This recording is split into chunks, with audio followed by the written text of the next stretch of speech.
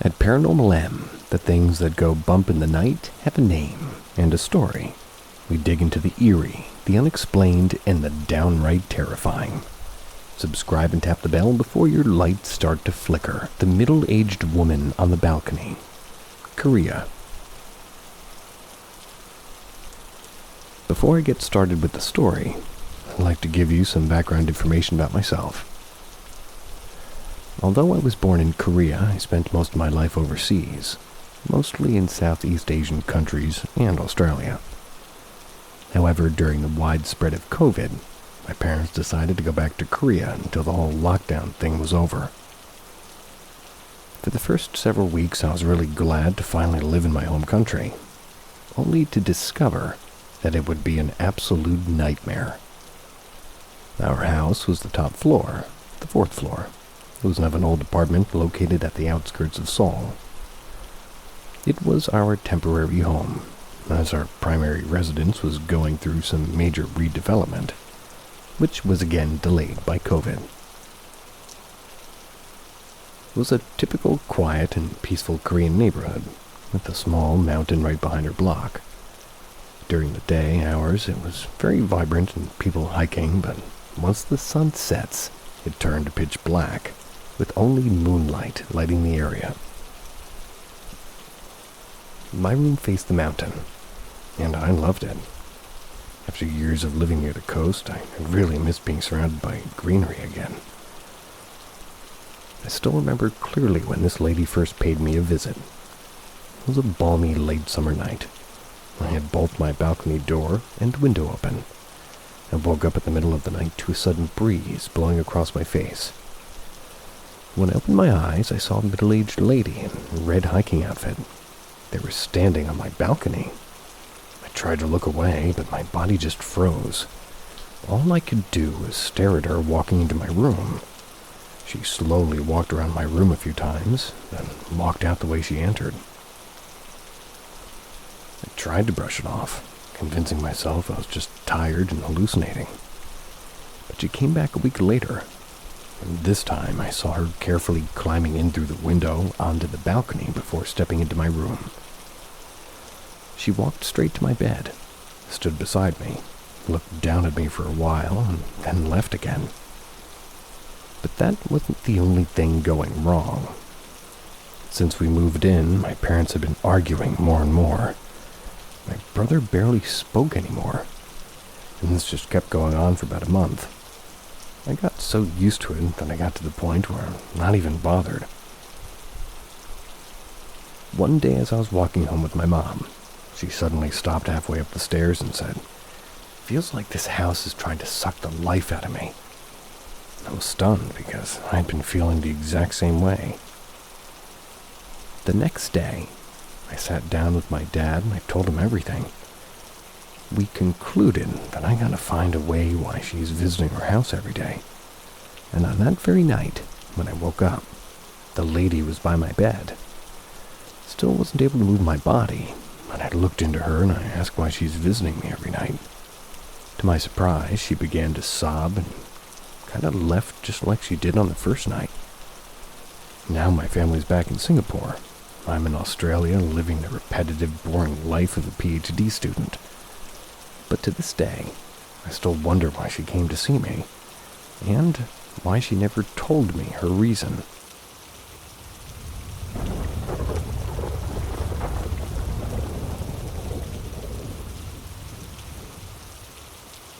Is my house haunted, or am I just crazy? I'm going to start this off with my most recent experience, but earlier today, Thursday, I was watching TV while waiting for my mother to come home from work, and in the corner of my eye, I saw a tall black shadow standing just a few feet away from me, thinking it was my mother. I looked at it. I realized it wasn't there anymore, and my mother wasn't home yet. I just thought I mistook my mother's sweater that was on the chair next to her I had seen for a person. Then a few minutes later, I kept seeing white faces and black shadows, like somebody or something was getting closer to me and watching me. I keep feeling like I'm being stared at, even when typing this right now.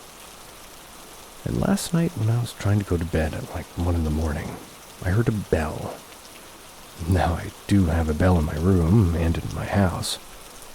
However, the bells are in the bottom part of the junk drawers. They haven't been touched for years. And the only bell I have in my room is, well, apart from a decoration. And it's by the closet in my room, the same closet I see a girl next to all the time. I heard it ring. I immediately got up.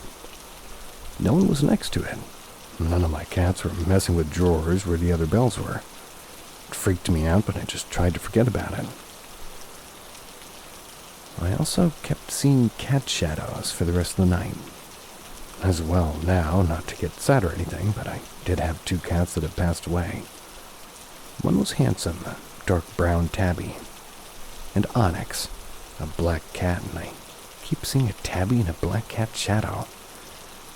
It's not really weirding me out since seeing shadows of human-like things or animals, but I've seen them so many times at this point that it doesn't bother me anymore.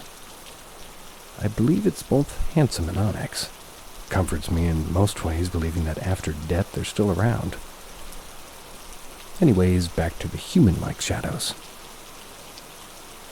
The first time I've ever seen them, as in sleep paralysis, when I was like 5, I saw 2 girls, around 12 or 13, an older lady, all 3 in white nightgowns, like in a dang horror movie, and a man.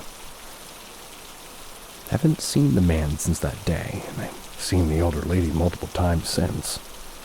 I've also heard her, at least so I think. And the 2 girls as well. And recently I've seen a little boy. I called the 2 girls Abigail and Abby, and the little boy Charlie. The older lady doesn't have a name, and the man I haven't seen since that day. But my cousin was one time when we first moved in.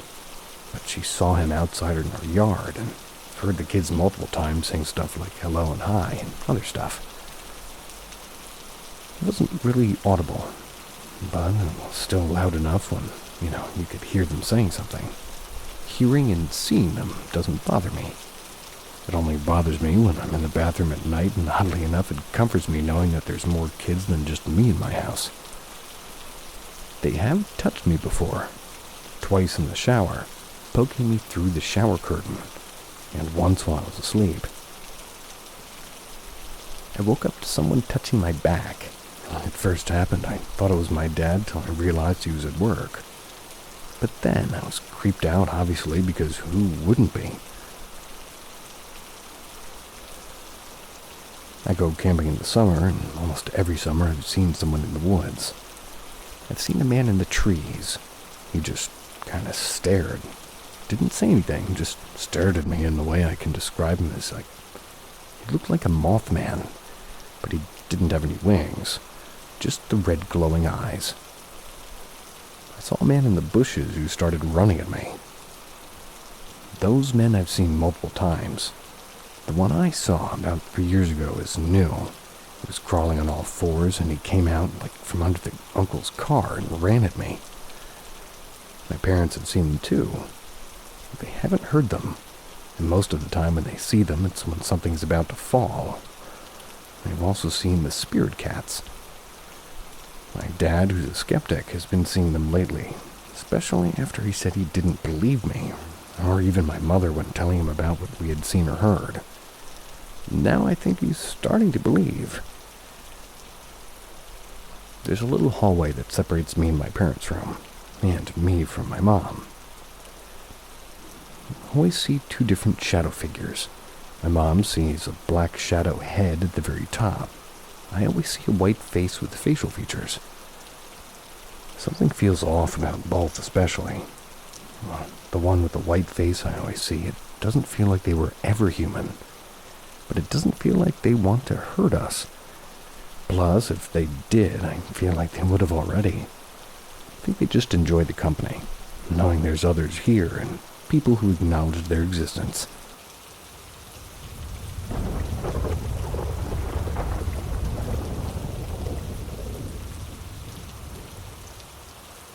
I saw something one time, and I'm convinced it was evil. I saw something at my old job once, and I'm convinced it was evil. I'll never forget it. I want to see if somebody can offer me insight as to what it is that I saw. I'm not a big believer in ghosts because I feel that if they existed, somebody could measure it after all these years. We've explored it, and we've been able to readily repeat trials as any valid science.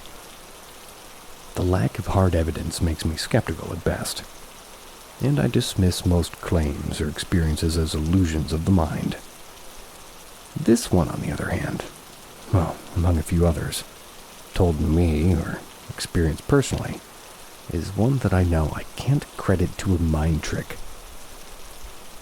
Just to give some context and layout, I worked at a group home for adults with disabilities for several years in college. It was a typical house in a normal New Jersey neighborhood, likely under 60 years old on a corner lot.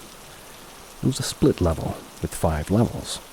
A basement, a lower level, a main level, an upper level, and a walk-up attic.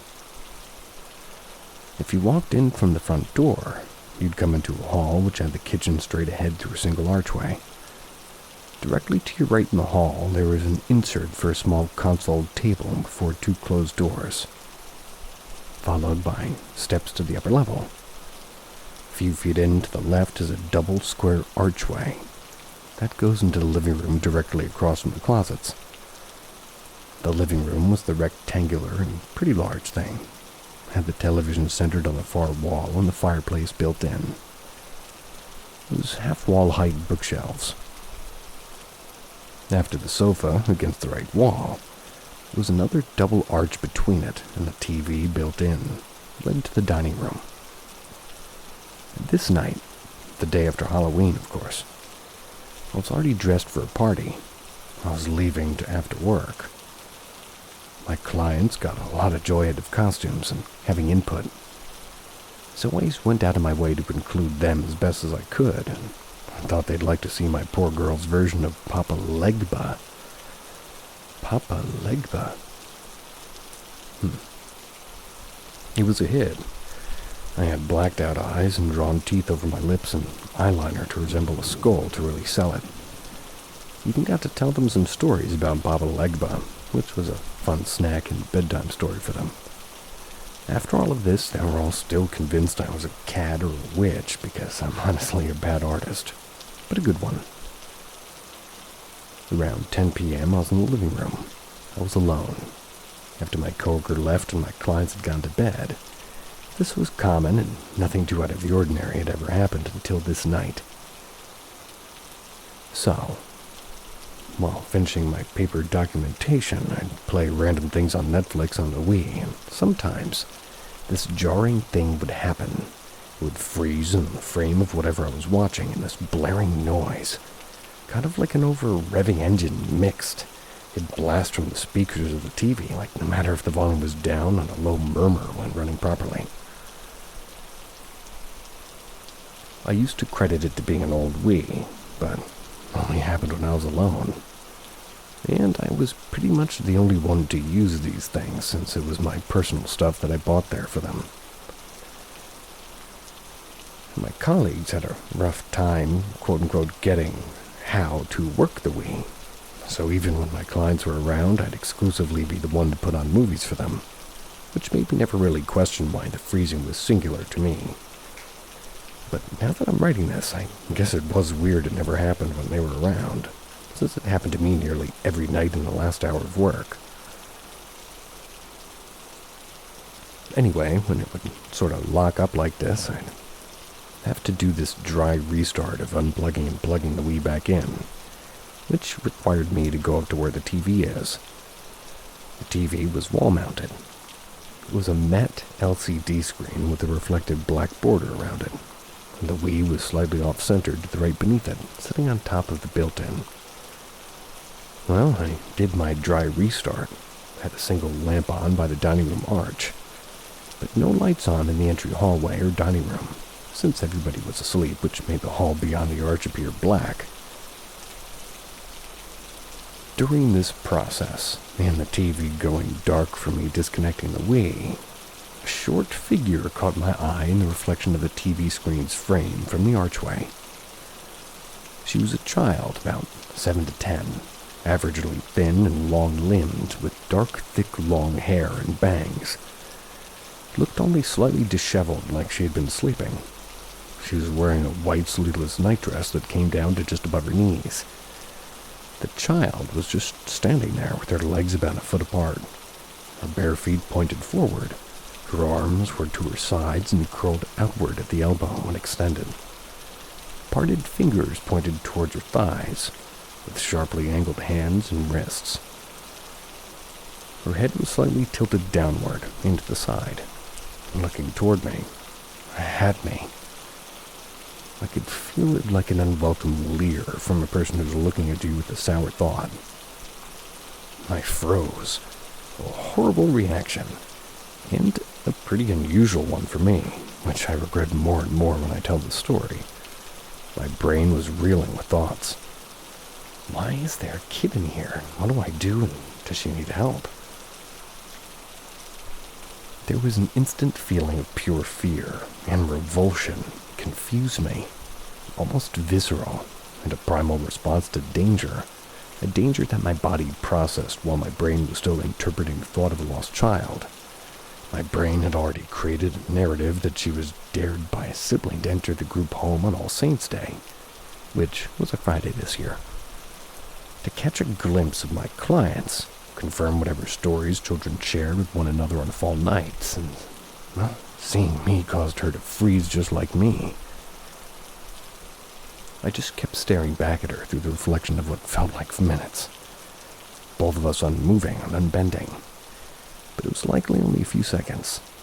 I sucked air in. I realized I'd held my breath for that momentarily eternity.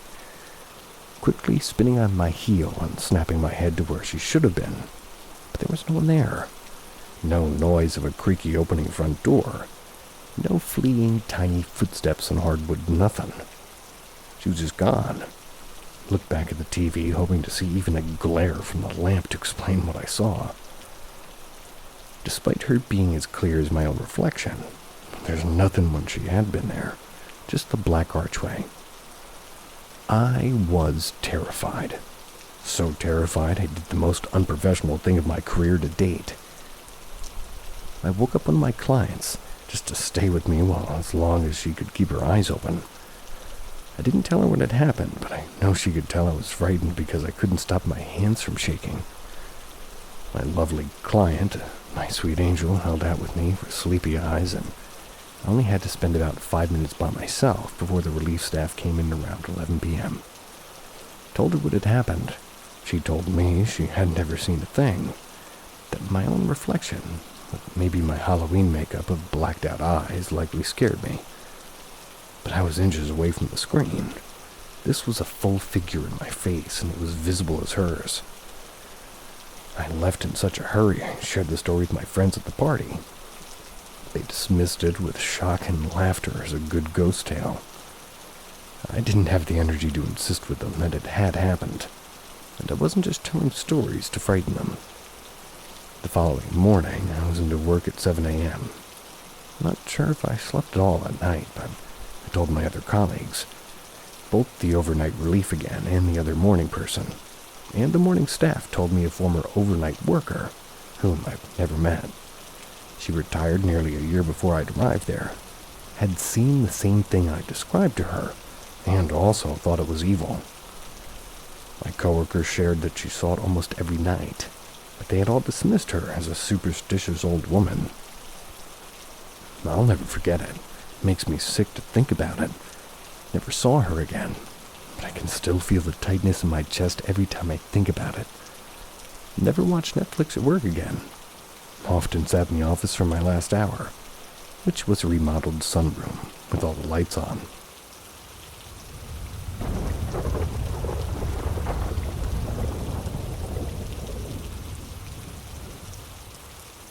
Looking for advice regarding my daughter having potential sightings. She's 2.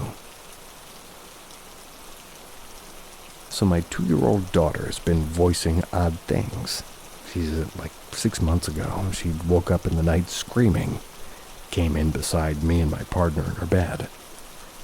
She's bouncing around playing when she stops, stares at the end of the bed, and then grabs me and says, Mama's scared. I asked of what? She pointed to the end of the bed and said, ghost. A couple of days ago, we're playing hide and seek, but I'm shouting, where's my, insert daughter's name in parentheses. And she replies, I'm dead, and then she's dead. When I asked her who told her that, she said the big scary ghost.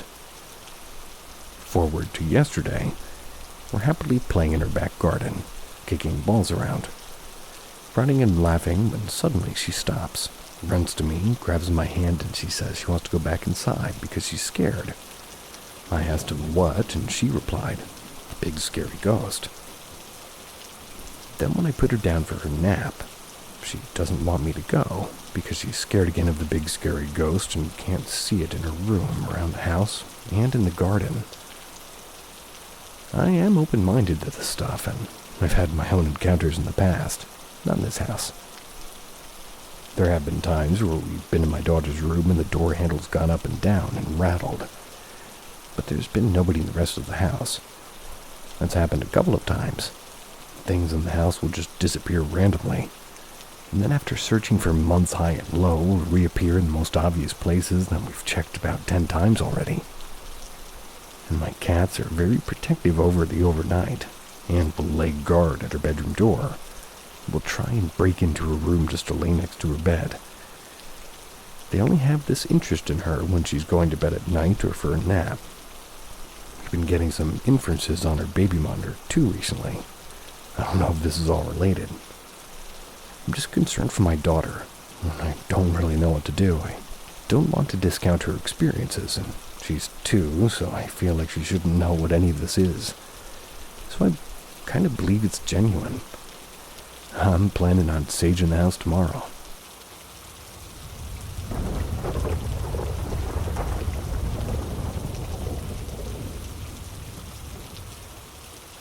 A precognitive dream from 2021 came true today, the 10th of May, 2025. As the title says, I had this dream in 2021. It was of me holding the elevator door of my aunt's apartment in my college city, helping my mom transfer some empty boxes in order to be filled because, in the dream, my aunt was kind of selling her apartment. I wore a fuchsia shirt, held a black jacket that was my mom's along with 2 other backpacks, both mine. I had a fabric shoulder bag that was my sister's, a supermarket plastic bag with a liter of Coca-Cola, water, and a loaf of toast bread. In the dream, I remember seeing the door. My mom and my sister trying to empty the elevator so we could stop occupying it, and continues with me closing the apartment door, talking about how we don't want to say goodbye to the apartment, and the feel of hope that we'll see the apartment again in the future, yet knowing it's kind of a false hope thing. Then I woke up. I remember waking up and I felt horrified, stressed, and in relief realizing that my aunt's apartment was still in our family. I joined my aunt for the afternoon coffee in her room in her house. She used to commute between cities for a decade now, and during COVID lockdowns and most days she stayed with us. I tell her about the dream in good fun, finding it funny that I didn't have any mask's elastic band at my wrist like I did at the time, saying that either in my dream we cured COVID, or I dreamed a parallel universe's me's life. My aunt had sort of sardonically chuckled, saying she really wished she didn't have to sell her home due to the family's financial struggles. We got reassured that no such thing will happen. Cut to the early days of April 2025. My aunt tells their entire family she's selling the apartment, trying to find or buy something in her hometown. We were floored. We instantly tried to help her both emotionally, because she was devastated and she's diagnosed with depression, so we have to be extra careful, and physically. Our family are veterans of moving around, so I've moved cities around 10 or 11 times by now, and I've changed 8 homes by age 18. My dad was in the army while my mom and her sister lived in Belgium, Sweden, and Greece growing up. They'd moved a lot. My aunt has helped us move quite a time through the years. It's been a stressful and emotional month for all of us. And on the 27th of April, 2025, at 7 p.m., my aunt sold her apartment. It was bittersweet. The mood that day for me personally was very bad. Cut to today, the 10th of May, 2025. We visited the apartment one last time for the weekend, and also kind of tied it to get some boxes my aunt wanted left at her apartment. See a few family members maybe go to a book convention downtown. And the dream became a reality as I was helping my mom. It freaked me out and I had a minimal panic attack. It's not the first time a dream's come true, and it's something deeply personal and has affected me a lot. Other times it's smallish things, like meeting a person or wearing an outfit, saying the words, or even participating in conversation, eating something or watching something on TV, or listening to a song on the radio. I know this phenomenon is called déjà vu, but still, this specific dream, I was very happy if it didn't come true. I don't want to say goodbye to this house. I knew it my whole life.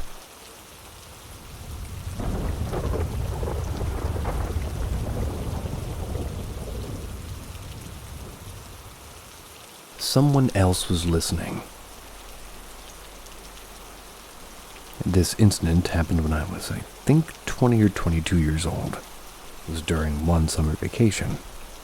Went back home from university. I used to be an active member of a Christian church. But when I started studying far away from home, I kind of stopped. My grandma, on the other hand, is still a very, very active churchgoer. And annoyingly, she signed me up to a youth camp. It was not free, and she paid it for me, and I didn't want to disappoint her, so I ended up going. The campsite was actually close to my house.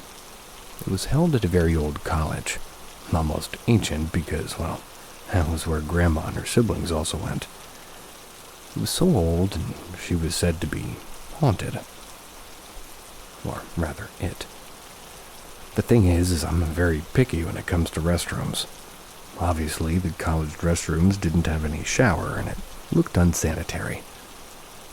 I can't imagine using it at all. I was going to sleep on the 4th floor, which is a classroom. I was going to sleep there with 9 other women. Before sunset, I approached my cousin, who was a member of the worship team. I told him I just couldn't shower there. Maybe he can accompany me around 4 a.m. to go back home and take a shower before the activities start at 6 a.m. It'd be great. He agreed, so I prepared to see him again early in the morning. I went to the classroom, and on my way there at the staircase, I saw Aura's sister. Aura is one of the girls there around my age. Her sister is MJ. She was wearing a white bathrobe. Looked like she was about to go to the restroom. I called her, but she ignored me as if she didn't hear me, so I let it go. That night, I was already in bed, but couldn't sleep. I saw MJ again, entered the room as if fresh from the shower. I didn't talk to her because I did not want to make some noise. Move forward, and it's 3 a.m. and I still couldn't sleep. Everyone was asleep already. The annoying part was that it was raining heavily. I texted my cousin that was perhaps our plan to go home wouldn't push through anymore because of the heavy rain. He didn't respond, and I began to be worried. Suddenly, I heard strange noises in the window. It was a jalousie one, or jalousie. Outside, I can hear dogs. So I thought, dogs in the 4th floor. And when I looked at the window again, I saw my cousin outside. I slowly and softly leaned against the window and told him to just go back to their room. It's not possible to go home. We'll just quickly go after our breakfast instead. I said a lot of things already when I noticed that he wasn't looking straight at me. It's as if he was staring above my head. He didn't say a single thing. Did not even blink once. He was wearing a white camisa chino. I adjusted the jalousie to look at his feet, and it slowly turned into smoke. Also, 6 dogs that were, well, sort of surrounding him. In my disbelief, he turned into smoke. I fell on the floor and froze. I urged myself to snap and went back to my bed, and I did not sleep at all. I was under the blanket the whole time. Did not care if I couldn't breathe anymore. I was so shocked and scared that I was not able to scream or cry. When the morning came, I saw my cousin. This time he's real and in the flesh. Did not tell him what I saw yet, but he said the whole worship team didn't sleep at the school. That's because they had to go back to our church and sleep there for lack of electricity. They also had to practice. He couldn't reply to me because his phone was dead, and since it was raining, he figured I wouldn't want to go too. I managed to eat breakfast and met Aura. Jokingly told her that MJ, her sister, was such a snob. I told her I saw her, but she ignored me. She was confused for a moment, but said that her sister didn't join the camp. She was still out of town and couldn't go back home on time. That response convinced me that I'm being played by some evil or malignant spirits. Went home as fast as I can and told my grandma everything.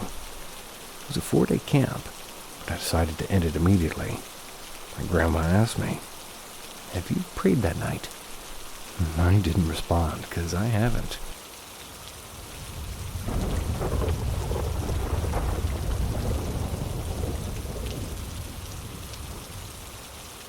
The evil entity in my room. I'd like to share my story with you about the time I saw an evil entity in my room. This was back in August of 2014. It was while I was dealing with a tough transition in my life. This happened in the middle of the night, but I'm going to tell the story of that whole day so that you can better understand why it's all so crazy, as if seeing an evil entity isn't crazy enough. So that day in August of 2014, I had been 4 months into a recovery program. I was healing from addiction. I'm still free to this day, really. And anyway, during my time at the program, I got warnings for talking during work. During the day, we worked in a warehouse that distributed donations to a big chain thrift store. During my shift that day, I got caught talking to a male resident, which was a huge no-no at this program. So because I got in trouble for the 3rd or 4th time, I got kicked out of the program. They opened the back door, and out I went. No cell phone or money.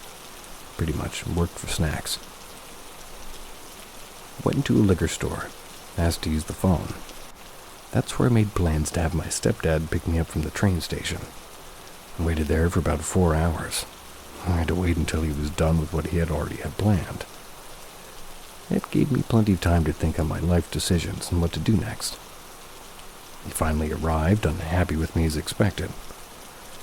I sat in what would be my new room for the next couple of months, feeling defeated and exhausted. It finally came time to get some rest, and I fell asleep quickly.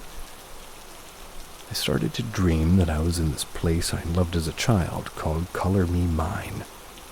But it was also a coffee shop. I sat at a table with no coffee or clay to paint, just sitting there noticing that it was only me and a middle-aged woman who was working there. She was sweeping the floor and suddenly stopped and said, "So Sarah, what are you going to do now that you got kicked out of treatment?"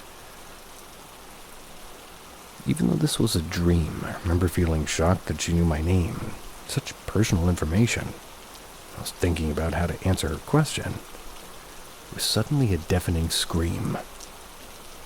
The scream wasn't of terror, it was of pure anger. The woman was just looking at me with no expression on her face, and this scream was happening around us. It terrified me so badly I woke up, but I was still hearing the scream. It faded out, and I was waiting for one of my parents to come to my room.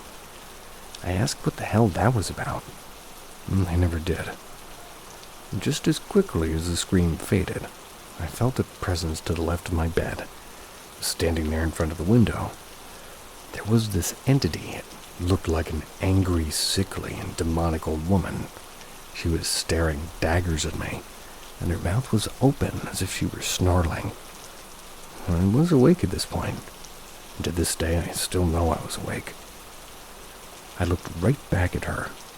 I started praying.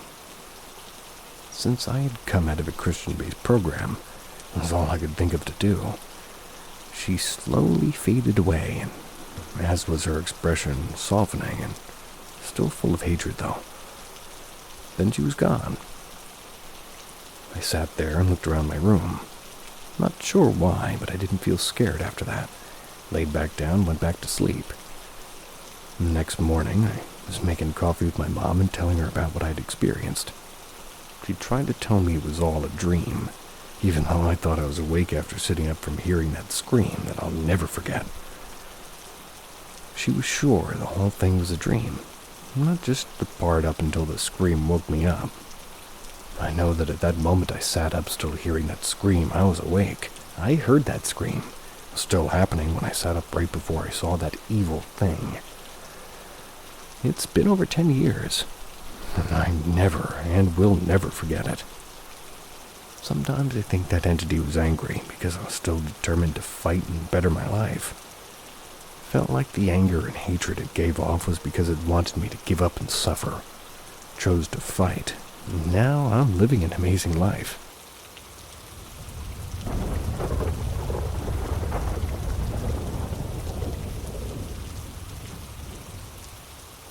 Spirit with insidious smile.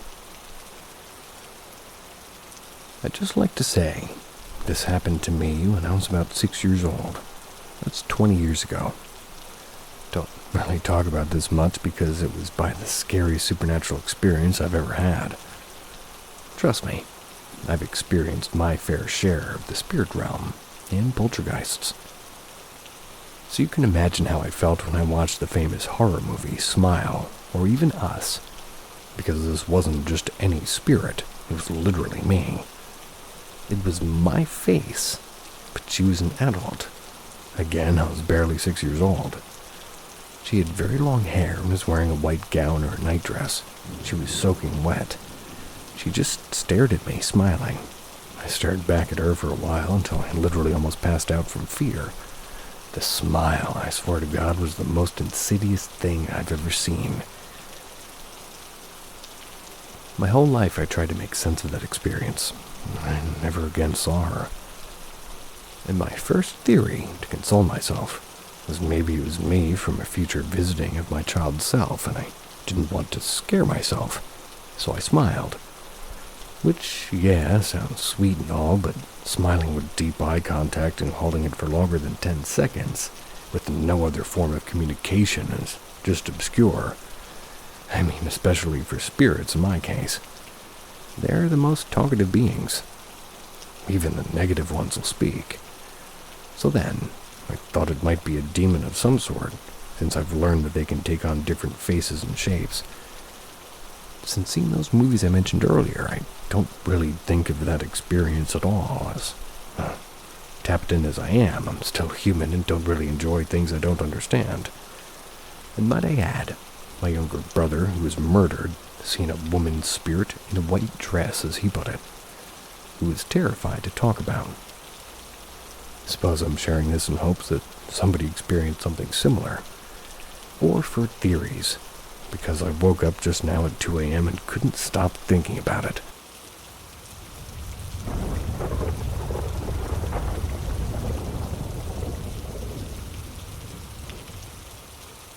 Man at the window.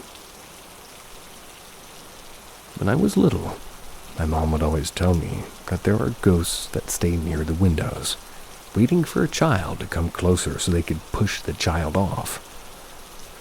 Damn. I did believe it for a while. I mean, I was just a child. But later, I just thought it was a way for my mom to keep me from going near open windows. Made sense. Open windows are obviously dangerous for a little kid. Now, when I was around 7, we lived in this house, which had another house in front of mine. Houses weren't separated by a street, but by a small little field. Concrete, not grass. The family in front also had a daughter, 2-3 years younger than I was. However, we never interacted with each other, nor did I know her. Mind you, this was during the time when I had to come to the conclusion that my mom's window ghost wasn't real. So I'm sitting by the window, looking outside. That's when I saw the little girl sitting by the window as well. She had not noticed me as she was looking down. Apparently, she was waiting for Dad to come home from work. And there was no one around her. At least while I was looking, I noticed something move behind her. It wasn't very visible as the lights weren't on, and that was quite normal, considering it was around 4 p.m. and the sun was still out. This is where the title of the story comes in. There was a shadow behind her, a man specifically. I barely had any time to register what I'd just seen before the girl falls from the window into this little space right below her building. It was covered by another wall, so I couldn't see what had happened. The girl was rushed to the hospital. She had badly broken one of her legs and her nose. If I remember correctly, her face had been mangled due to the height she fell from, and apparently she survived. Seeing that shadow figure scared me so much I stopped going near any window if it was open. I don't know what happened to the girl later, or where she is now. It's not much, but it sure did scare me.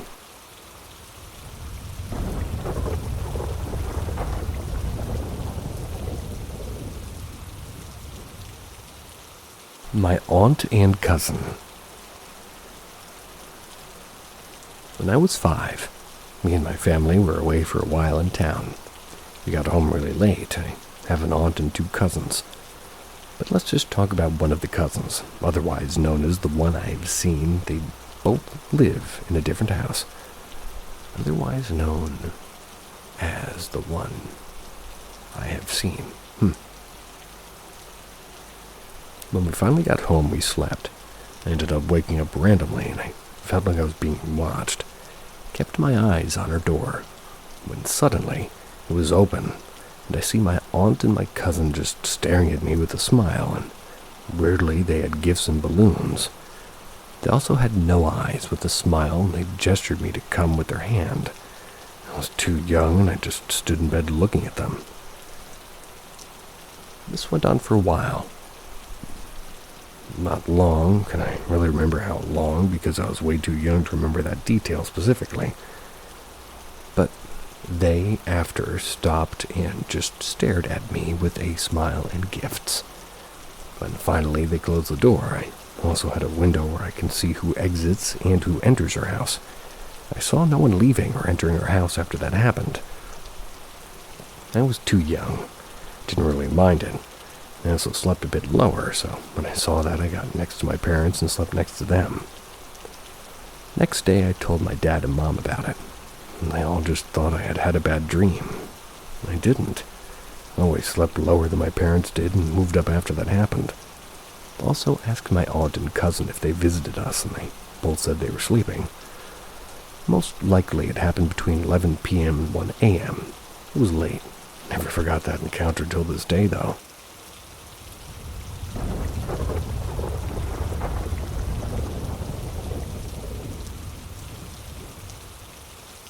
The Boy Outside.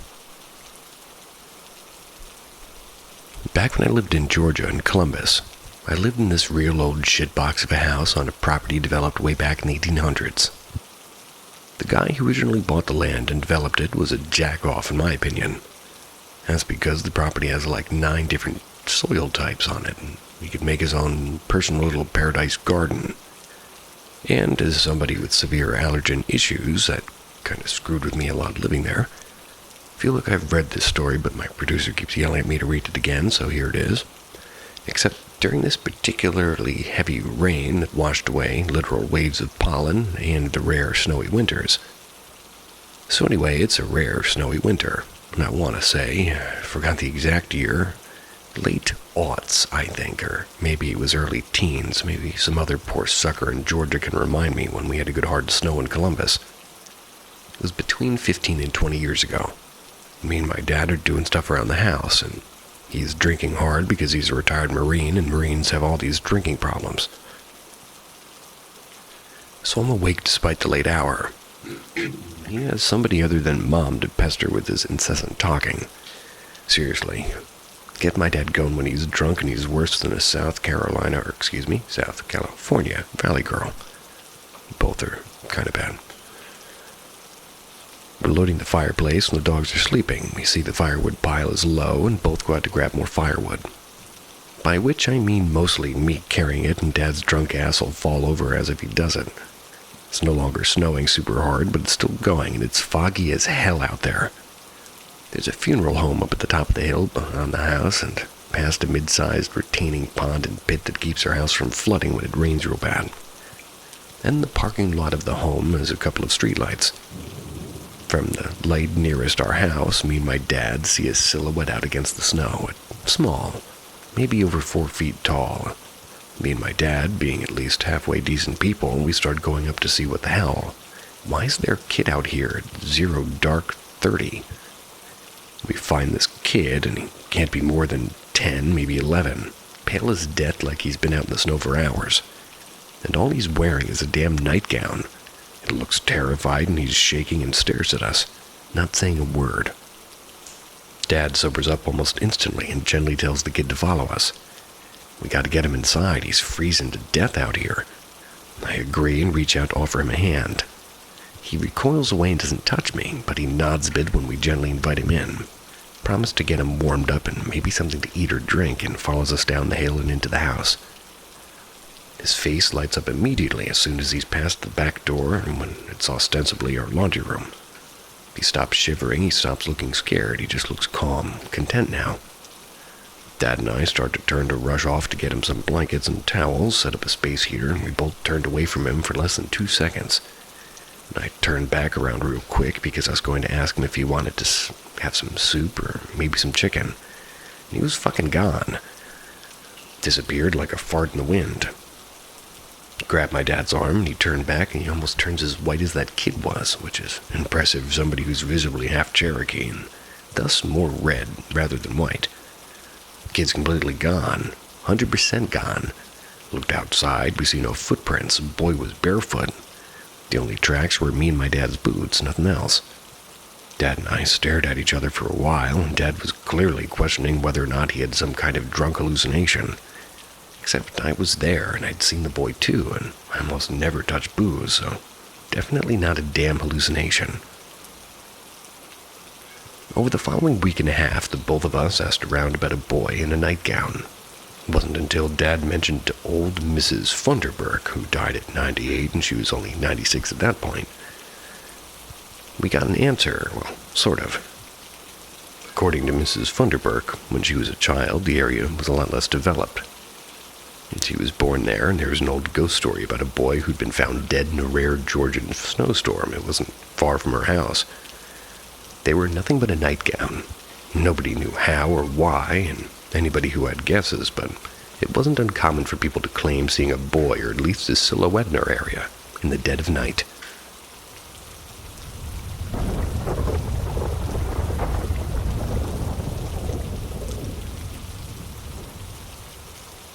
My insane paranormal experience.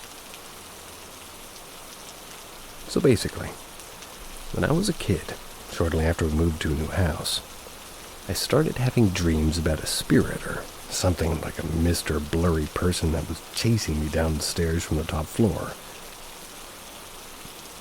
When I would reach the bottom floor of the house, I would be safe, and the spirit couldn't follow me. In the dreams, I would also be grabbed from under the bed and sometimes even dragged down toward the bed. I also would be very scared to go into the house alone, even though nothing had happened so far. So every day I would just stay outside the house and non-stop stare at the top floor windows. Now fast forward, maybe a few later. That's when me and my older sister, or sister, moved up and had the top floor of the house to ourselves. My little sister moved downstairs and weird things started happening. I felt like I was watched all the time. Couldn't have the door a little bit open because I felt like somebody was staring at me through the crack in the door, at least if it wasn't shut all the way. The door to the attic would open by itself, even though it was a bolt lock on it from the outside.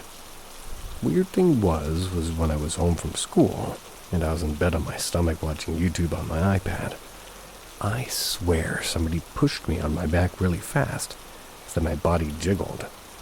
I got so scared that I ran outside for hours before somebody got home. Mom and sister both heard my PC chair move across the floor when I wasn't home. My towel moved to my chair after I took a shower. Years later, and my sister spoke about it, we had the same exact feelings in the same spots of the top floor. Later told me she also couldn't have the door slightly open because it felt like somebody watched her. I moved into an apartment in 2019. Family also moved a bit later. They didn't notice any more paranormal things happen after the top floor was empty after me and my sister moved. I have never, ever felt watched or scared, or any weird things happen in my apartment, and neither has any of the other of my family members, at least in their current homes. This will always be on my mind and give me chills. Can't wrap my head around how I knew in my dreams as a kid before anything started happening.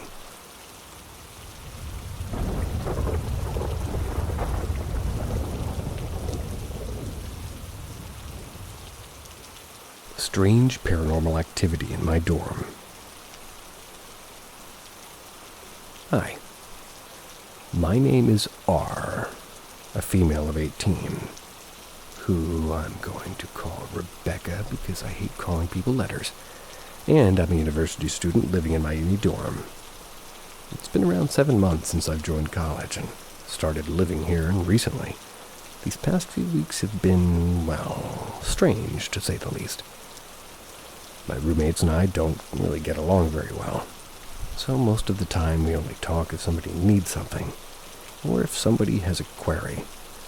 Otherwise, I'm in my own circle. They're in theirs. The first few weeks after joining the dorm, I really couldn't sleep well.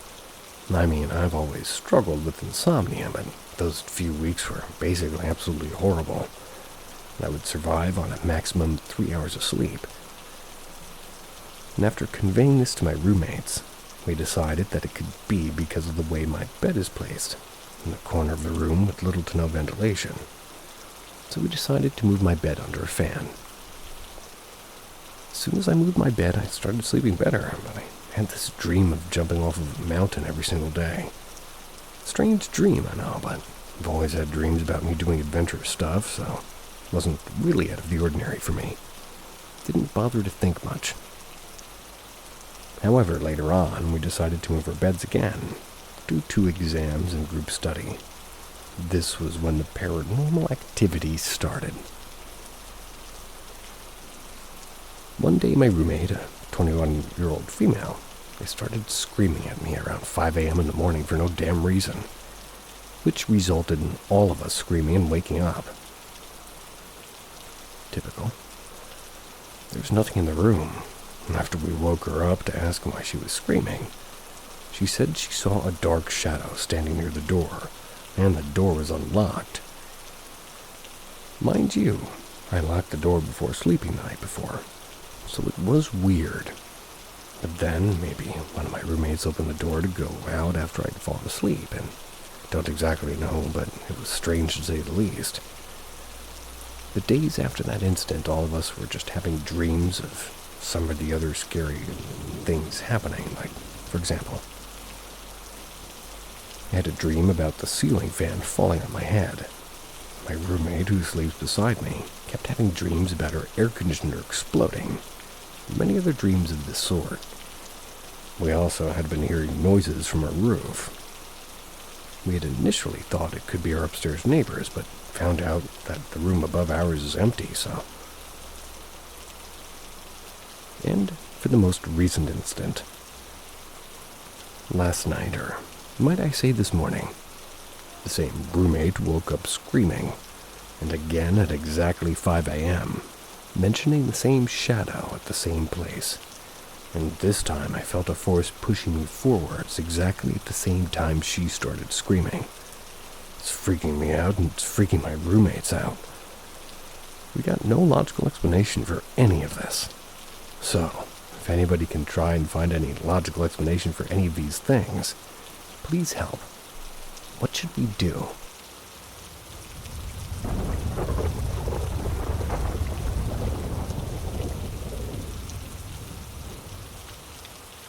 Work time haunting. I currently work nights at a doctor's office, and it's also a daycare center. They're very near each other, with a hospital in between them. It first started at the children's center. I would hear somebody frantically calling by name in a deep, sort of distorted voice. If I went to the top level, I'd hear what sounded like a child playfully cooing. And things picked up one night. I was cleaning with my earphones in and looked up. I could swear I had seen something black, and not like see-through zip past the window. Me being me, I went over to look, which is ridiculous because, well, it's the second floor. And as soon as I got to the spot where I saw it, my freshly off the charger earphones went dead silent. I checked my phone, song was still playing, but the headphone battery percentage was pure gray. I felt cold, like I'd just stepped into a freezer. Every hair had to be standing on end. I turned around and the black thing flew past me, just inches from my face. Panicking, I gathered my things and ran out, stopping to pull out the doorstop. Felt it cold again, looked to the side. I saw a pair of work boots clear as day. Felt a sharp freezing pain in my left shoulder blade. I ran. Haven't stepped foot inside there since. And now, well, for the second part. The office where I currently am. The first couple of weeks nothing happened. Then I began to see things darting about. They looked completely human, but the places where they were going had no exit. I heard my manager calling for me, so I answered back, "I'm over here." She didn't respond or find me, so I went looking for her. When I didn't find her, I called and she said she hadn't been over here for days. Not too long after that, I was cleaning the hall near one of the doctor's rooms. I looked up, saw a shadow in his doorway. Thinking I was seeing things, I went about my business. Then I heard him ask for help and moving the desk and all that, and his voice came from his room. Note: he had gotten home hours before this, packed my things and left. Hasn't shown itself again. The voices and things running around are still very active.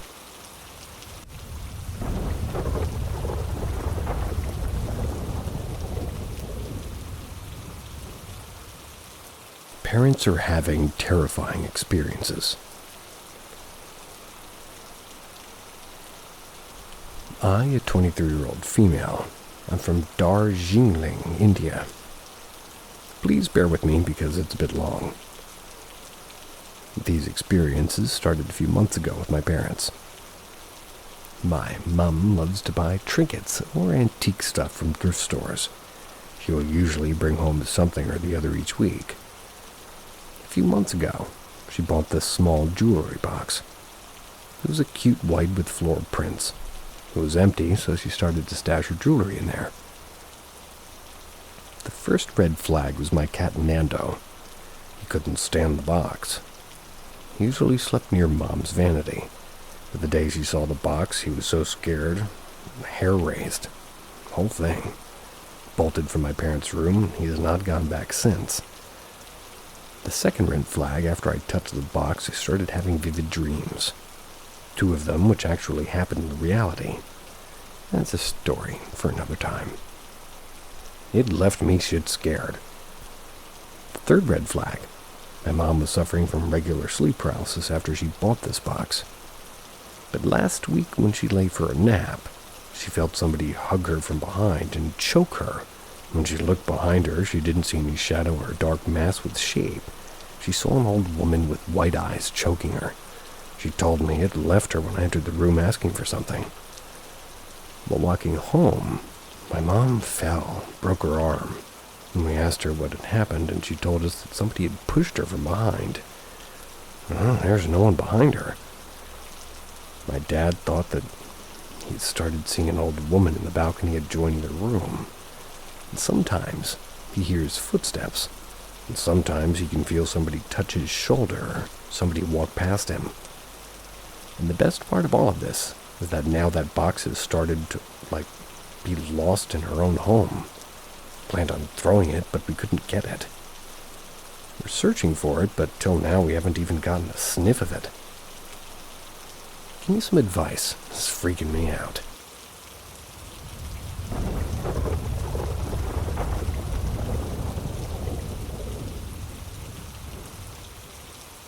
Las Vegas heavy energy. Currently in my hotel room. I leave back home tomorrow. And this was my 15th trip to Las Vegas. And for context, I'm 32 years old and a male. I normally stay on the Strip, usually solo or with family. Usually I lose money and totally okay with it. I know it's pure entertainment when I visit Las Vegas. I normally have a ball. No matter the gambling outcome, I leave here not wanting to leave. On this particular trip, I cannot express the amount of stress, disgust, and outright evil energy I felt. Just about everyone I encountered was miserable, dealers and staff included.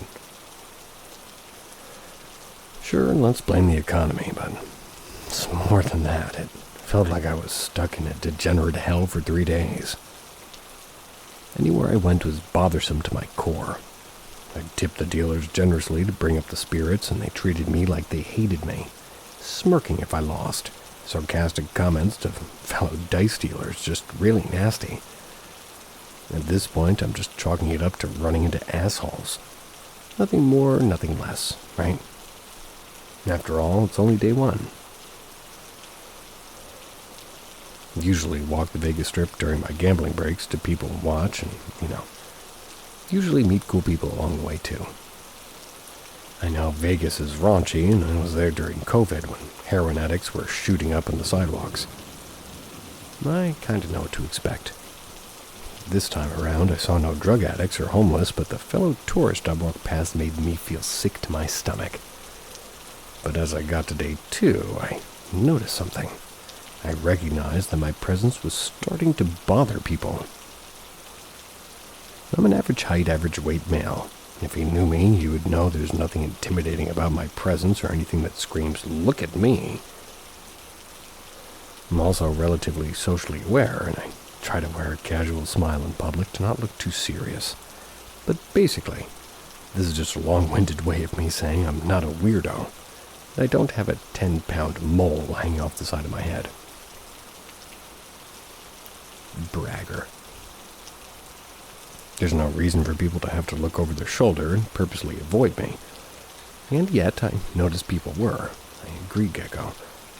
This is going to sound borderline schizophrenic, but these were not hallucinations people in front of me, inside the casinos, or outside on sidewalks. They'd look over their shoulder at me and step aside as if they were not comfortable with me being behind them, as if I was giving off predator vibes. Now you might think asking why you would think that.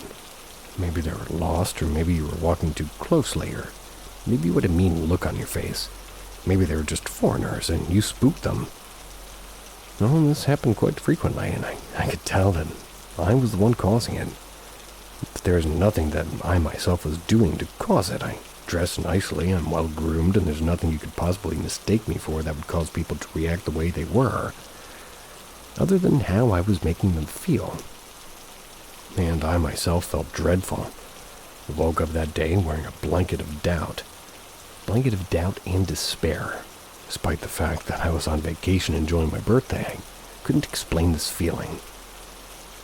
I have dealt with episodes of depression before, and I know what depression feels like. This was more real than in the onset of depression that I've ever experienced. The only way I can explain it is this depression in relation to quote-unquote this feeling is just a reorganization of thoughts. But this felt like no amount of thoughts could describe how real it is. Like nothing exists, like there's not even sadness, nothing but the fact that nothing exists that made it even more real.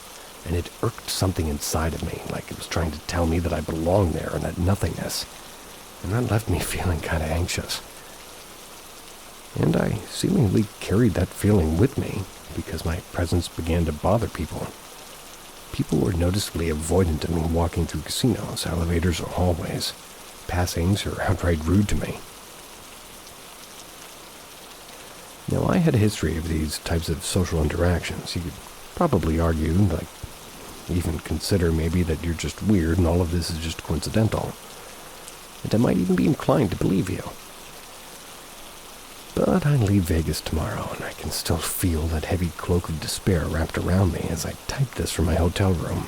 And the only thing that's keeping it at bay is positive thoughts. Like I'm actively having to think myself out of not feeling like there's a 100-pound weighted blanket over me. Never had to do this before. Not like something routine for me. I don't have a history of emotional breakdowns. I should probably be freaking out and calling loved ones instead of being on Reddit, but something inside of me is cool, calm, and collected. Like, don't worry about it. You can handle this. I'm not a religious person or a spiritual person. Grew up Catholic, and within the last decade started reading on the origins of Christianity, and I pretty much walked away from the faith. But I do believe in energy, positive and negative. And, well, going back to what I said before, this quote-unquote feeling is more real. Like, it's almost mocking what my perception is of real. Like, you think happiness or sadness is real, and they're merely just thoughts in your head compared to this feeling.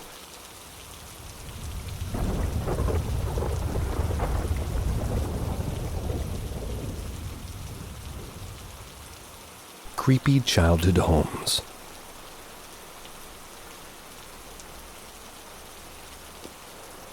I'm currently 29 years old, and all of this happened a long time ago. It was in my childhood home. However, all these experiences are vivid memories, things I can never forget. And I'd also love to hear if any of you have had creepy childhood homes. I moved to this house when I was around 6. While I don't specifically remember the move-in date, as again I was way too young to remember such trivial things to a child, I grew up and lived in that home for over 13 years. I did not have the best experience in that home. I need to admit my childhood home was full of DV, domestic violence, abuse, drinking, and it was not a stable childhood. But I feel negative things can exacerbate paranormal activity. I noticed at a certain point in my life I was picking up on an extremely odd instance. Now, I remember these experiences extremely well. However, the order in which they all happened is iffy. And I will admit I can't remember in what order these things happened. However, I feel the order doesn't really matter in these instances. So we had a long hallway, and in the living room right in front of the hallway we had a love seat. Now, us children were basically designated to the love seat, so we always sat there. Well, I remember frequently I'd stare down the hallway because it was creepy to me. Always got an uneasy feeling in the hall, but simply chalked it up to kid just feeling uneasy in the hallway, if that makes sense. But I started feeling things in the hallway at one point, and I remember one experience specifically that really got to me. So at the end of the at the other end of the hallway, we had a mirror. I vividly remember one time when I was looking down it. I thought I saw, like a goat man, I'd say. His head was reminiscent of a goat, but it was difficult to make out specific features. But he wasn't invisible, at least not to me. I could see the reflection of the creature in the mirror. He started to be a frequent occurrence that I hate to admit I started getting used to. We also ignorantly used Ouija boards as kids. Somehow thought it was funny.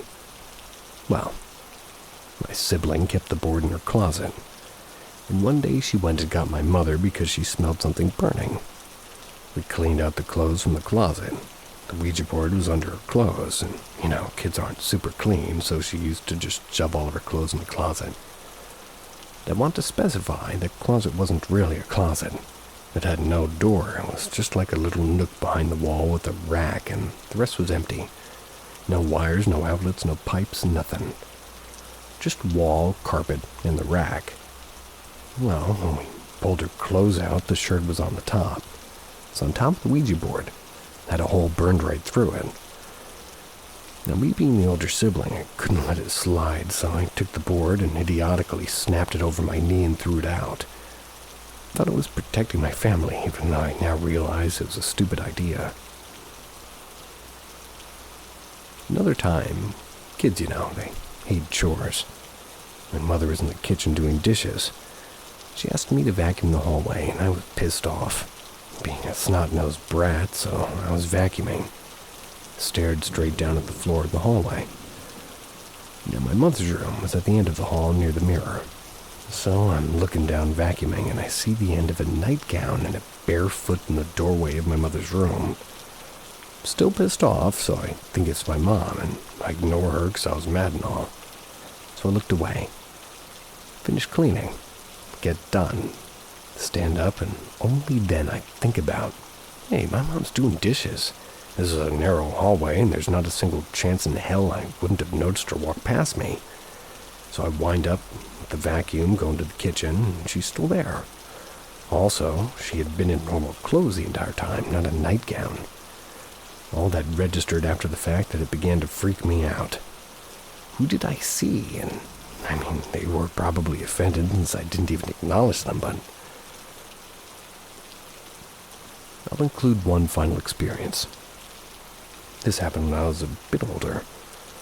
Family's always been struggling financially. Mother's disabled, my abusive dad left when I was 12, and at this point I'm 19. We had lost my childhood home. It was taken by the bank, and admittedly I shouldn't have broken in, but I still had stuff left behind. Wanted to get it. Had no intention of causing any damage, and I knew my way well around that house, and didn't actually break anything to get in, and had my ways of getting into the locked home, and I had been locked out before, at least when I was growing up there. And again, I'm going down the hallway to get in my old bedroom. Now, I never felt comfortable in that house, even at that point. So to keep myself calm while I walked the empty house to get my stuff, I decided to whistle to myself to make me more at ease. Halfway down the hall, I was next to my sibling's old bedroom, and I feel weird. I stop whistling about 5 seconds later. Someone else starts whistling. I nearly jumped out of my skin because I was supposed to be completely alone in that home. So I try to be a tough guy, thinking somebody else is squatting in here. So I slam her bedroom door open. No one. Completely empty. Not a single human being in that house. Just me at that point. Panicked, quickly grabbed my box left behind and ran out the front door. That was the last time I was in that home. To this day, nobody lives in that home. People moved in, moved out. They don't stay. Can't guarantee what was happening was paranormal, and maybe there was a logical explanation. But to me, growing up in that house was physical and mental hell. And I'm so happy to never set foot in it again. But saddens me to an extent because most have fond memories of their childhood homes, as mine are just memories of freaky things I used to see and hear in it.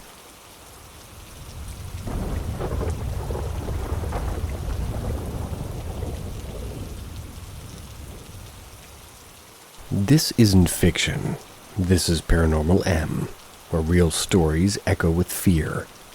Each episode unravels haunted truths from beyond our realm. Subscribe and ring the bell before something starts watching from your screen. Something in Apartment Ceiling, Pennsylvania, 2017.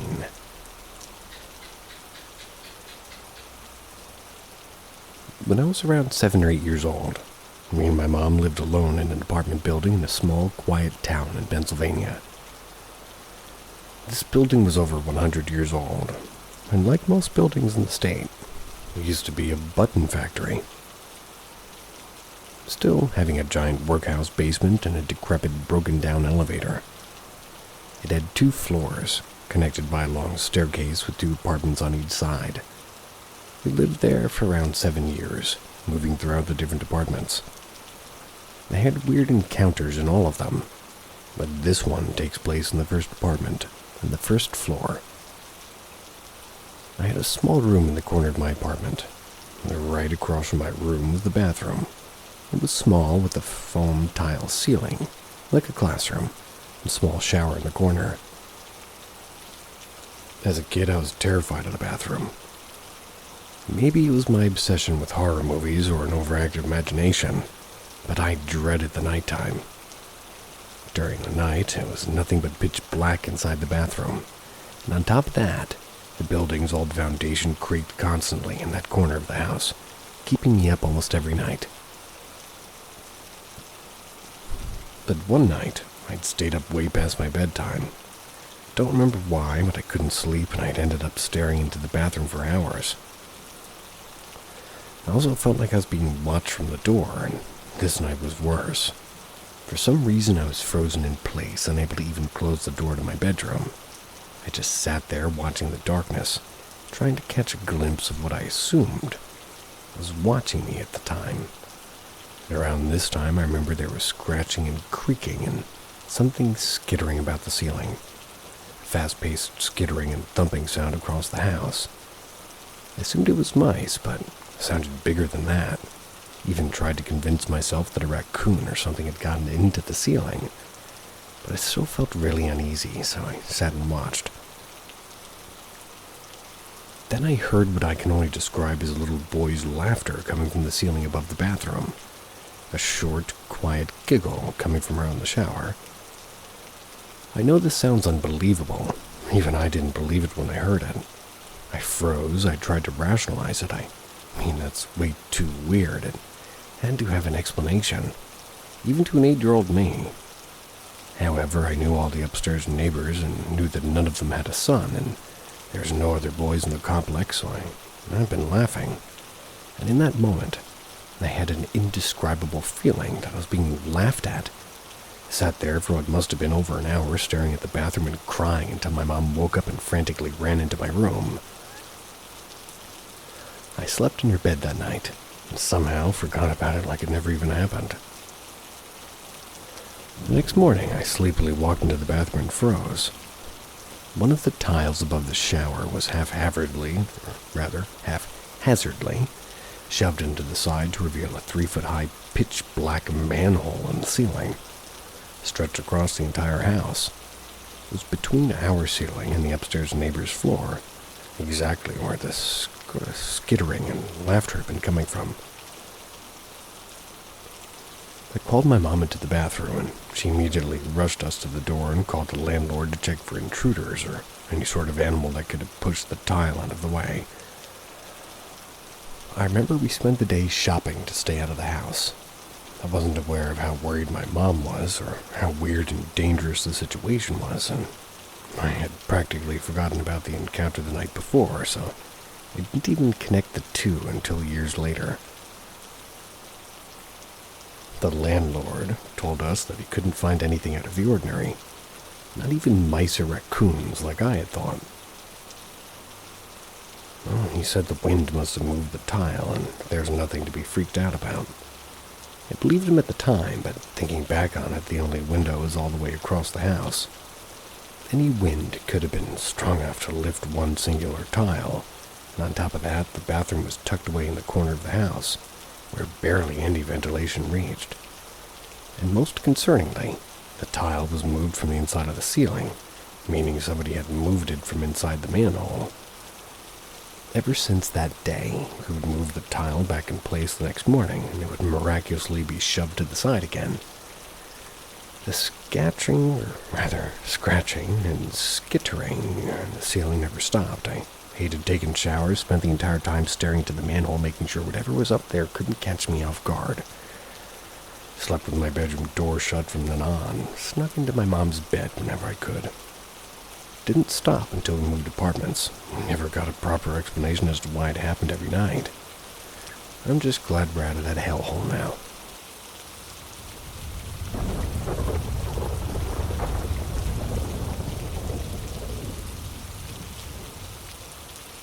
I saw an entity that looked exactly like my friend. Does this thing have a name? This happened at my sister's house. It was 2019. For context, my sister had just bought this house and moved in. I invited a friend to stay with me in the guest room. This for the first night in her house. I'll change her name to Anna.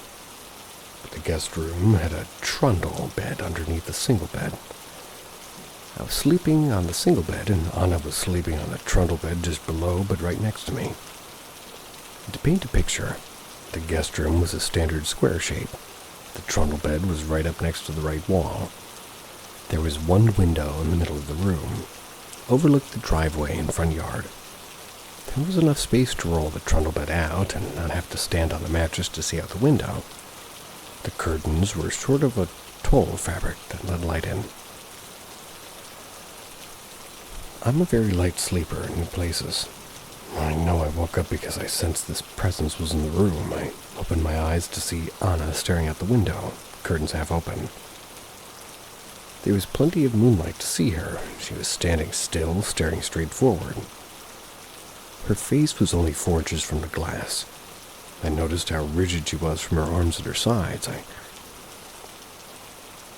wasn't paralyzed, at least in the moment. I woke up and was looking at my friend. Nothing to be scared of. Propped my upper body with my elbow in bed to get a vertical look at her. There was enough light to see her freckles clearly. I asked what she was doing up, and she answered me, or rather, didn't. I said, "Anna, what are you doing?" This thing replied, "Who?" in a flat, low, but feminine voice. I repeated, "Anna, what are you doing?" And she again said, "Who?" in the same way. And this is where fear finally set in. Up until now, I was using an unfazed voice. Got that uncanny valley feeling as I was staring at her. After the eerie feeling set in, I looked down at the trundle bed. Anna was asleep below me. I was looking at Anna sleeping while Anna was standing right next to herself. Ugh, I tell you, my stomach dropped. My heart began racing. I looked back up and said, "Anna?" one more time. This time the thing snapped its head toward me so fast we locked eyes. I shouted, "What the fuck?" as I hurled myself against the wall. And after I yelled and jostled the bed, Anna woke up, and the real Anna muttered, "What are you doing?" This made me look down at her, and once I looked down at her, the fake one vanished. I checked the time, and it was 2:40 a.m. I just said, "What the fuck was that?" Explained what I saw to Anna, got up and reenacted it for her and shut the curtains. She doesn't like me bringing it up, and I get it. I wouldn't like hearing that sort of thing, and really, standing right next to me too, and wearing my face. It was exactly her. But when we locked eyes, hers were so empty and cold. Never forget those eyes. I truly believe this wasn't sleep paralysis. I was fully awake and processing. It was so real. I don't think it was fabrication made by my brain, and in 2019, the thought of an entity that takes the face of a beloved one was not something I knew about. Still don't know anything. Don't like remembering those eyes. And I'm a believer and a fan of the paranormal. Suppose I'd like to know what it was. I don't want it to come back, though.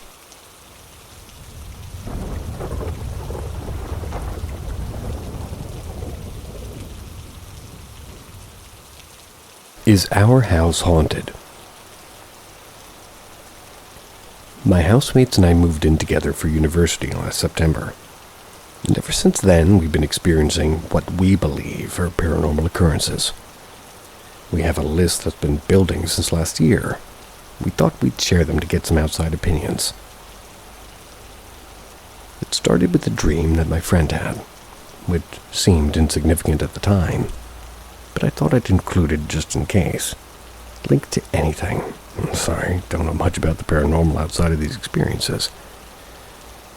It involved a woman in the corner of their room staring at them, who, when they would come into my room, followed them and was moving unnaturally. There was also a man who sat at the edge of the bed and repeatedly said no when my friend was trying to wake up. And again, I don't know if this means anything, but it was the start of these occurrences. Following that was a series of strange events, such as feeling things touching us, everyone in the house waking up at 5:45 every morning. Unusual for uni students who don't usually wake up till midday. Hearing wet footsteps around the house, feeling pressure on our heads, and drawers and wardrobes opening and closing on their own. We've also heard 3 claps in the night, followed by waking up at 3:33 to hear footsteps in our house and a loud bang. And the day after that, my housemate saw a black mass, like a small, blurry ball in their mirror. It was leaving their room, and at the same time I saw the black mass go across my room. The following night, there was 3 clear knocks at my housemate's bedroom door. It was while we were both in there. But the night after, my housemate saw the clear white shape of a man in her downstairs bathroom. That same night, we're in their room again. Hear a loud bang against the door, like somebody was bashing against it. The thing I'm most concerned about is that my housemate was upstairs and heard a clear hello from my room in the voice. And so I went in to check on me. I wasn't there, I was downstairs. And I was silent at the time, and there was no videos playing or anywhere the voice could be coming from.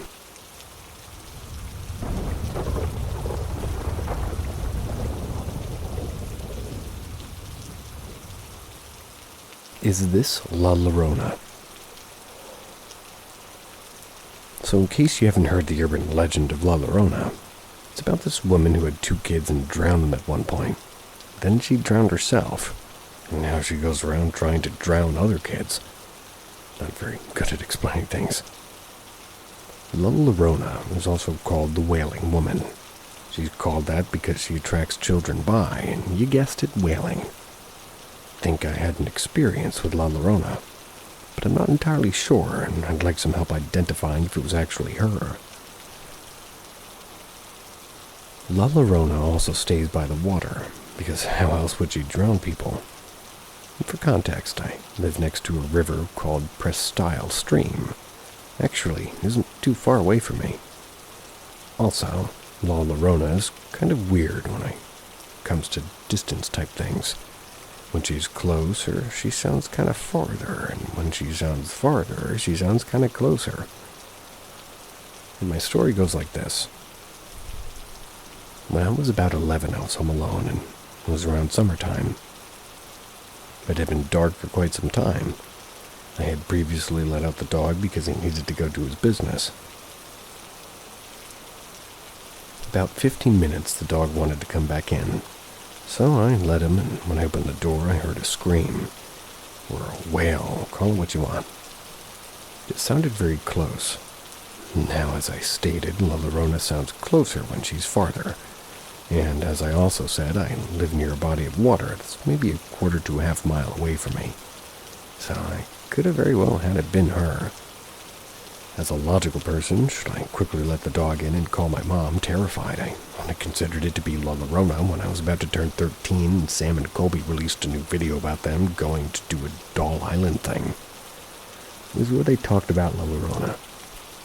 That was when I noticed the similarities between the story of La Llorona and mine, and I was terrified that it could have been her last night. If it was, I believe I dodged a massive bullet.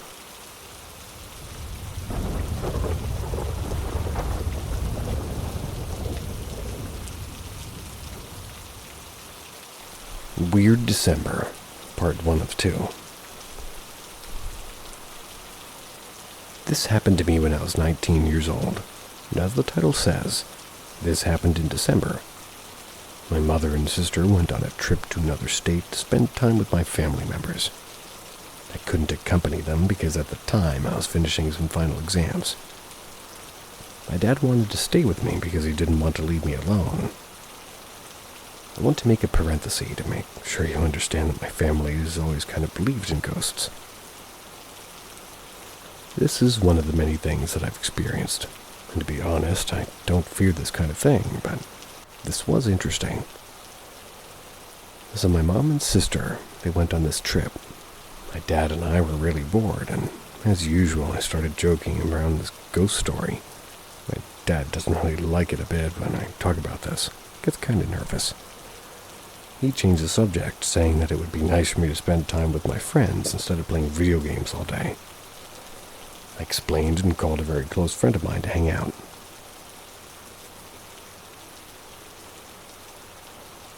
We stayed all day at his place playing games and stuff. He wanted me to stay for a day or two because he was bored too, so I called my dad to let him know. Before I hung up on him, I said, "Watch out for any ghosts tonight." I laughed. Obviously, my dad wasn't so happy about the comment. The day after this, I was playing some fighting games with my friend, and I stayed until nighttime. I received an unexpected call from my dad, asking me to go home because last night he heard things moving in my room. I laughed at this and asked if he was sure, and he said to me, "One of your collectible toys just moved to my room's door by itself." For you to understand, some years back we went to Disney. I bought a real-size slinky dog from the Toy Story films with, wheels on his paws. I laughed and went directly to my home. When I arrived, my dad had the toy in his hand. I asked what happened that night, and by the way, whoever's reading this, it's a long way from my room to my dad's room. As he went to my room, he showed me what happened. He started talking. I was watching YouTube on my phone when I heard things moving in your room, like footsteps. I decided not to pay attention to it because maybe something fell off or I don't know. So I went to your room and closed the door. 1 hour later, I saw how your room's door opened by itself, and I was getting scared. I just kept watching your door. Then that toy of yours started moving out of your room, and I couldn't believe it myself. It stopped right in front of your door and turned toward me, slowly. I saw how it started to move to my room, and that thing stopped right in front of me. I felt chills down my spine as I heard some little kid's laugh come out of your room.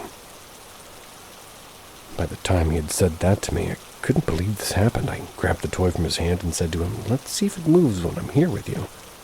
So I positioned the toy in such a way that if it had moved, I would know. Later that night, I was watching videos on my console. That's when I started to hear those footsteps my dad told me about inside my room. So I paused the video to hear better, and then it stopped. Moments later, I heard like a rolling sound. It gave me an uneasy feeling. I turned the light on and saw it next to my bed. Then a kid's chuckle. Felt my blood freeze. And until this day, I just keep this toy inside his box.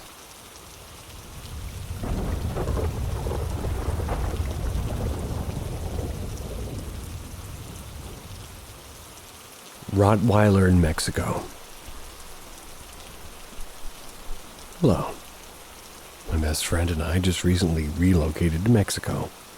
Had the absolute creepiest, most unsettling encounter. We met Stray on a walk earlier in the afternoon, around 3-ish. He was so friendly and walked over a mile with us. Stayed by our front door for a few hours. We left to get food and he followed the car until he got distracted and we lost him. He wasn't at our door when we got back, so after eating we went on a walk to look for him. Already so attached to him, his name was Chief and Cow. We were walking around 7:30, maybe 8 p.m., trying to find him. No luck. We rounded a corner and started walking down a particularly dark road. We both noticed a pretty big black and brown dog. Definitely looked like a Rottweiler in the dark. And as we got closer, we noticed it was this really weird aggressive stance and staring at us. We both stopped in our tracks and tried to gauge the situation. Dog's eyes were kind of glowing back at us, but not in a normal way. They were reflecting back at us, glowing white even though there were no lights around. The creepiest part was how silent the whole thing was. It was weirdly quiet in that moment. My best friend just described it as energy you couldn't just walk around. It was like a weird block. You either enter it or you leave it alone. We just stood there for what felt like ages as this dog just silently stared at us in the darkness. We both just very slowly backed up and went back around the corner. The dog just kind of turned back around and stood facing the other direction, very rigid. Both felt as if the energy was following us. Felt like we were being watched the whole way home. even though he was nowhere to be found. It felt so weird. We both wanted to talk about it till we were safely behind our locked gate and door, but what the fuck was that? Does anybody have any theories or similar experiences? Scared the living daylights out of us, but made us unsettled more than anything.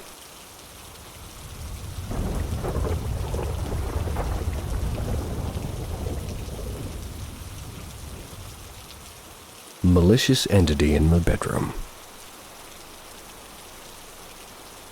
When I was a 22-year-old female, I was 16 or 17.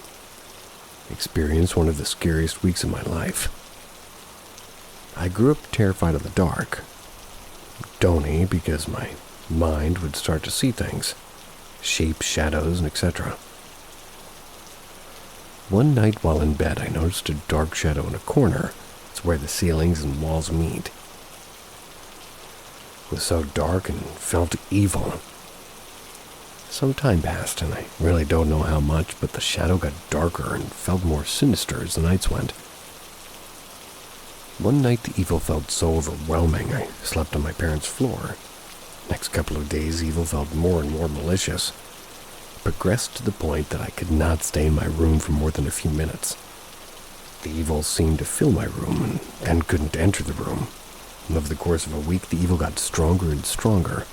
Couldn't even go to that side of the house. I was more terrified than I've ever been. On one particular night, I'd been babysitting my little brothers. The house was set up so that way the kitchen and living room were connected, and I was sitting in the living room watching TV. I was with my back to the kitchen. And all of a sudden, I had the fear that if I looked at the TV, I would see someone behind me. Then I got the overwhelming feeling that somebody was watching me, hovering behind me.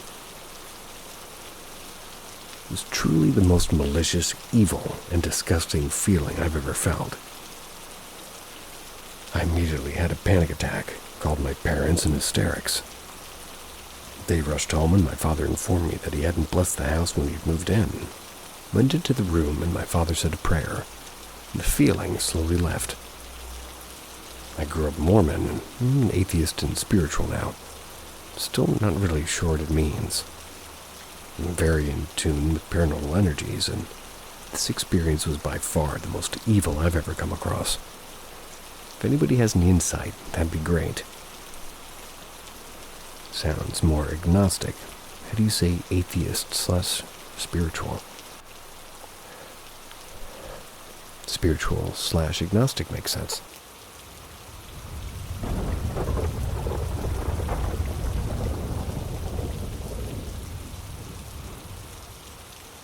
Unexplained figure sighting in Montauk.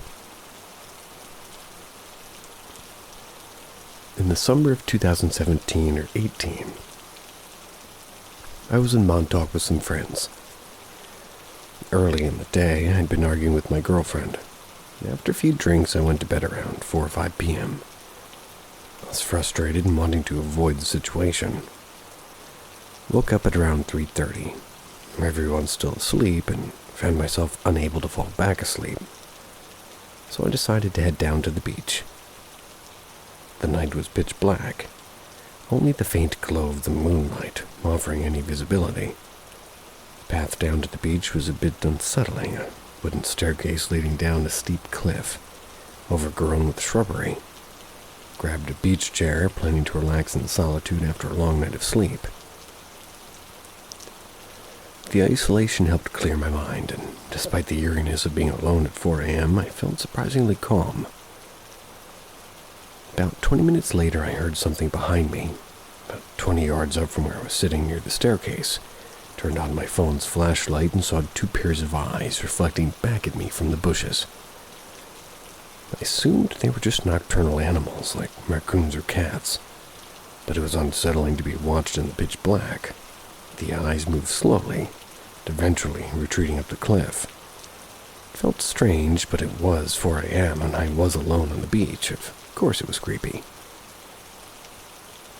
Eventually I dozed off in the chair, but around 4:45 or 5 a.m. I was woken by a sound that seemed like a deer stomping or running nearby. I looked around, but I didn't see anything. area was pitch black. So if anything had been there, it could have quickly run away, and still it felt off, especially after the eyes in the bushes. I decided to walk along the beach to catch the sunrise. At around 5 a.m., I started walking between Shadmore State Park Beach and Ditch Plains Beach. The sky remained dark as the sun began to rise. Took a few photos of the scenery and noticed I was now farther from the houses, though they were visible in the distance. That's when I saw something strange in the water. At first, I thought it was a black swan, which seemed odd given the location, so I walked closer. And as I approached, I realized it was a human-like figure far out in the water. It's where nobody could realistically stand unless there was a sandbar, but it didn't appear to be one. Considering that just 15 minutes earlier it had been pitch black and I was far from any houses, it seemed incredibly strange for somebody to be standing motionless in the water at that hour. The figure remained perfectly still, not reacting to the waves at all. I couldn't tell if it was looking at me or even if it was alive. I used to have a live photo of this on my iPhone, but over the years it got corrupted, leaving me with just a still image. The original live photo, the waves were moving. The figure didn't move with the water like a person or animal would. It just stood there motionless, as if rooted to the ground. I continued to watch, trying to make sense of what I was seeing, and the figure didn't reflect any light. It was as black as could be.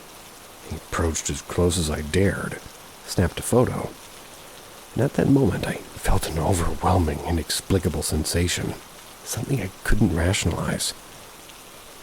I'm a pretty logical and rational person. Don't really believe in things like the paranormal or aliens or the supernatural. At least, not without clear proof. But the shape of the figure, its stillness, and its position in the water seemed unexplainable. Sure, there could have been a sandbar, but even if that were the case, it would still be strange for somebody to be standing there in the dark, no one else around.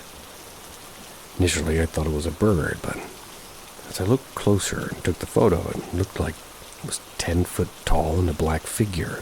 It was standing motionless in the water. I turned and started walking away, glancing back at the figure as I moved. As I walked, the figure seemed to shift with the rising sun and the tide, and the further I went, the smaller it appeared. Last time I saw it, it appeared to shrink as though it was sinking or disappearing over the horizon. When I reached a large rock about 100 yards away, I turned and walked back a little toward the figure's direction, hoping to spot it again, but by then it had completely disappeared. At this point, the idea that it was a person didn't add up. No one ever came out of the water or onto the beach, and the figure just faded away. I briefly entertained the idea of it being a scuba diver, but thought of somebody gearing up in complete darkness on such a desolate beach seemed unlikely. The figure had appeared motionless, and if it were a human, it'd have to be standing on a sandbar, one that I couldn't even see. The figure had no movement, no subtle shifts, nothing that suggested it was a person. It remained perfectly still, as if rooted to the ocean floor. No sounds, no signs of movement, just complete silence. It was unnervingly unnatural. Some thought it could have been a buoy or driftwood, but it didn't explain the figure's behavior. Normally, debris or a buoy would float and bob with the waves, but this figure didn't budge. It stayed perfectly still. Given the time, location, and the bizarre events that led to this moment, like the fight with my girlfriend, the animal eyes watching me, the deer waking me up and ultimately leading me to figure on the beach, there is something undeniably strange. Some of the other photos taken before, I even noticed the figure. It seemed to shift, almost as if it were moving its arms. But in the main photo, it was entirely motionless, as though frozen in place, and in hindsight it almost felt as if the figure stopped moving when it noticed me, pausing before I slowly backed away. The stillness of that moment stood out and almost felt like I was reacting, or rather it was reacting to my presence. But I'm the first to doubt these kinds of things. But this was so eerie, so out of place that it felt like something else, like I wasn't meant to see it, or was in the wrong place at the wrong time. The figure didn't behave like anything I could identify. I even enhanced the photo by increasing the contrast, trying to make out more details. The figure remained black, reflecting almost no light at all. Without the photos, I'd never even entertained this story if somebody else told me about it. Experience still bothers me. Can't explain what I saw. I can't shake the feeling it was something out of place. I shared the story with a few friends, but the mystery remains. Some of us suggested it could be Navy or Marine related. Others think it might be an angel or a spiritual being, or something like an alien, a sea monster, mermaid, or skinwalker. The location where I had the strange encounter is just a few miles from Camp Hero, former military base near Montauk Point. The area is known for its connection to Montauk Project, conspiracy theory, claiming secret government experiments in mind control, time travel, and other unexplained phenomena.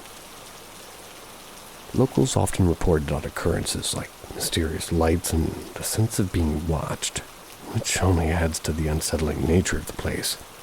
Given the eerie history of the region, it's hard not to wonder if the strange figure I saw, maybe it had some connection to the folklore or strange happenings that have surrounded Montauk for decades. Whatever it was, I'd rather not see it again.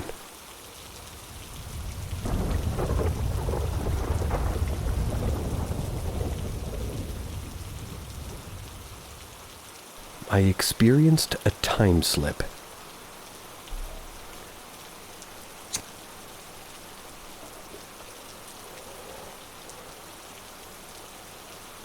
My family has lived on our land 200 years, taken care of the land and has cared for us in return. It's my ancestral home in a very real sense. That said, our land has had a few odd occurrences over the years. I don't claim our land is haunted, but I do share my grandma's belief. She believes that her ancestors are looking down on us, protecting our family as sort of a guardian angel. This is a comforting feeling, at least to me. Never felt unsafe in her land.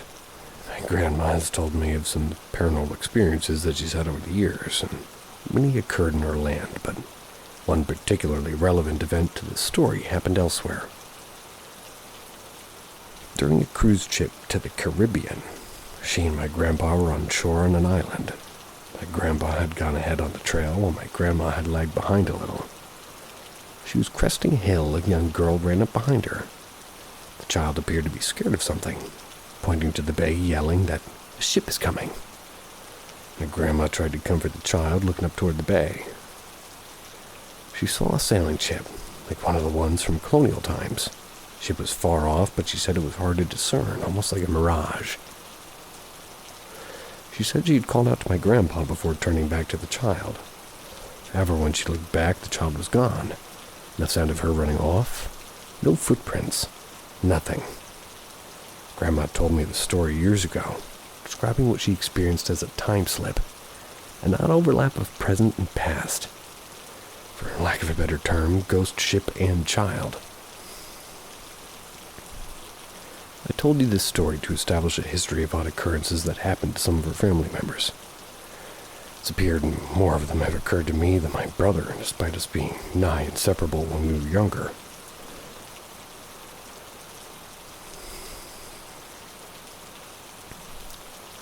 Sorry, I have a fever. Trying to push through here. Computer's going, so I'm going. My time slip occurred during a summer when I was 9 or 10. That summer, 2 friends spent most weekends with us as their mom had to work. Most days we would play video games or explore the woods in our property. It was one of the days we decided to explore. That's when the event occurred. Our group of 4 were following my brother's dog. She was wandering some game trails with us making mild conversation.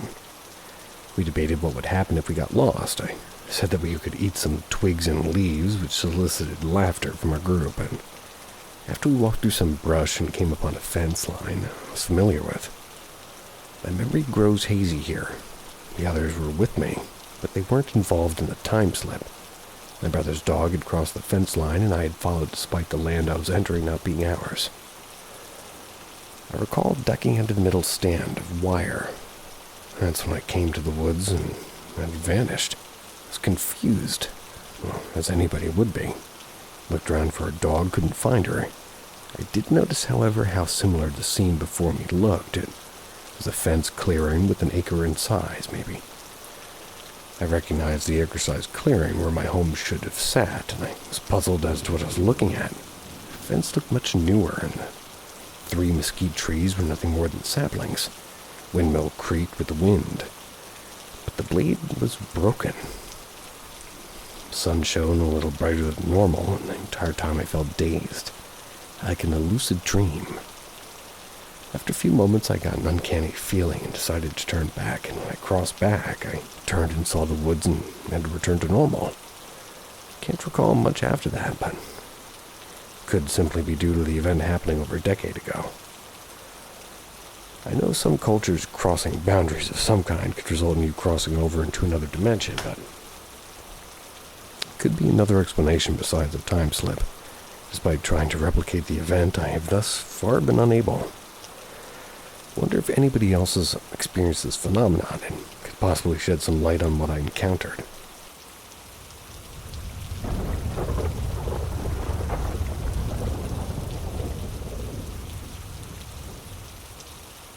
I saw a blue orb in front of me.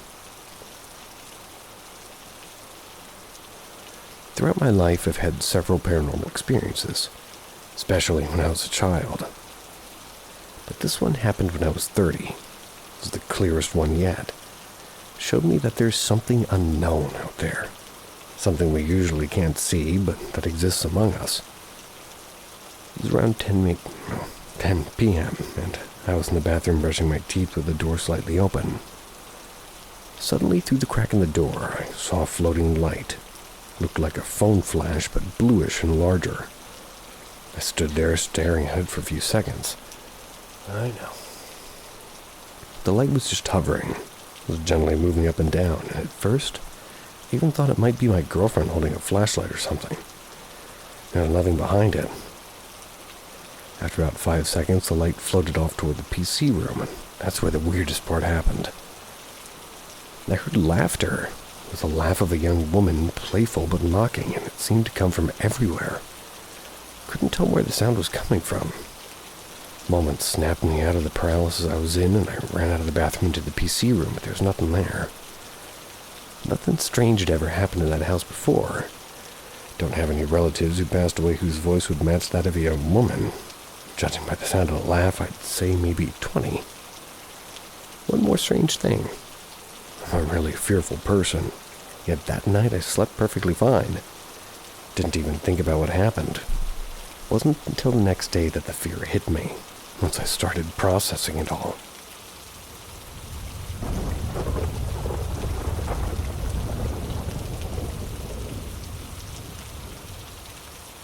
My great-grandmother visited me 2 weeks after her death.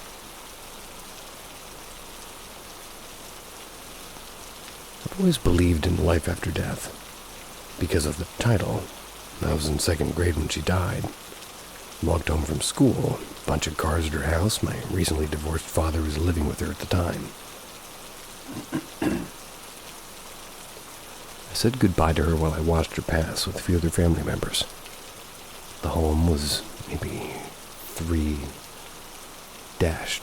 with a garage. My brother and I had our own room with twin beds. My father had his across the hall from hers. She used to tuck my brother and I in when I slept before she passed.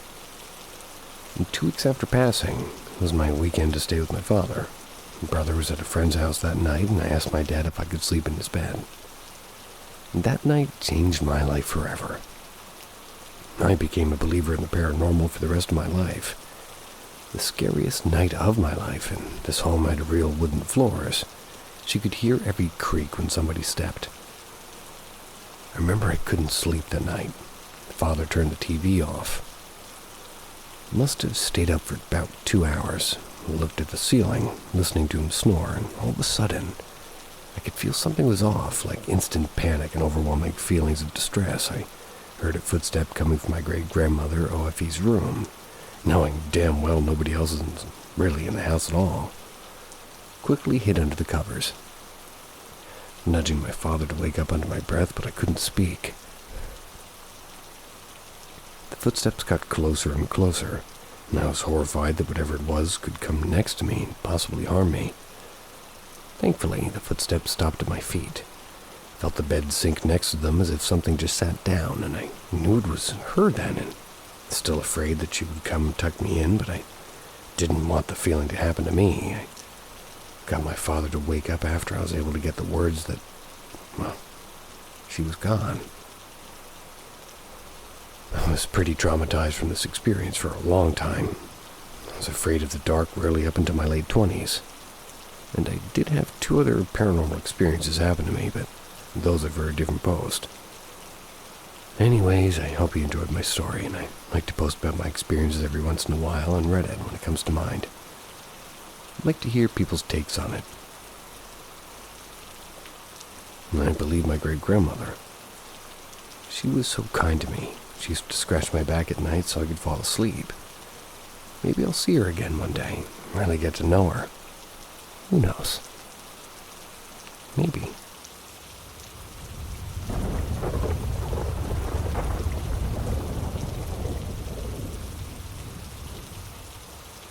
I saw a ghost last night. I, a 17-year-old female, was doom-scrolling. I was doom-scrolling to sleep, because I really can't otherwise. At around 2:30, I finally dozed off. I was sleeping. I was facing my right side, where there's a mirror. It's parallel to my bed's headboard. Not long after, as I later found out, my eyes just snap open, for no reason. I see an invisible outline of a person, like a white transparent border of a person. Maybe even a kid facing me directly. Within the border of the person, everything was invisible, and I'm trying my best to explain. As soon as I laid my eyes on this thing, it immediately went inside the mirror and disappeared, and it happened so fast. I do get nightmares frequently, but I eventually know that I'm dreaming and obviously open my eyes after the nightmare. Last night, I clearly remember opening my eyes first and then seeing whatever I saw, and as soon as that happened, I had palpitations. Switched on the lights, checked the time. 3:07 a.m. Straight up went to sleep with my mom. Dad slept in my room instead, and nothing else occurred. And everyone's saying that it was just a nightmare, and I imagined it, which I'm almost sure is the case, but still find it weird. I fall in deep sleep, especially if it's late. So why did I wake up randomly?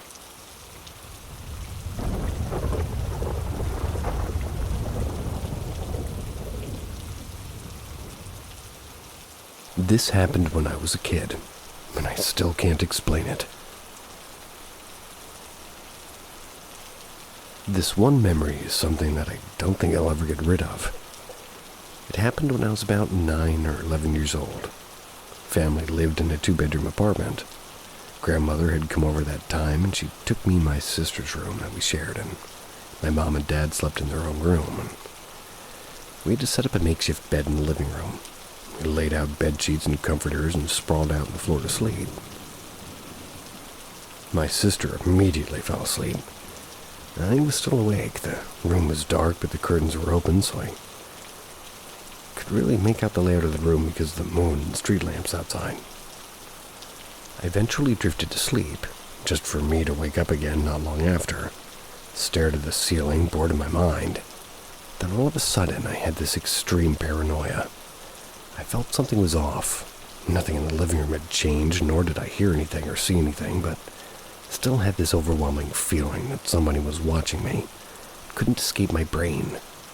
There was someone or something here, and they were preying on me, I thought. I felt this surge of panic. My face drenched in sweat, and everything felt terrifying. Body was in sensory overdrive. I could feel the blanket on every inch of my skin, the sticky sweat forming on my face and every part of my body. The saliva on my tongue, every individual hair on my scalp. I could feel my goosebumps.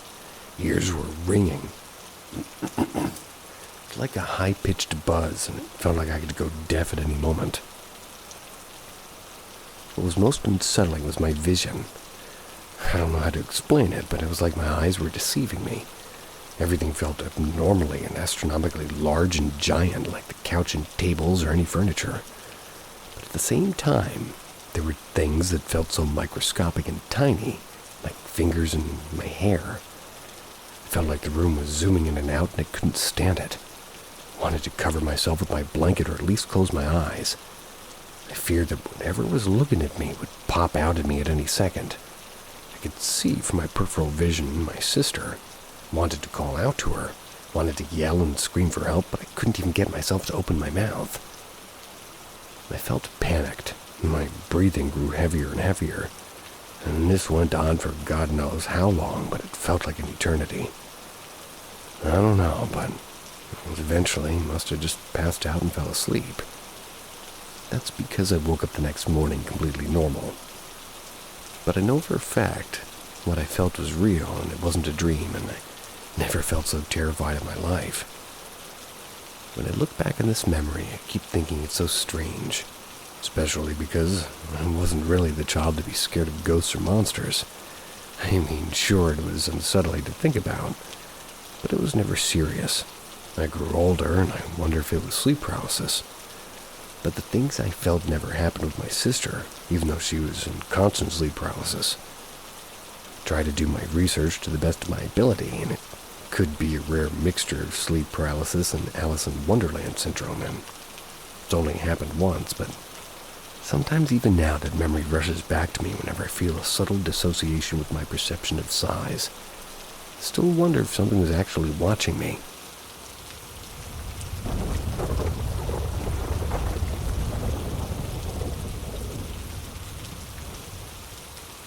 I don't know what came into my house. What was that? And I live in Nevada, by the way. So my son is 13 months old, half native, by the way. If that's important, I don't know, but he's tall enough to be the size of a pumpkin. And honestly weighs like 2 or 3. He was asleep in his crib at around 10:30 p.m. in the room next to mine, and it was a normal night. I was just in my room watching House and winding down. I heard the back door creak open, which I'm rigorous about locking ever since an incident, which I will discuss later. Heard my baby mom's voice, like exactly her voice, with that fentanyl vocal fry saying, "Is he still sleeping?" The thing is his mom, my ex, still lover though, currently in police custody. She's been there since last week because she tried to steal my air conditioning units. And some of them are rare, like over $500 worth, which is a felony. Really?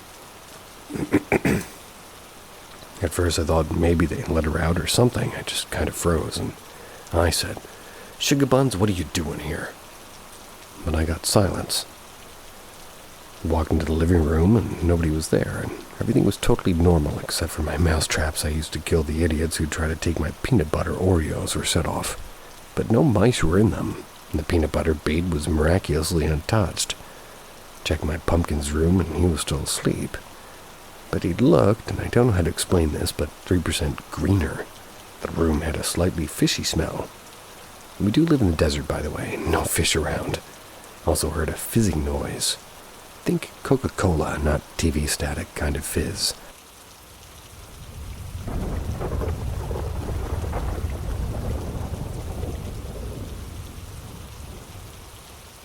Gnomes, leprechauns, El Duende.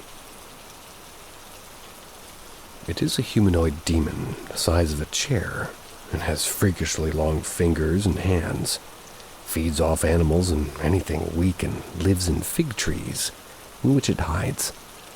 It loves to play with children, often disguising itself among children because of their childlike body, and proceed to lure the child away into the wilderness for them to be eventually killed. The gnome would play with the kid with his hands, softly slapping the kid around into eventually becoming aggressive slapping and then either eating the child alive or snapping its neck. would also eat defenseless creatures like chickens and rats, etc., etc. They can speak and they hide from people, unless they think the person is gullible or mentally weak, otherwise known as if they know you'll cower in fear just from their presence. They would boldly appear to you if they choose to. They also wear hats and avoid urban areas or places with lots of people. Prefer to be around more rural areas with not that many people around, and they don't like living in pure wilderness. They use humans as a way to find food, really. Where there's humans, there's us animals that can feed on our children Where there's humans, there us animals they can feed on, or children they can feed on. Gnomes thrive in fear. If they know you don't fear them, they will fear you and avoid you like the plague. My family stories. When my mother was little, she lived in extreme poverty in Peru under socialist rule. She lived in the jungles where you'd have to walk hours to get to school, and crossing a lot of wilderness. During this time, most of Peru was very sparse and spread out from each other. Think of it like pre-industrial America, where there are few cities, towns, and they're very small and far from civilization. Most people lived in the middle of nowhere, far from each other. That was Peru, but significantly poorer. My mom lived with her uncle during this encounter, and her uncle raised chickens. The house was 2 stories, with one story having a roof and the second story having no roof. The second story is where he raises chickens. My mother told me about the time where a gnome would come to the house at midnight to eat the chickens, and the gnome would wander the house for extra food, often making messes. Her uncle was terrified to confront the gnome, and so for the 3 days the gnome was there, he would ignore it until the gnome began to eat his chickens. That was on the 3rd day in which the gnome was trying to open the cage the chickens were in. My mom's uncle sneaked into the 2nd story and quickly opened the door, where he rushed at the gnome to scare it away. This is when my mom saw the gnome quickly screeching away, and it never came back. Her uncle described it to me what the gnome looked like before he passed away. My father, when he was little, also had to walk like a pretty long distance to reach his school, but he lived in Ecuador. My father recalled a traumatizing time when he was crossing the usual dirt path that kids would take to go to school, and somewhere along the path he saw a leprechaun. The leprechaun would hide between the bushes along the path and make whispers that sounded like a child. The leprechaun would say that he was starving, or that he needed help to bait my father or the other small children into going into the bush. My father was scared and ran back home to inform his grandpa. He informed him about the suspected leprechaun in the bushes.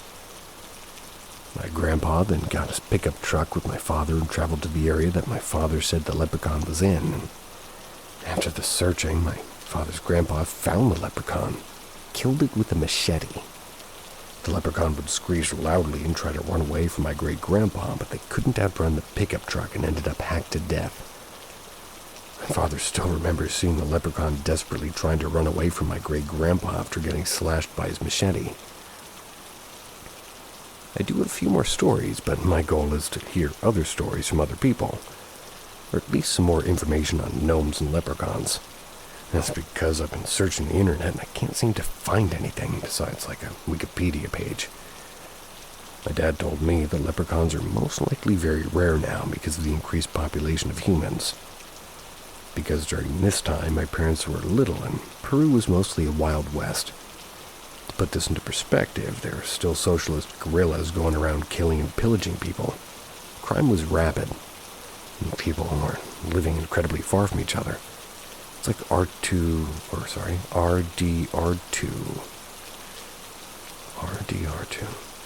It was all like a deep desert and jungle.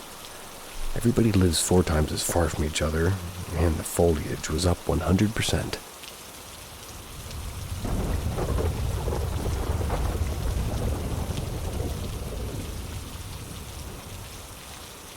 An event involving a corset from an antique shop.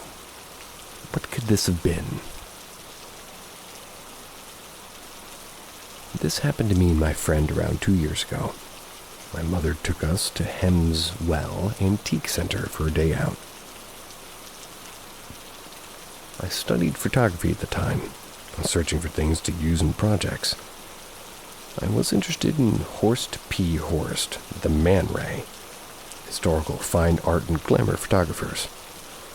So naturally enough, found many items of interest, but in the end only bought one, a 1930s corset.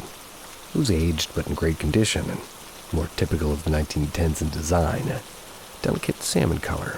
Most importantly, it was reasonably cheap and suited my portfolio aspirations.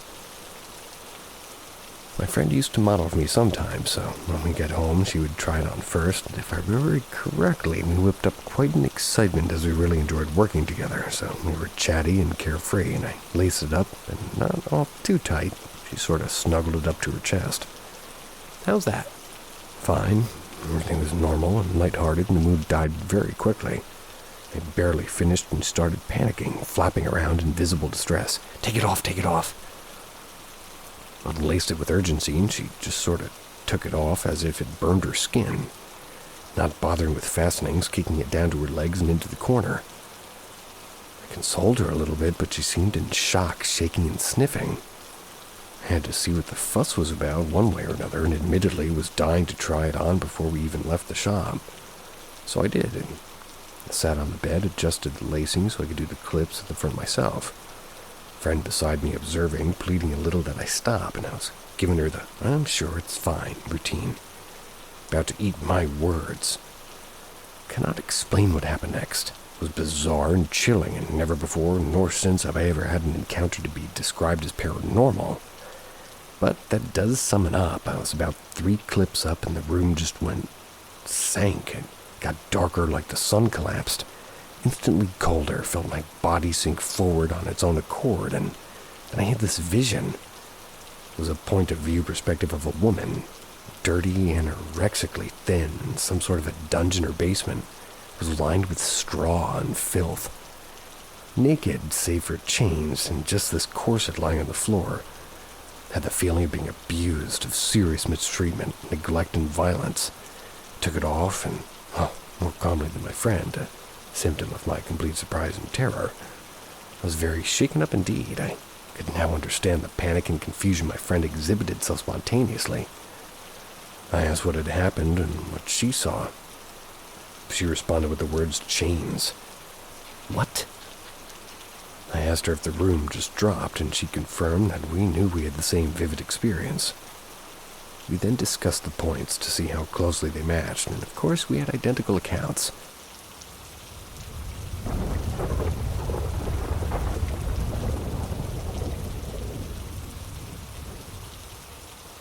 An event involving a corset from an antique shop. What could this have been? This happened to me and my friend around 2 years ago. My mother took us to Hemswell Antique Center for a day out. As I studied photography at the time, I was searching for things to use in projects. I was interested in Horst P. Horst and Man Ray, historical fine art and glamour photographers. So naturally enough found many items of interest, but in the end only bought one, a 1930s corset. It was aged but in great condition and more typical of the 1910s in design, a delicate salmon color. Most importantly, it was reasonably cheap and suited my portfolio aspirations. My friend used to model for me sometimes, so when we got home she tried it on first, and if I remember correctly, we whipped up quite an excitement as we really enjoyed working together. So we were chatty and carefree. I laced it up, not all too tight, and she snuggled it up to her chest and said, "How's that?" "Fine." Everything was normal and lighthearted. But the mood died quickly. I'd barely finished, and she started panicking and flapping around in visible distress. "Take it off, take it off." I unlaced it with urgency, and she took it off as if it burned her skin, not bothering with fastenings, kicking it down her legs and into the corner. I consoled her a little, but she seemed in shock and shaking and sniffling. I had to see what the fuss was about one way or another. Admittedly, I was dying to try it on before we even left the shop, so I did. I was sat on the bed adjusting and the lacing so I could do the clips in the front by myself, and my friend just beside me was observing, pleading a little that I stop. I was giving her the I'm sure it's fine routine about about to eat my words, actually. I can't explain what happened next. It was bizarre and chilling. Never before nor since had I had an encounter to be described as paranormal, but that sums it up. I was about 3 clips up and the room just sank. It got darker, like the sun collapsed, instantly colder. I felt my body sink forward on its own accord. Then I had this vision. It was the point of view perspective of a woman, dirty and anorexically thin, in some sort of dungeon or basement lined with straw and filth. Naked, save for chains, and just this corset lying on the floor. I had the feeling of being abused, of serious mistreatment, of neglect and violence. Took it off, more calmly than my friend, a symptom of my complete surprise and terror. I was shaken up indeed, and I could now understand the panic and confusion my friend exhibited so spontaneously. I asked what had happened and what she saw, and she responded with the words, chains. What? I asked her if the room just dropped. She confirmed, and we knew we had the same vivid experience. We then discussed the points to see how closely they matched, and of course we had identical accounts. We were soon invested in weeping for this woman and her tragic story. The possibility of it being rationally theorized soon seemed less possible than being supernatural. So, we agreed we had an experience that we both, had an experience both unexpected and unexplainable, and moreover traumatizing, and it should be our duty to make sure no one wears that awful wicked thing again. Decided it gave the poor woman a little solace, some recognition and some peace. Neither of us talked about it after that to the best of my memory. Threw it out soon after. Still perplexed at what exactly happened to us despite being so rehearsed and what happened to that woman.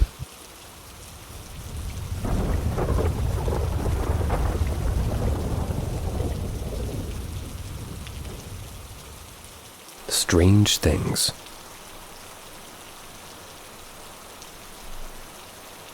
For context, I live in the middle of nowhere next to a lake.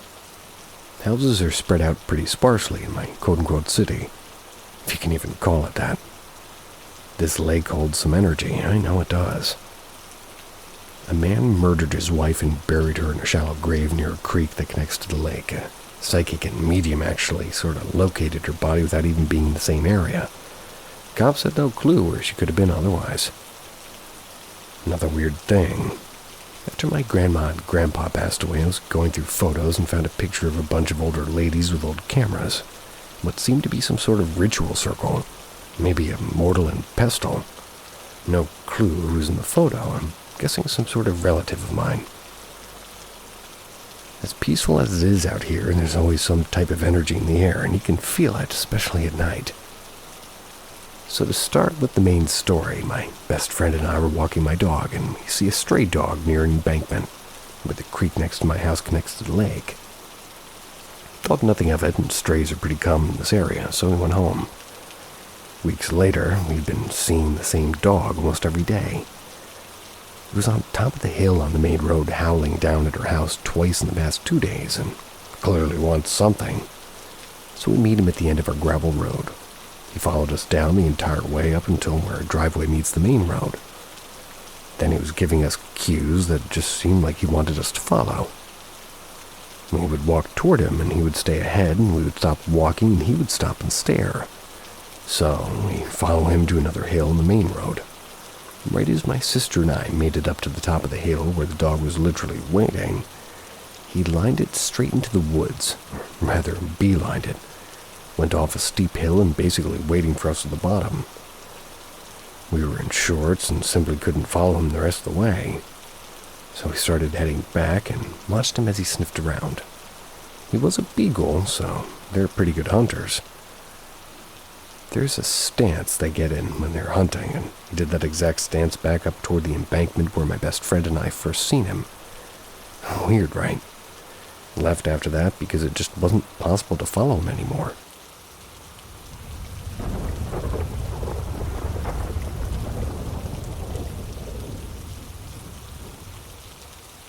Is this a mimic?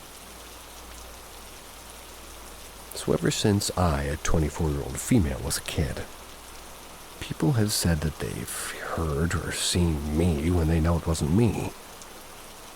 First was my grandmother and my mother in the house I grew up in. Multiple times when my mother fell asleep in the basement, she would hear my voice from upstairs say, "Come here, Mommy." When she would come upstairs, she would see on the clock it was 2 or 3 in the morning, and me sleeping peacefully in bed thinking that it was impossible for it to be me. My grandmother would hear me a lot throughout the house calling her when I was just reading or watching TV. I always thought they could have been imagining things, since they are the type to overreact. That was until my skeptic friend experienced it. Recently, he revealed a huge secret that when we were teens, the reason we never hung out in our basement again was because he saw my face at the top of the stairs, and my voice was saying, "Come here, Trey." It was to his horror because at that moment I was sleeping on the couch next to him. More recently, my friend and current roommate has had 2 experiences. The first being when we were hanging out at his parents' house. I was in his bedroom in the basement, and he went outside to grab something out of his car, and he came down to ask me how I got downstairs, and I never left his room, and to my surprise, in the door window of the garage, he saw me wearing the same exact clothes I was wearing that night, peeking through the window back and forth, making him think I was going to try to scare him. When he went to the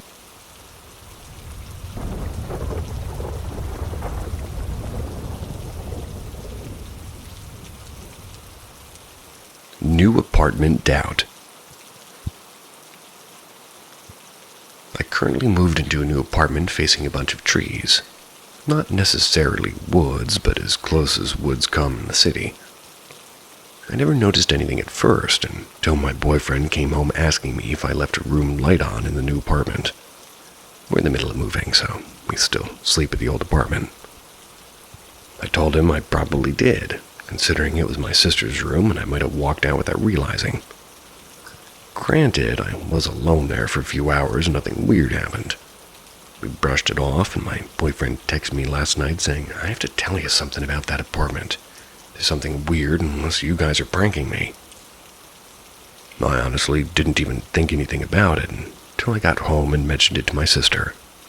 She tells me, "Oh, he must be talking about all the cabinets being opened." "What do you mean?" I asked her. "Oh, well, when you went to the apartment before him, all the cabinets and drawers were open. I figured it was you and you were moving everything in." I was surprised, considering I'm pretty OCD when it comes to leaving things open. "Really? You think I left it open? When do I ever leave things open when cleaning?" After this, my boyfriend told me the same thing happened to him when he walked in. My sister's room light was on, doors all the way open, and every door and cabinet was open. I think they're pranking me. I check their phones for texts or calls to signify that they're all in together on this thing and just want to spook me. And we all end up going to the apartment together. There's 4 of us. I walk in first, doubting that they'll ever have time to open anything before I go in, and every single cabinet and door is open. Dishwasher wide open. Sister's room light is on again. Now we all think the other person is messing with us and vice versa. I think it may be a spirit, but I'm not sure. When we're there, nothing happens, but it's always when we leave. I told everybody not to go in without each other, just to prove it's not one of us. I'm hoping to get a camera set up this coming Friday. What do you guys think?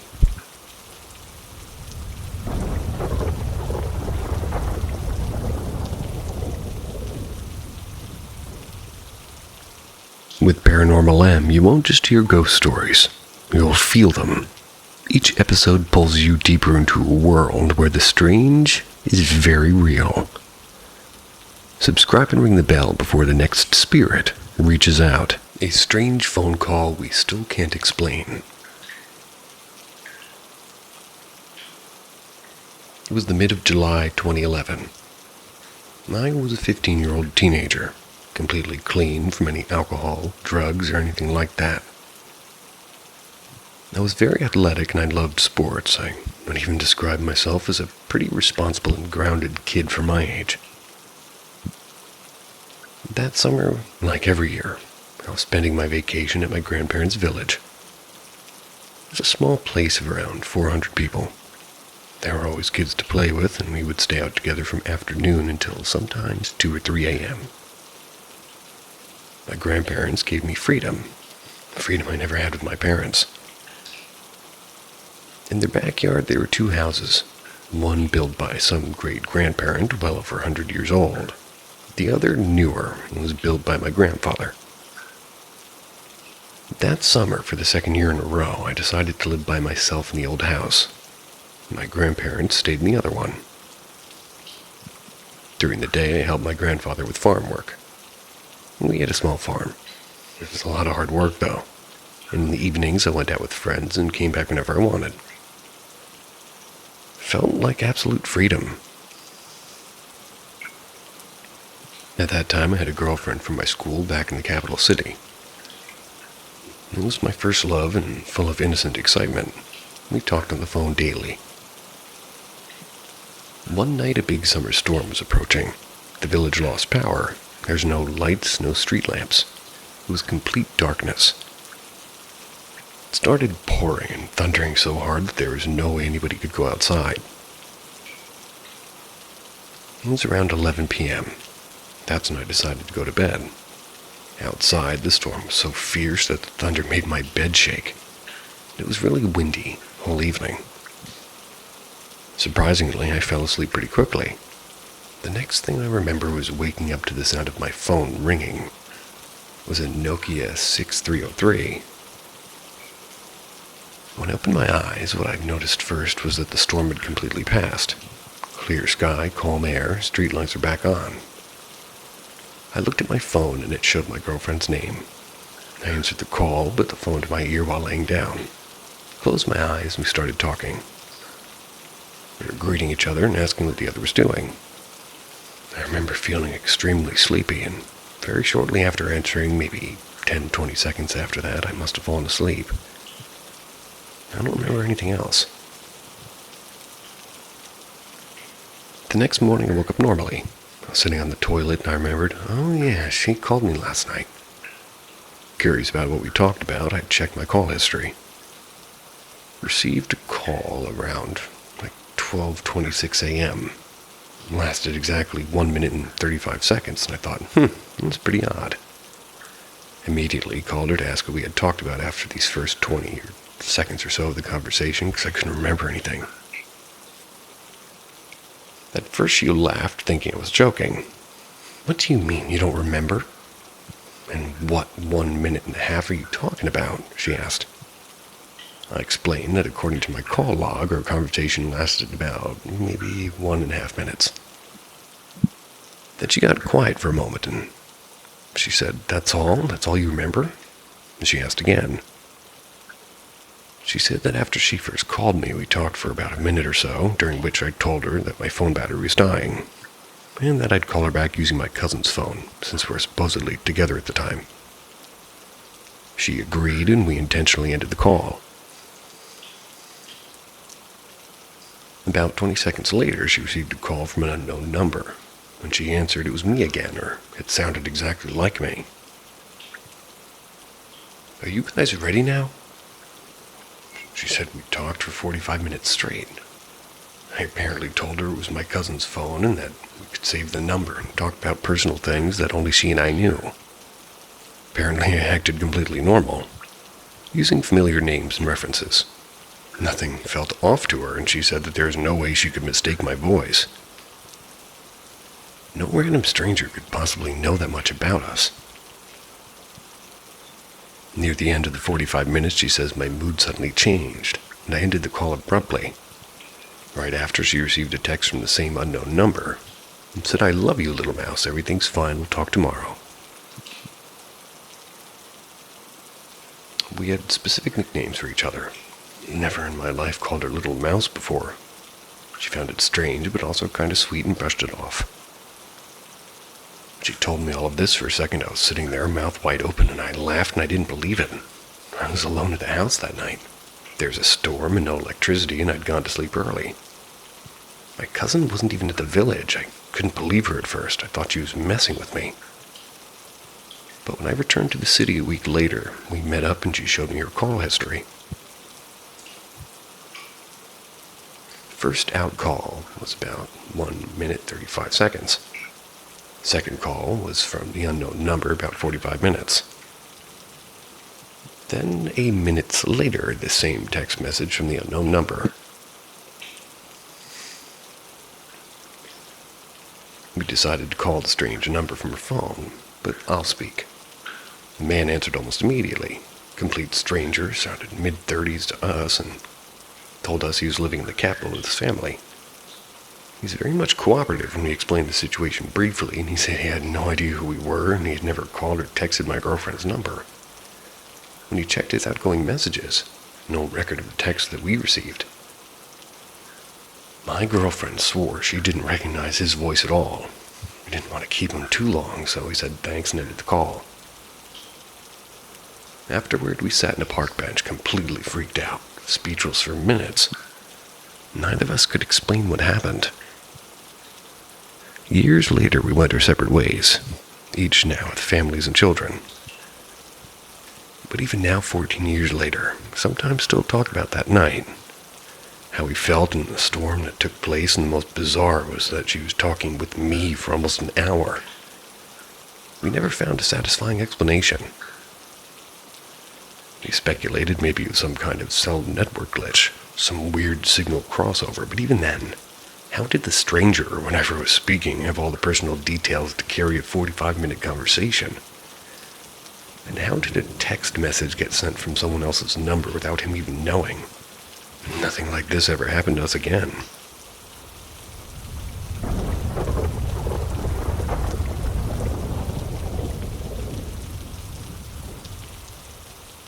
Brainwave healing anecdote.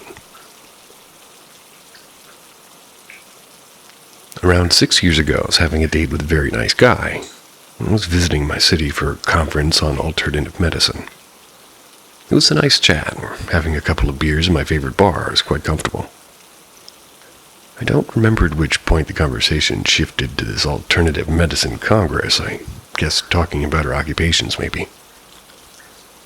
He told me about how his life was a mess with addictions and depression, lack of drive, motivation in life, until he discovered this certain world about alternative therapies.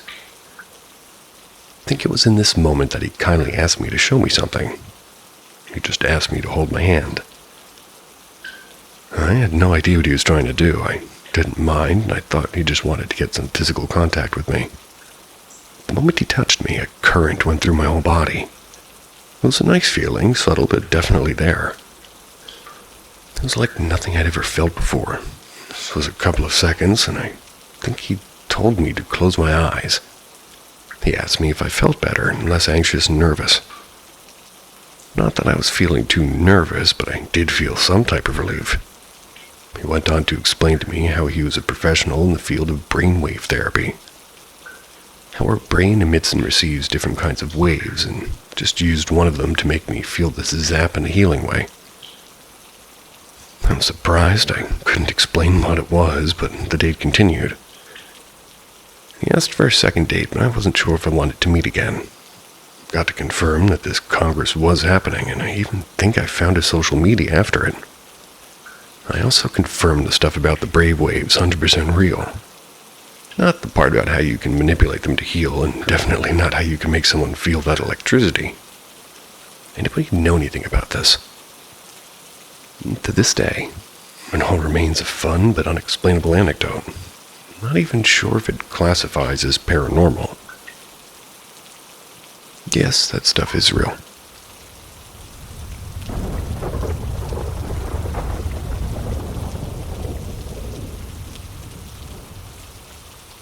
The ghost of my grandparents' house. I personally never experienced much of any of this story, and much of the stuff I'm about to tell you is purely from my grandparents. My grandparents moved into their house around the late 70s and maybe early 80s. A fairly large, suburban-style beige and brown house located in a small community. Situated about 1 kilometer, or 0.6 miles away from the main part of town. Over the years, they renovated the house, raised 3 children there. My dad, my uncle, not the same uncle as my last story, and my aunt. Anyway, let's get on with the story. In 2006, my grandpa's mom, who was my great-grandmother, passed away, and I'll refer to her as Mimir, since that's what I called her. I believe she was in her late 90s when she passed, so she lived a long, happy life, and I slightly remember going to her house when I was about 2 or 3 years old, and from what I can remember, she was a very nice lady. After she passed, my grandma, we're going to call her Mary, and my grandpa, we'll call him George. They were in their dining room talking with a few of the relatives. All of a sudden, everybody started hearing the plates in the kitchen cupboards moving around. Now, when Mimir was still alive, she would hide money in between her plates, for what I assume would be for her guests to find there and keep. But anyway, as George heard this, he went to the kitchen, and as soon as he was halfway to the cupboard, the plates stopped moving. He thought nothing of it, went back to his seat. Right as he sat down again, the plate started moving again. The same thing kept happening daily for about a year, and then it stopped. Fast forward to about a year or so later. Mary found a vintage butter dish in a garage sale, and she brought it home and put it in the cupboard that's next to their stove on the other side of the kitchen from the plate cupboard. After she put it in the cupboard, she went on with her daily activities. She was cleaning the house, and she noticed that the cupboard door had opened. She just thought maybe she forgot to close it, so she went up to it and did just that. Nothing happened until the next morning.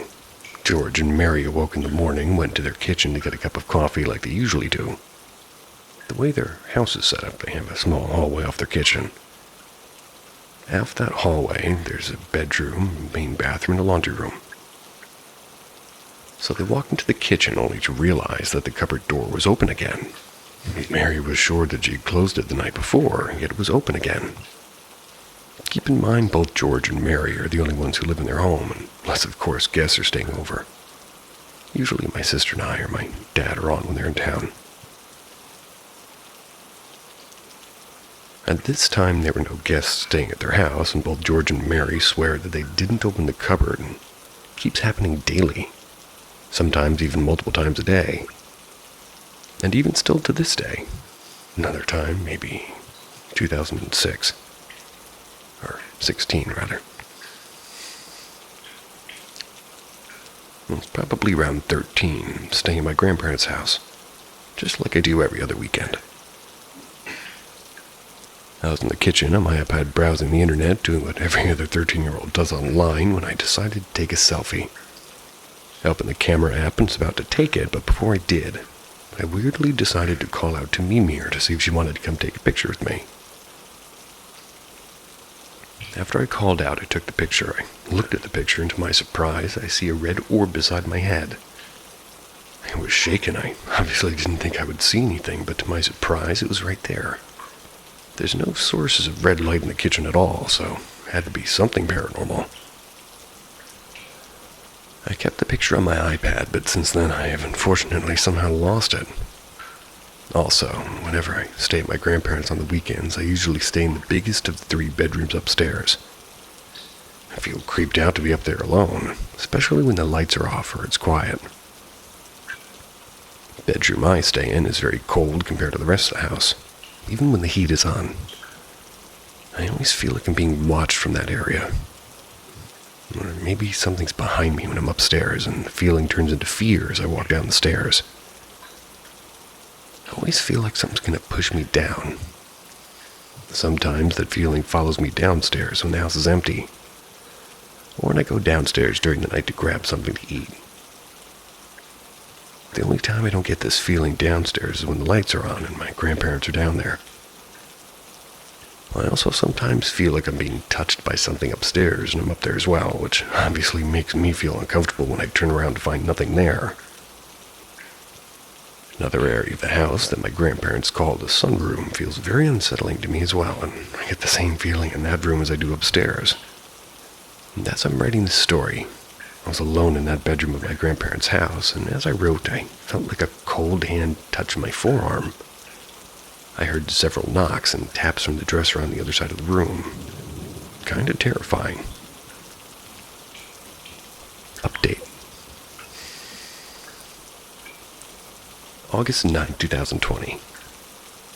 Last night, my grandma was in her bedroom, which is in a little corridor just around the corner from their kitchen.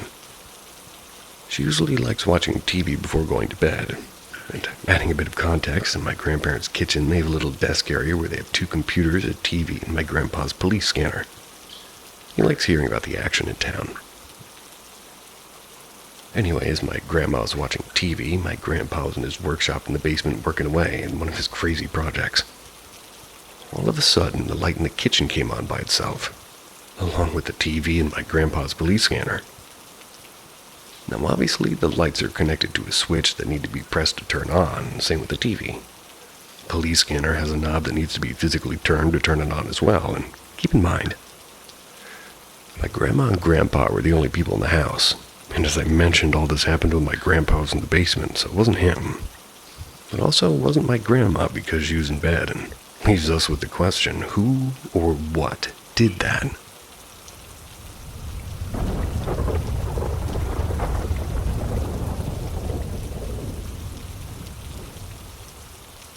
My uncle's true ghost story. Back in the late 1990s, my uncle, let's call him Kurt, moved into a house about an hour away from where I live now. I wasn't born yet when this happened, so I'm retelling the story as if it were passed down to me by Kurt and other family members. At the time, Kurt had just moved in with his girlfriend Melissa, and his young son Joseph was from a previous marriage. Joseph was around 3 or 4 years old when the strange things began. One day, while playing quietly in his bedroom, he started having conversations with somebody who wasn't there. Curious, Kurt asked, "Who are you talking to?" Joseph replied with the man. At first, they brushed it off as nothing more than childhood imaginations. But Joseph continued speaking to the man regularly. He even began sharing his toys with him, placing them carefully on the floor as if offering them to somebody unseen. Strangely, the man seemed especially interested in toy airplanes and G.I. Joe figures. Soon after, Kurt and Melissa began experiencing disturbing events nearly every night. They would usually fall asleep watching TV in their bedroom, making sure to turn off both the TV and the lights before bed, but often Kurt would wake up for no reason in the middle of the night and find both the old TV and the light turned back on. Now, this wasn't a remote-controlled TV. It's one of those old boxy models with physical buttons he had to press. The light was connected to a push-button dimmer switch. Not the kind you could accidentally bump or switch on remotely. No logical explanation. On more than one occasion, the TV turned on, the screen full of static. Then it flickered briefly to an image of a blurry airplane, hovering on screen for just long enough to send chills down their spines before cutting back to static. Even creepier were the footsteps. Almost every night they'd hear slow, deliberate pacing just outside their bedroom. The house layout made this even stranger. Their bedroom was on one end of the hallway and the kitchen was on the other. And in the kitchen, they had a coffee maker with a small red power light that stayed on when plugged in. And on certain nights, they noticed that the red glow would dim and brighten, as if somebody was passing in front of it, momentarily blocking the light. But when they checked, the hallway and kitchen were always empty. One night, Melissa was awoken suddenly. She had felt a cold breath against the back of her neck.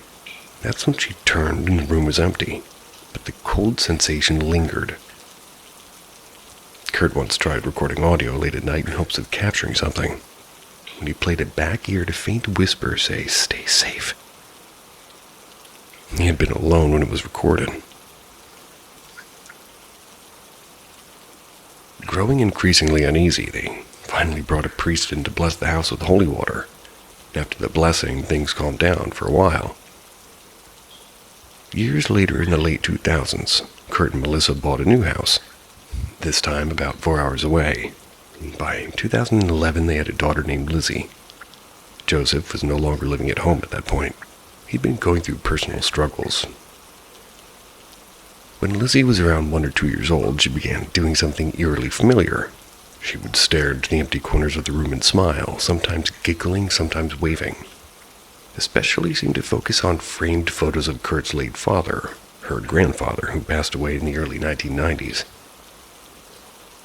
Long before she was born, too. One day she looked at his picture and said, "Hi, Grandpa," before skipping away. Eventually she stopped doing this as she got older, and things remained quiet until around mid-2019. Kurt was using the basement bathroom when he suddenly felt a strange presence. As he looked at the mirror that's hung in the back of the bathroom door, he saw a shadowy figure standing there looking at him, its form barely visible in the reflection. It stood motionless for a few seconds, then vanished. Though startled, Kurt didn't feel threatened. He told me he felt like somebody was watching, and not with malice, but with familiarity. The odd time when I go visit them, I usually stay the night in the guest room, which is also the basement. Whenever I'm in the basement, I get the feeling that I'm being watched, and it doesn't matter which room I go into, I always have that feeling. A few months ago, while organizing boxes in the basement, Kurt opened a long sealed closet and found something chilling. His father's old pilot uniform was neatly hanging inside. No one had touched it in years. No one even remembered putting it in there. Kurt once told me his dad had been a pilot, and while we're not sure if he served in World War II, it's very possible. Kurt was born in the 60s, and timeline fits. The strange part is the spirit, if that's what it is, has never harmed anyone. Hasn't tried to scare or chase people, only to appear, to be seen, and maybe to watch over the family. That's why I believe it might be his father, a quiet guardian keeping watch from beyond.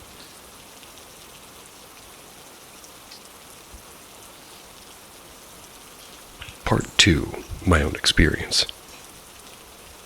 In the summer of 2019, just a few months after I first posted about my family's strange experiences, I ended up moving with my Aunt Melissa and Uncle Kurt for a while. I was dealing with some personal issues and wanted a fresh start in a quieter town. They generously offered me a place to stay, and I gratefully accepted, hoping the change would help me get back on my feet. Their daughter, Lizzie, who is now 8 years old, had grown into a bright, energetic kid. Got along well, and she often invited me to hang out and play Xbox with her in the basement rec room. Cozy space, but beneath that warmth lingered a subtle tension, an echo of the unease I'd felt in past visits. Since there was no extra rooms upstairs, the guest bedroom in the basement became mine. It was the same room I'd stayed in before during my visits, the same one that always left me feeling unsettled. That sensation of being watched, of not being alone, returned immediately. But compared to the other part of the basement, that bedroom almost felt safe. Tucked away just off the rec room was a small, low-ceilinged space, barely 4 feet high, the firewood room, they called it. The house was still heated by a wood stove, and I'd often fetch logs for Kurt when needed, but I hated going in there. The moment I stepped inside, it felt like something was watching me, always from the same dark corner at the back of the room.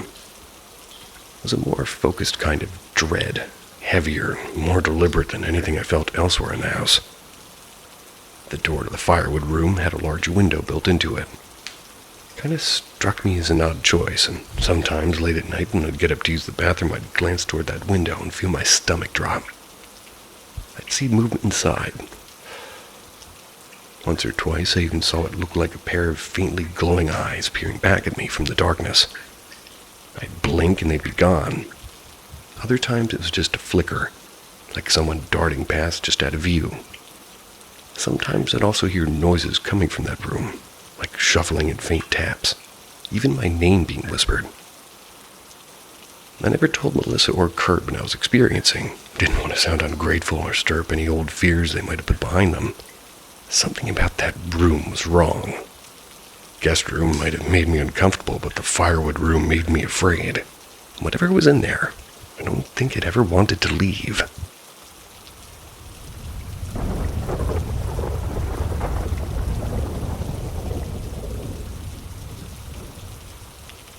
Unexplainable encounter that I've thought about for 20 years.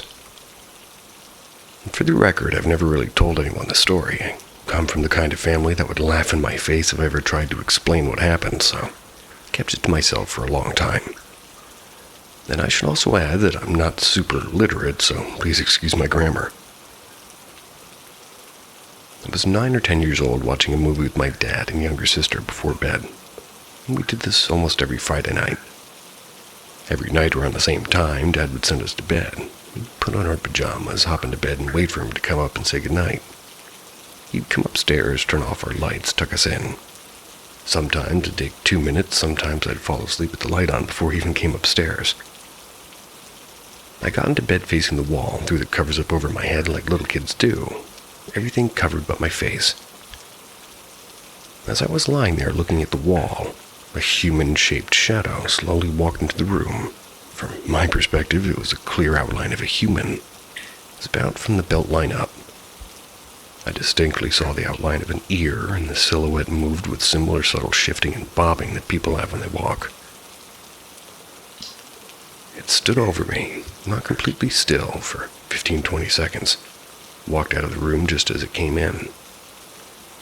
I wasn't horrified as much as I was confused, and after it left, I waited a few minutes before I got up to go get my dad. He was downstairs in his chair, finishing a bag of chips. I tried to ask him if he was in my room because I saw something. It was so preposterous to him that he brushed me off and told me to go back upstairs. For Dad to walk up 3 flights of stairs into my room completely silently in an old house, walk down the same way, wouldn't have been impossible. Wide awake the whole time, too. Been thinking about that night for 20 years, and to this day I don't know what happened. Maybe you guys have experienced something similar, can provide some insight.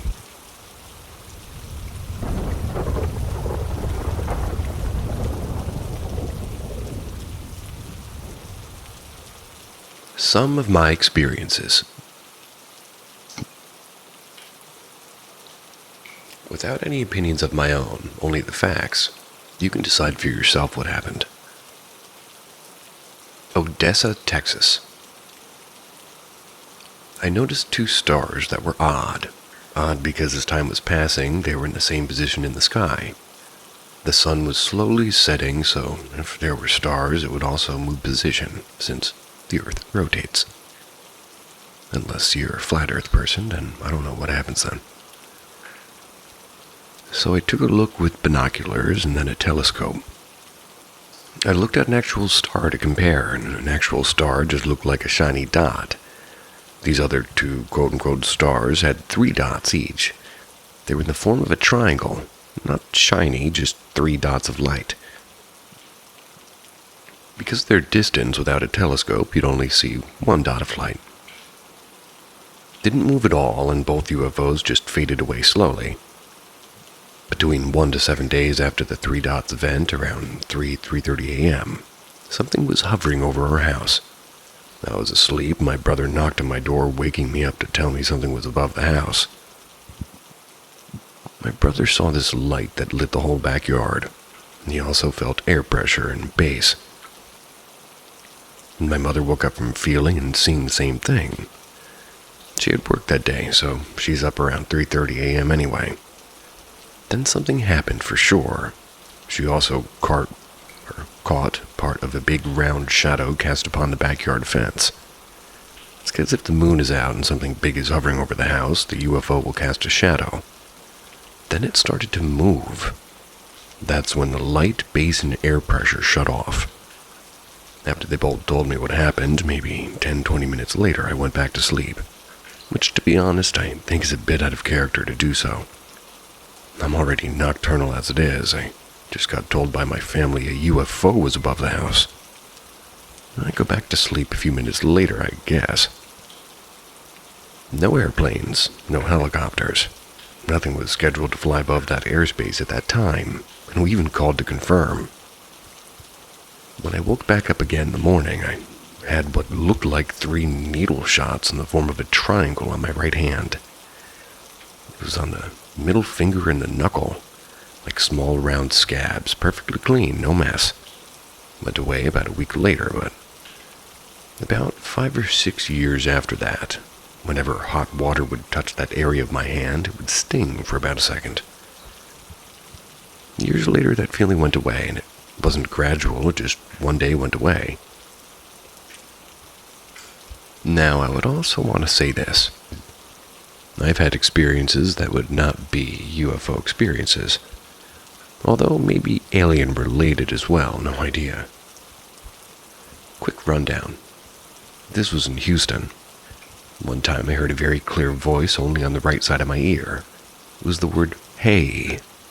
It's kind of like a gradual and growing louder kind of whisper. If I could text how it sounded, it would be like, hey.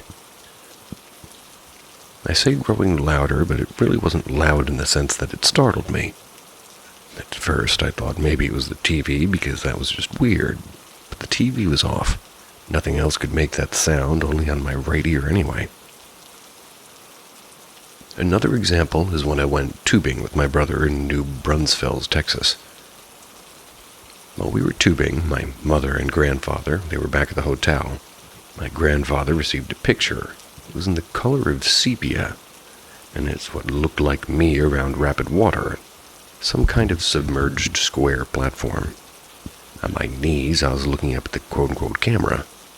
It was an aerial shot, maybe a few yards up, but how my grandfather received the picture was different. It covered his whole phone screen, which means it was not a text message or an airdrop. Once he saw it, a few minutes later, my mother wanted to see it. The picture was nowhere to be found. I thought it was interesting that the whole picture was also in color and sepia. I've had other experiences, such as, well, things would appear to be, and some may say paranormal, but maybe it could be alien-related, who knows? And of course, as quite a few do, I wrote a quick book about it, using an artist to depict most of what happened, which I won't mention its name here. What it is, why these things happened, no idea. But they did happen, and I thought I'd share it here.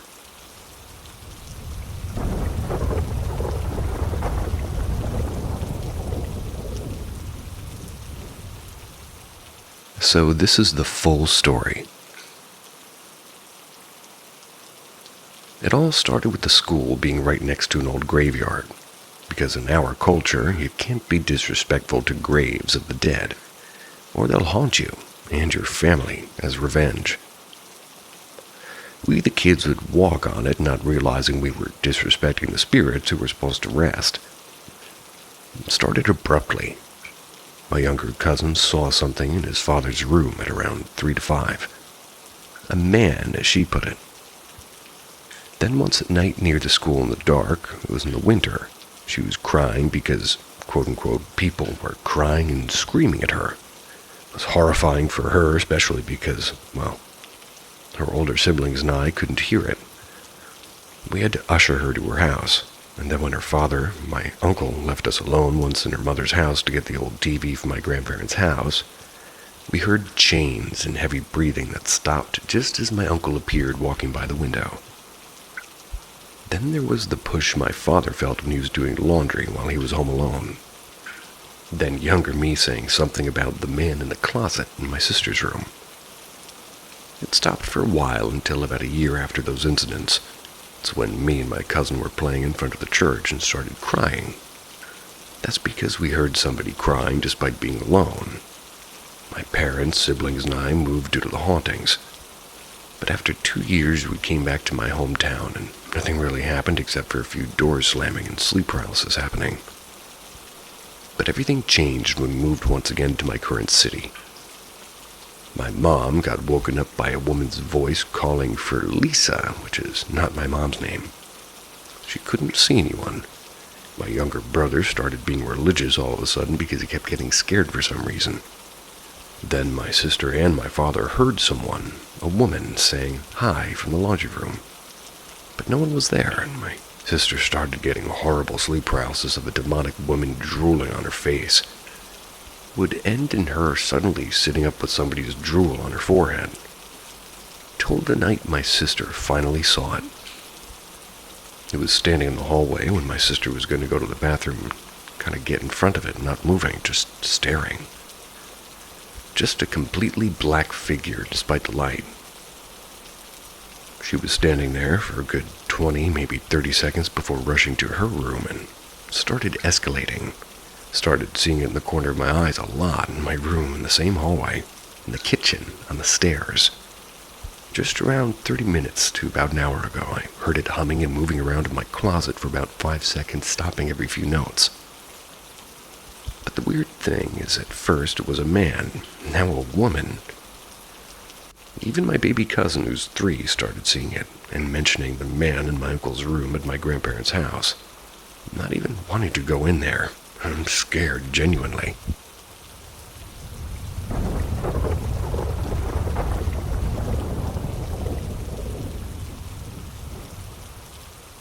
It grinned at me. I spent most of my childhood going back and forth between my grandparents' and my great-grandparents' houses. They lived right next to each other, with just a gravel driveway separating the two houses. So it wasn't a long journey between the two, and one section of my grandparents' basement was dedicated to my grandpa's model trains. This section was about the size of a large master bedroom. The trains took up the entire area. There were tunnels and towns and factories and train stations. It was like a wonderland for a 7-year-old kid. One day I walked over to my grandparents' house. I found out that my grandpa and my uncle were in the basement running the trains. I quickly ran down to the basement steps and headed for the doorway to the hall that led to the area that held the trains. About halfway to that door, I suddenly stopped dead in my tracks. Can't remember clearly what made me stop, but I think it was a sound, and I turned to look, and there was a shadow on the wall that looked like a face. Clearly had eyes and a mouth, but no other features that I can remember. I stood there trying to figure out what was making the shadow on the wall. It must have been cold outside because my grandma would hang up clothes in the basement on the metal rafter. Ran along the entire length of the basement. I told myself that the clothes hanging there must be somehow making the shadow look like a face. And I was about to continue on my way, and that's when the edges of the mouth turned upward into a grin. It wasn't a nice grin, like, "Hi, welcome to the basement, young man." It was a menacing, evil grin, like, "No one's gonna hear you scream when I start eating your face, young man." And if you've never seen something like this, I can't really explain the feeling that runs through your body. It was like every hair on my whole body stood on end at the same time. I've heard people say a chill ran down my spine, but that doesn't accurately explain this feeling. And people that have seen something like this know what I'm talking about. Kind of like an electric shock running through your entire body. I was terrified, and I was only 7. I did the only thing I knew what to do in this situation. I just lost it. Started screaming, crying, and just stayed there with this thing grinning at me. My grandpa and my uncle came running in, and my grandma came running down the stairs, and I turned to look at my grandpa, and when I looked back, it was gone. They tried to tell me my mind was playing tricks on me, and maybe I was just imagining it. But I know what I saw. There were no shadows on that wall after it disappeared, so nothing there for my mind or my eyes to misinterpret or confuse. I'll never forget it as long as I live, and to this day when I think about it, it gives me goosebumps.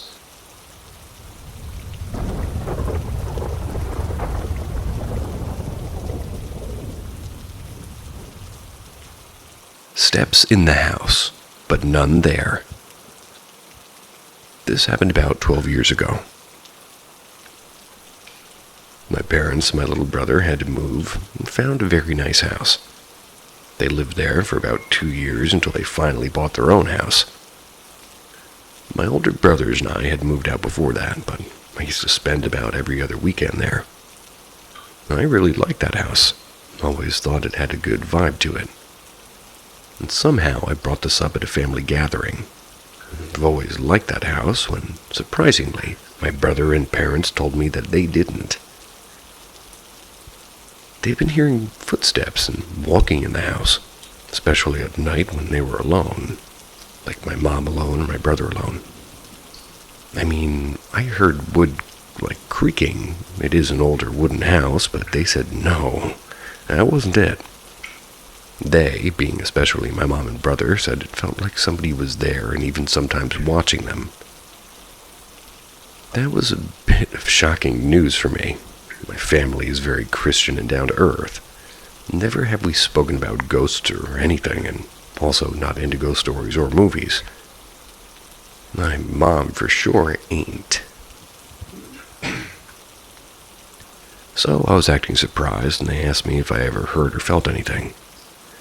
In a way, like they wanted me to say yes, and I think I didn't, but somehow I kind of remember once thinking somebody was walking around outside my room. Of course, no one was there.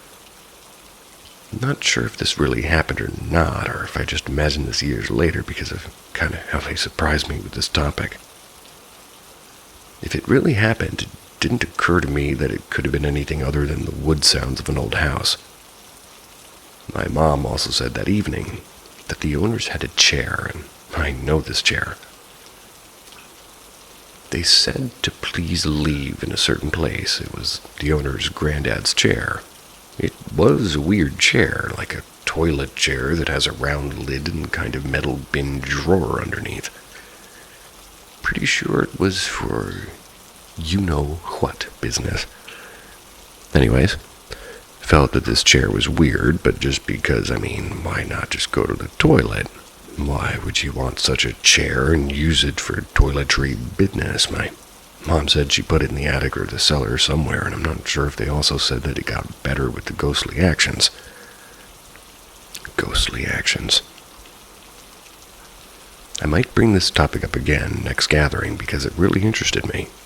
Mostly because I would never have thought that they would believe in ghosts in the first place, or that they felt so safe because they have Jesus in their hearts and all. Safe. I also found it weird that my mom kind of blamed it on the chair, and anyways, I felt it was kind of a bright and friendly house. Maybe I'm just numb to stuff like this.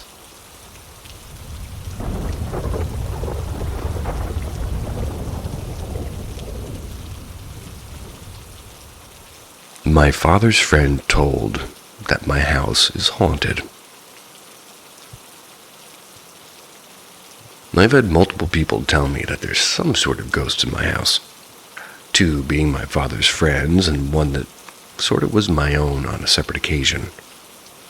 I haven't really thought too much into it, but weird shit has been happening with me, so I figured I'd talk about it. They've all said it's some sort of dude. I don't know the history of my house so well, but it is old and it has many occupants, including an older lady that died in said house. But everybody has specifically said some sort of male.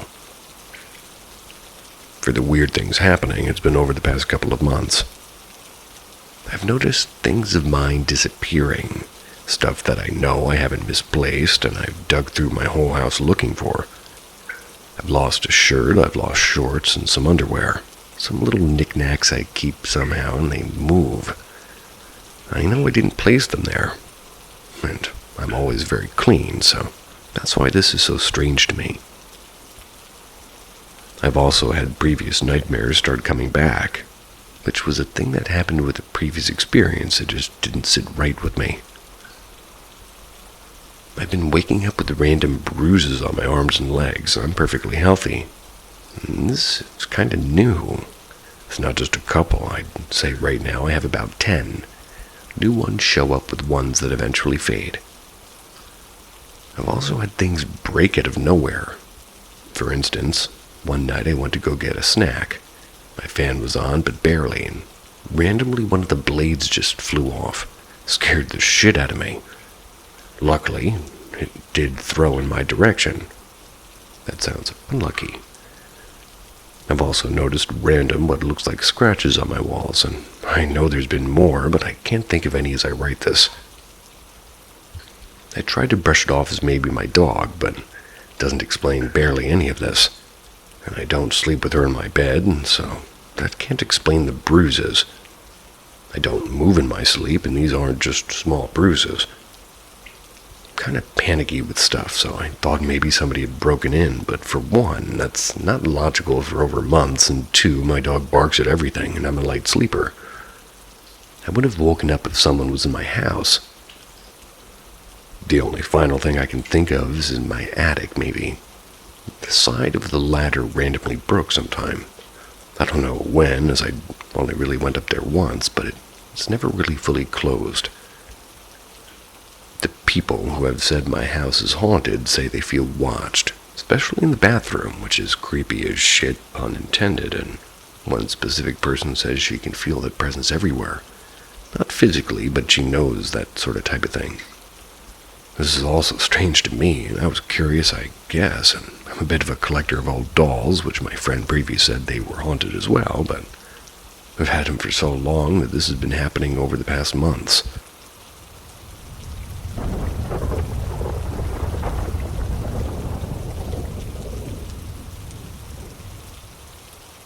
Ghosts shopping. I used to work at a failing company. It's almost gone now. I'd get driven around to multiple locations between southern Washington and Beaverton, Oregon by management. That's because they needed 2 people to open a store. I was a chump willing to do it. I'd done quite a few shifts at what they called the Hawthorne store in Portland. It was an old building sitting in an area that almost looked like it was a suburban place. Lots of houses along the main drag. Customers had told me that this old building was once a sort of cornerstone of the community, a grocery store. One could imagine many people in the community frequenting, even walking for their weekly needs and such. It was early in the morning when we set out for the day.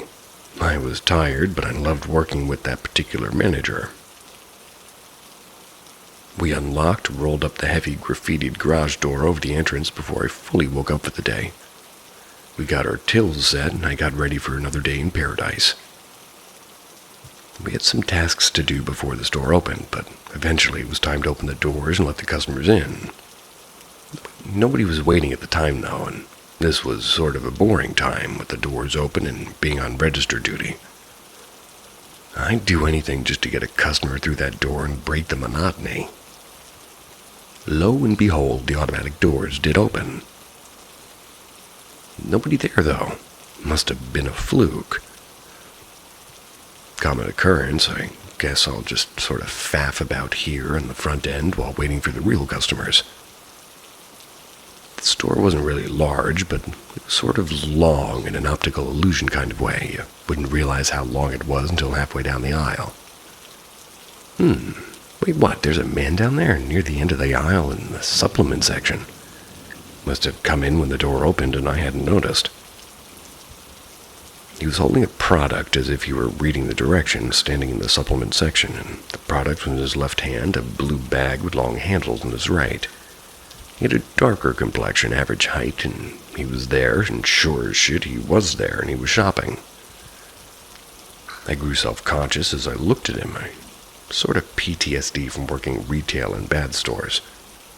People didn't respond well to being watched, so I stepped away and I did something else. Moments went by.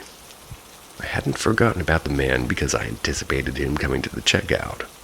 Only he never did. My favorite manager eventually came up to the front to give me my first break of the day, and since she was on register duty, I told her about the man.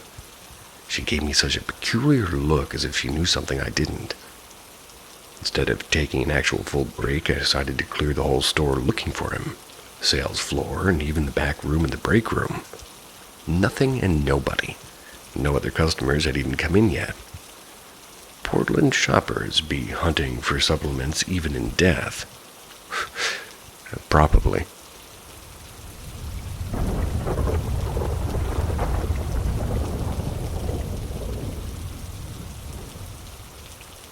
Fully black eyes. Like, this sounds fake, but it's fucking weird.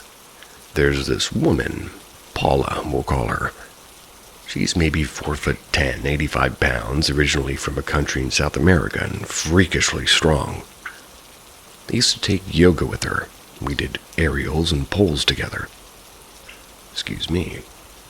She also was nearing 60, but you'd never guess it. She's so fit and tiny, almost ageless in this intense, wiry, even vibrant way. But I've never quite known what to make of her. I wouldn't say that we were close, though for a little while we started to get closer because we were around each other a lot, and the thing is, she started subtly mirroring me, doing her hair like mine, painting her nails the same color, styling herself in ways that felt oddly specific. She even bought me clothes, and it didn't feel like a sweet gesture. It felt off. Like she wasn't admiring me, like she was trying to wear me or be me. And then one day, we were at an open pole together. We were with one other person there, and the studio doesn't have dim lighting. It's actually bright and fluorescent. She was doing a sideways pole sit, and I could feel her watching me. We're both extremely flexible, but I have a connective tissue disorder, so I have a slight edge on her, which isn't a big deal, but she is extremely competitive. Probably even a covert narcissist. Anyway, I'd just done something kind of splitty, and I turned around to smile at her because it felt like she was looking at me, and when I did, her eyes were completely black. I mean, fully black. I looked for several seconds because I couldn't look away, and she seemed vacant. Not checked out, but absent, like she'd gone somewhere, momentarily, and she was temporarily checked out.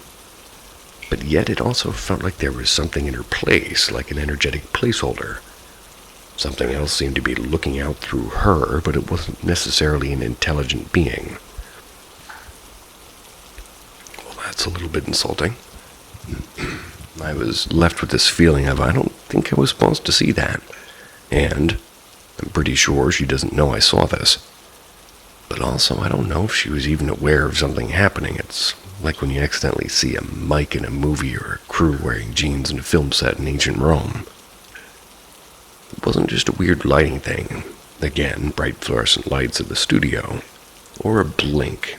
It was unmistakable. And I've never seen anything like it before or since. I'm also pretty positive nobody else saw it. Only lasted a few moments, and I finally stopped looking at her and walked over to the table where my stuff was and took a sip, and then everything was back to normal. I know how it sounds. I tried to rationalize it, gaslight myself into letting it go, but I just can't. Not with everything else. The mirroring, the vibe, the way I never felt entirely at ease around her. I'd really love to hear what other people might think of it, because I honestly don't know if I'm reading too much into it myself or not enough.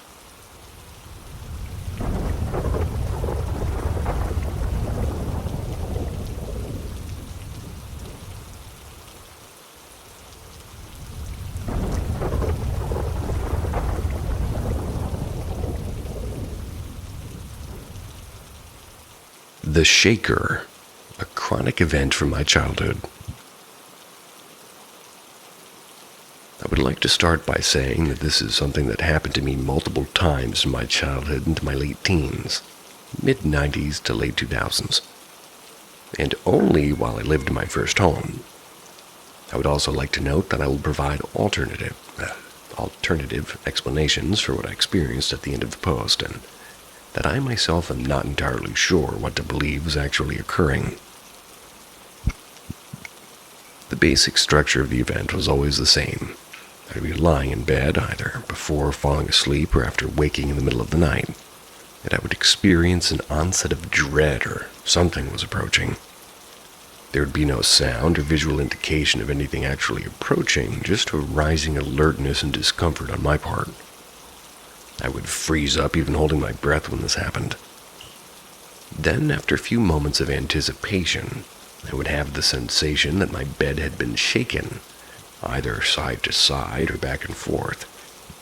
It was never enough to throw me from the bed, but I would wobble in the bed and hear the frame creak or bump in the wall when it would happen. Then after just a second or two, it would stop and the feeling of anxiety would pass. This happened a few times a year, from as early in my childhood as I can remember. until late into high school. Sometimes it would happen 2 or 3 times in a season. Sometimes it wouldn't happen for like half a year. It only stopped happening when we moved out of the house I grew up in the year I left for college. As I was a young child when it started, I developed a sort of myth about the event. I had a superstitious ritual that I developed associated with it. The first aspect of this was in recognizing that I always knew a few seconds beforehand that it was coming. And as I mentioned, my response was to freeze up and hold my breath for a moment. I felt the specific rise in anxiety that signaled it was about to happen. The feeling of anxiety I had around this thing was unique to it. I could tell it apart from the anxiety I had from life stress or from having seen a scary movie or even hearing a sound outside my window. I had this idea in my head that if I stayed still and didn't make any noise, the bed would shake, and that would be the end of it. But that if I ever did anything else, something worse might happen. Never tested the idea. The second aspect of this belief was that something was doing it. Something I couldn't see or couldn't hear. I didn't have a name for it, so I began thinking it was as the shaker. Since that was the only thing I ever really did, or it ever really did, was just shake my bed. I didn't say the name out loud or talk about it, as I had sort of a speak of the devil attitude that acknowledging it verbally would bring it around. I know this isn't very exciting as far as weird things happening goes, but I've only shared it with a few people since, and it's just nice to just kind of tell and void about it. And before I leave off, a few potential explanations of what I was experiencing. One, I had told a doctor about it, and they had suggested that I was experiencing a small burst of adrenaline. You know how sometimes when you're tired and you kind of jolt awake and how you can have this physical jerk of your body? It's often caused by a small release of adrenaline. Of the few explanations I have, this seems the most likely, though it doesn't seem to account for the fact that I sensed it coming or that it hasn't happened since I moved from my first house. Although I could have quote-unquote aged out of that response, I suppose. Number 2 is my bedroom was on the second story for most of my life. It was the quote-unquote bonus room, a room built above the garage of the house. Maybe the experience could be caused by something structural in my room, like a minor floor settlement or a small earthquake or an HVAC unit kicking on or something. This does seem unlikely to me, as I didn't associate the event with the sound of the HVAC kicking on or a sound that I know well in that house, or with any sounds of the floor settling. Also, earthquakes is a huge stretch. There'd be a lot of minor earthquakes with no one really seeming to notice. Anyway, that's the gist of it. Hope some of you at least find it mildly interesting. Trying to figure out what we encountered in 2017. For background, this happened in the UK in 2017, and it was in the winter. There was 4 people, including me, my cousin, and 2 mates from school, riding bikes along the area that we're from. There is a long bike path that used to be Victoria tracks that run from the south of our city to the east. We were riding the bikes along the path, as mentioned. We were approaching a part of the path that had a bridge overlooking the main road in our area. The path isn't really illuminated very well, just simple street lights, but part of the path overlooking the road is illuminated by the cars. We seen a figure which was black looking over the bridge. It stopped and turned to us.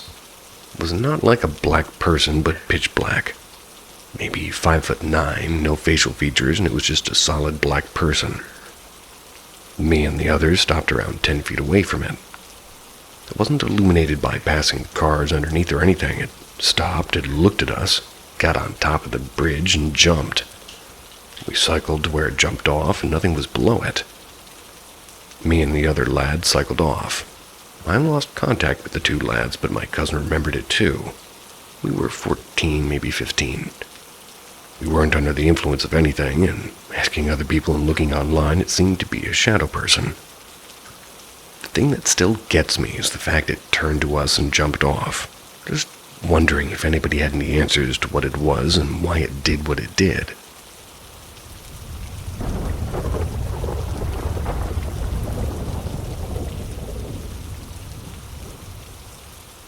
Could this be paranormal? I don't believe in the paranormal, but some weird stuff is happening in our 200-year-old house. So I've never been somebody who jumps to ghosts or spirits as an explanation for things.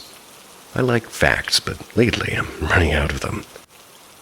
I live in a house that's over 200 years old. It's old, sure, and every now and then something odd might happen, but nothing too weird or consistent until recently. First, me and my partner both heard a phone ringing in the house. It was loud and clear, but it wasn't either of ours, and it was a tone we'd never heard before, just this strange, unfamiliar ring echoing from nowhere. Then we started hearing what sounds exactly like phone vibrations at night. You know that buzzing noise when you get a notification? Just that. No notifications, no phones lighting up. It's like a ghost phone is blowing up in the room. But now it's gotten even weirder. At night we keep hearing the sound of two glass bottles clinking together as if somebody's gently tapping them. Happens randomly and we can't trace it to anything. And to top it off, my partner swears she's heard me call her name clearly when I've been downstairs fast asleep. I still don't believe in the paranormal, at least not yet. But I'd be lying if I said this wasn't making me question things.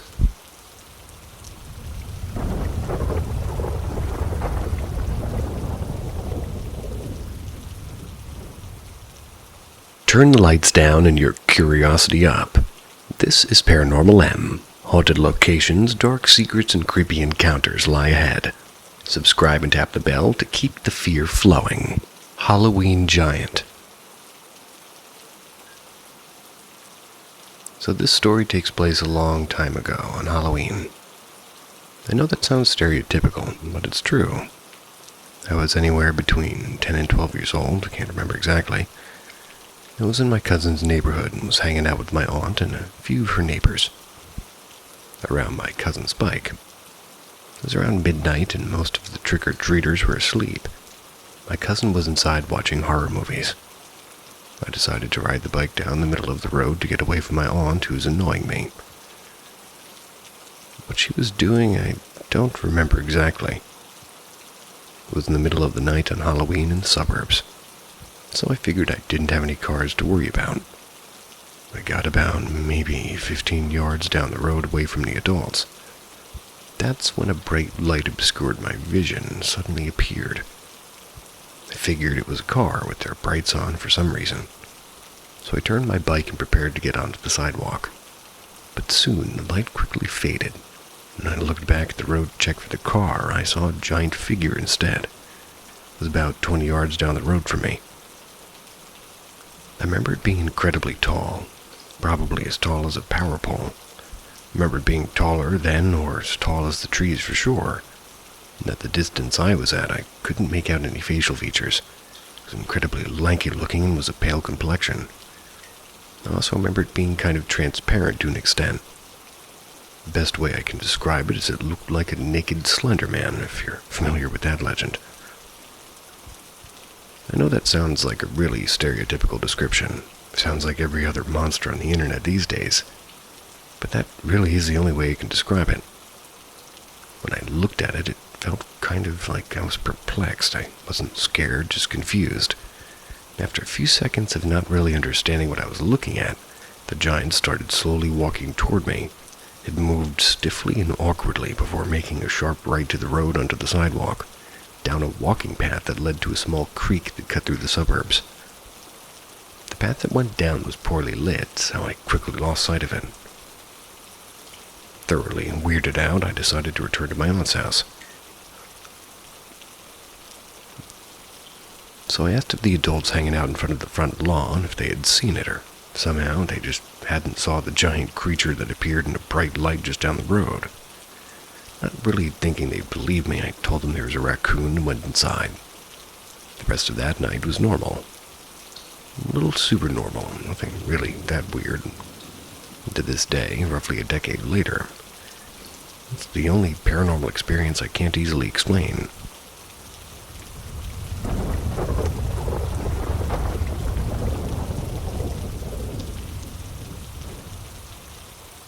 Grandma's Love.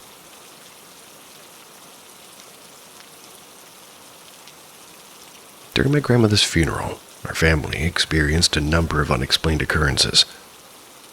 On the day before the church funeral service, her body was brought home from the hospital and placed in the coffin.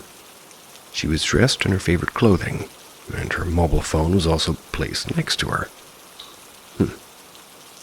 Throughout the day, we had her door open so that her friends and extended families can bid their final goodbyes. This was the day when paranormal occurrences started happening.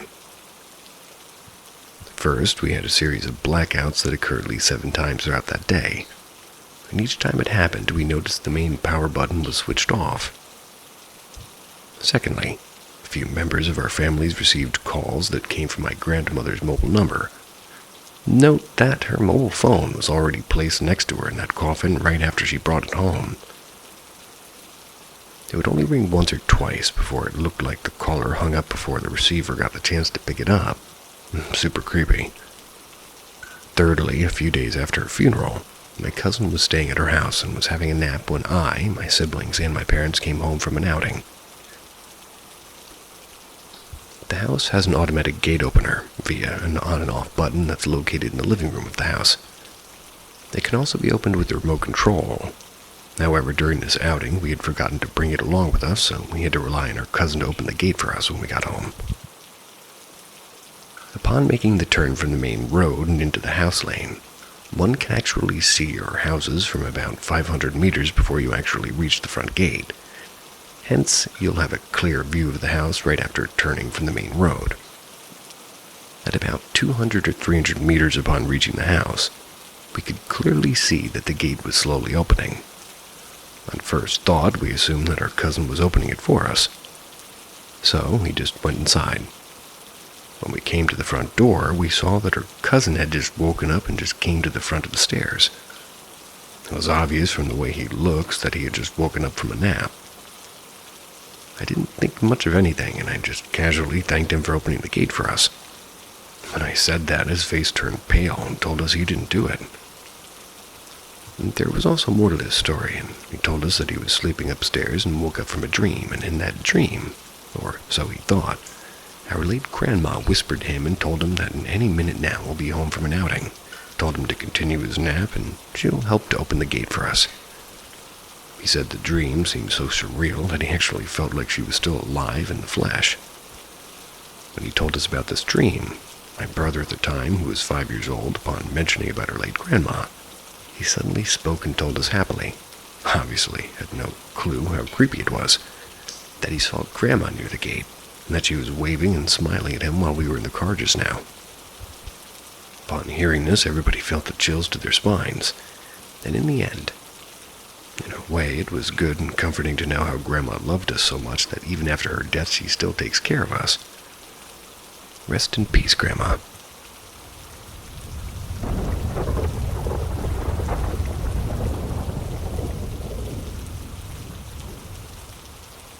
This is a wholesome dog haunting.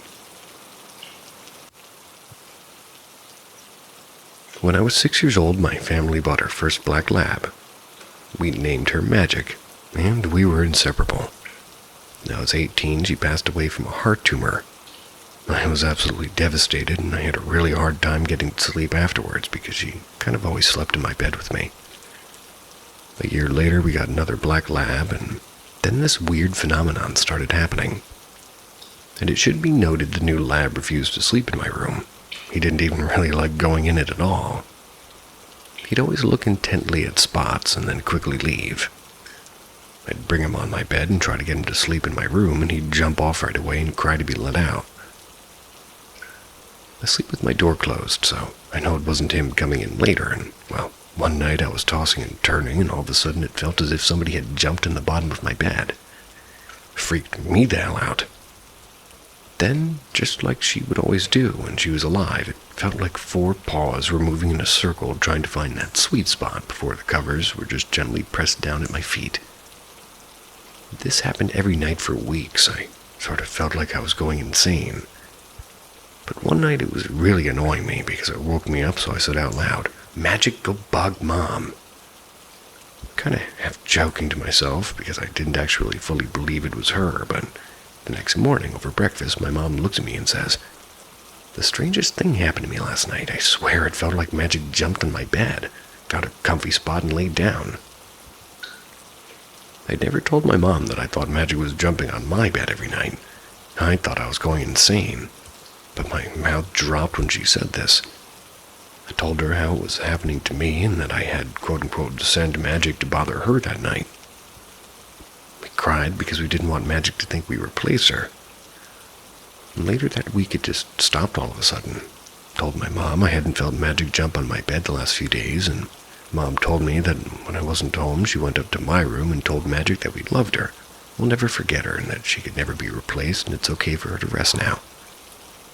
Ever since then, my new lab has slept in my room every night.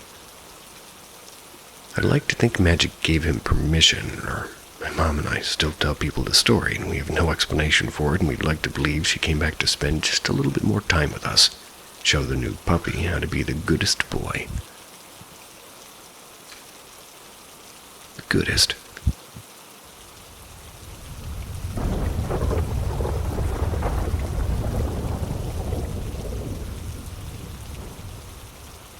Two shadow figures keep appearing. Can't explain it. I've been wanting to post about something for a while now, and making an account to post a question is a step for me. And I would appreciate advice if anybody's been through something similar, or even just some commentary. For the last few weeks I've been accounting to shadow people. Each one is different in its own way, and despite it happening multiple times, it's still freaking me out. One of them is my height, if not slightly shorter. It's incredibly thin, and if I didn't know better, I'd think it was a malnourished animal. But it's clear to me that it's human. One of the creepiest aspects, aside from the fact that it happens at all, is its hands or lack thereof. At the end of what appears to be arms or stumps where hands should be, as if at some point the rendering of it got erased. Whoever sketched it just forgot to draw it. It doesn't move, it doesn't make any noise, it just stands there. I believe it's static, but I feel like I've seen it out of the corner of my eye, though. When I attempt to acknowledge it with full vision, I turn, and there it is still, standing still. And I see this more than a second. It gives off a weird feeling of being observed. The second one is even weirder. It's taller, like ridiculously tall. And this one's got something on its head that I can only describe as a hat and a bodysuit. The bodysuit looks like a gimp suit from the movies, but all black. It's made of the same blackness it surrounded itself within. The vibe this one gives off is nuts. Feels oppressive, like the atmosphere around it swells, and it's just unnerving. Neither of these entities ever talk or do anything other than be in my peripheral vision. They exist in the dark, and I've ruled out things like sleep paralysis because I'm not sleeping and wide awake when I see them. There's seemingly no explanation, no logical explanation, and it's alarming to say the least.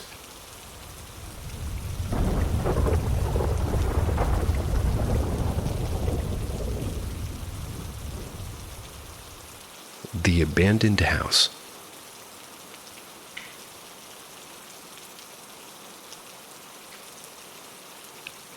One sunny day in the mid-spring, 3 of us were bored and decided to go exploring. We headed down an old canyon road that's pretty popular amongst us locals. Once we parked, we started walking along a relatively flat old dirt road, overgrown by the long green grass. There were lots of ladybugs. There must have been millions of them. They were all flying towards us, and we were all walking along. And as we walked along, we noticed an old abandoned house just a little ways off the path, surrounded by covered oak trees. The small, rectangle, dilapidated house had been one of those old wood-shingled roof houses, featuring much of the same for the siding. The house looked to be from the 20s or 30s era, with an old outback outhouse in the back. Then when we stepped up the 2 or 3 rotten steps into the house, we were greeted by an old sofa and armchair across from a really cool old brick fireplace. In the bedrooms, we found old metal bed frames and mattresses and springs and such. kitchen still had its old cabinetry, with its doors hanging off the rusted hinges. We split up to go explore the house and take pictures, and to just generally poke around a little more. And all of a sudden, we heard a loud thump that seemed to come from everywhere all at once. We all hurried out of the house at the same time and met up outside. When we all gathered outside, we shared the look of a what the fuck.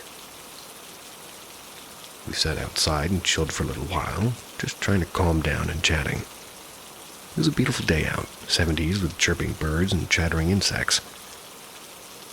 As we sat in the overgrown wispy grass amongst the green lupins, we decided that we were idiots and we just heard a tree branch hit the house or something.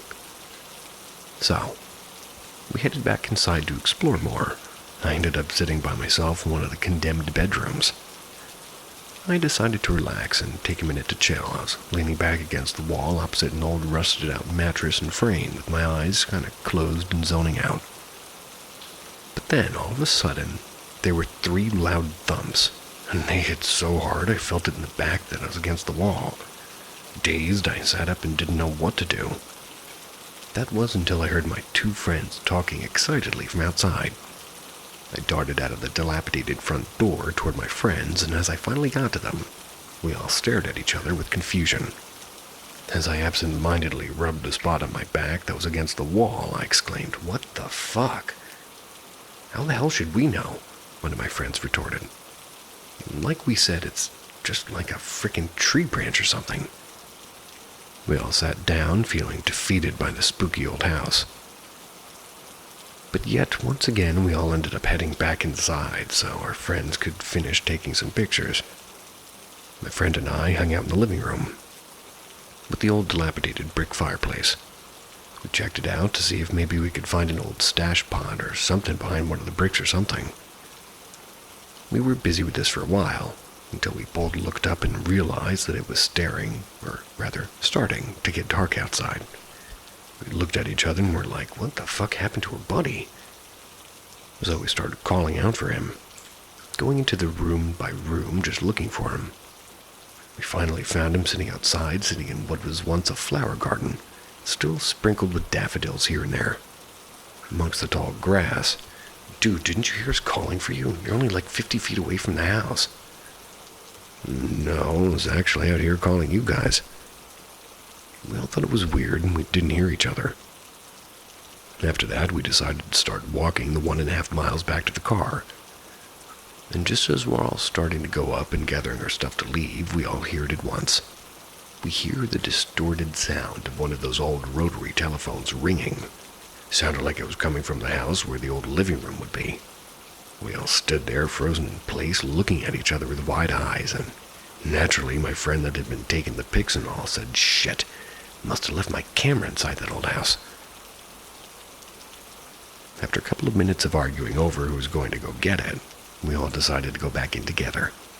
When we were back inside again, we realized it was getting pretty dark inside, so we told them to hurry up. I stayed back in the forlorn living room when they went off looking. And as I was standing there waiting for them, I thought I heard soft rustling sounds. It was coming from the ancient brick fireplace behind me. But when I turned to look, there was nothing there, so I figured it was maybe settling or just was a critter or something.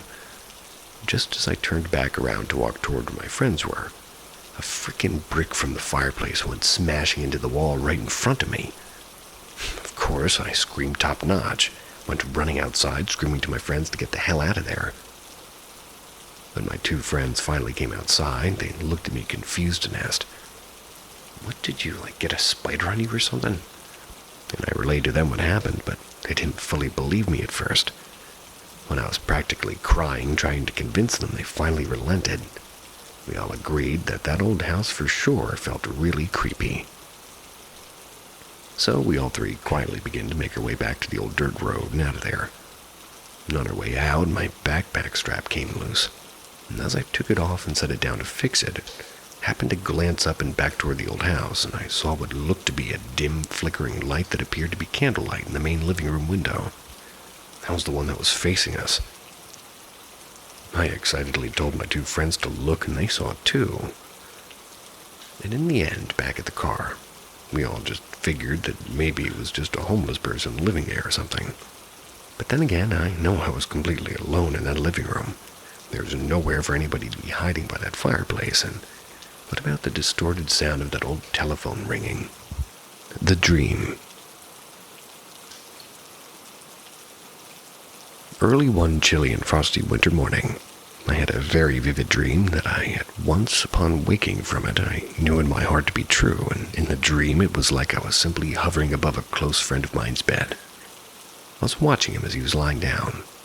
He was very aware of my presence. He was getting gestured for me to hand him a black lighter that was on the floor next to his bed. For a split second, I thought of trying to retrieve it for him to give it to him, but I immediately knew that I couldn't possibly do that for him because I was only a presence right then, not actually physically there in the room flying with him.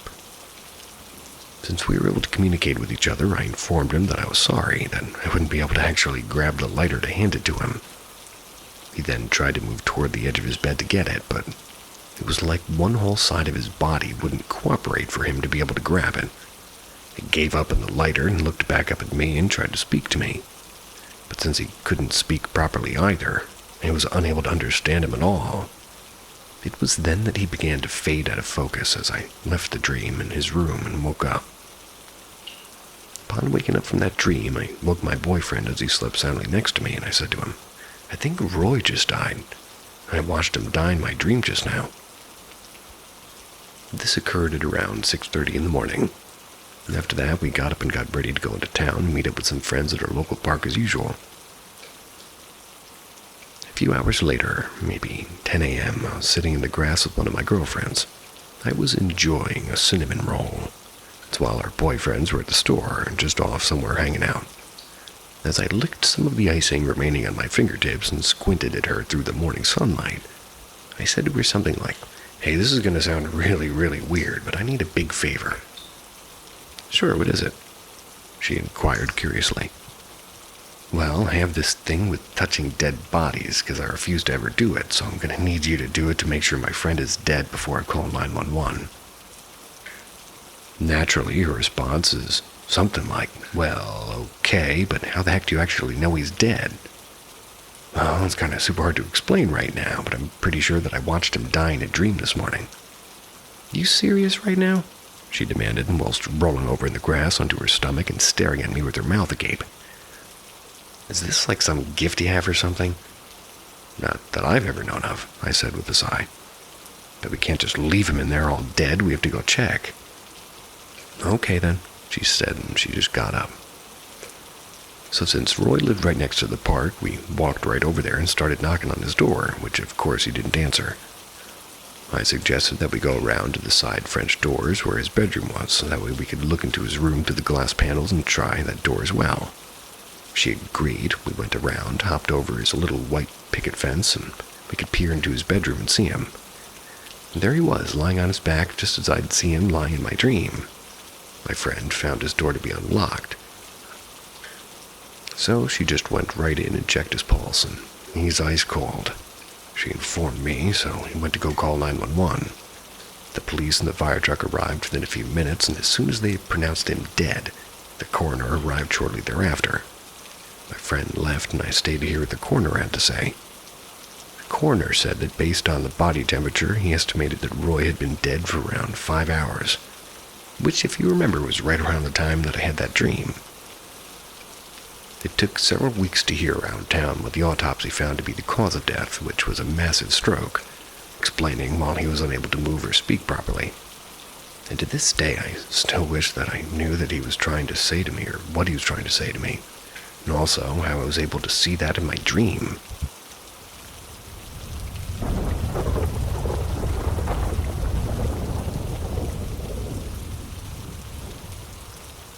Serious question. What is required to prove ghosts are real? I know the phrase, "there's no scientific evidence ghosts exist," is thrown out a lot. But what does it actually mean? No anecdotal evidence like sightings and experiences that are kind of not well regarded by science. Understandably so. A lot of them are just people hallucinating from either gas leaks or mental health issues. That being said, I find it really hard to believe that every single report is of people either hallucinating or making it up.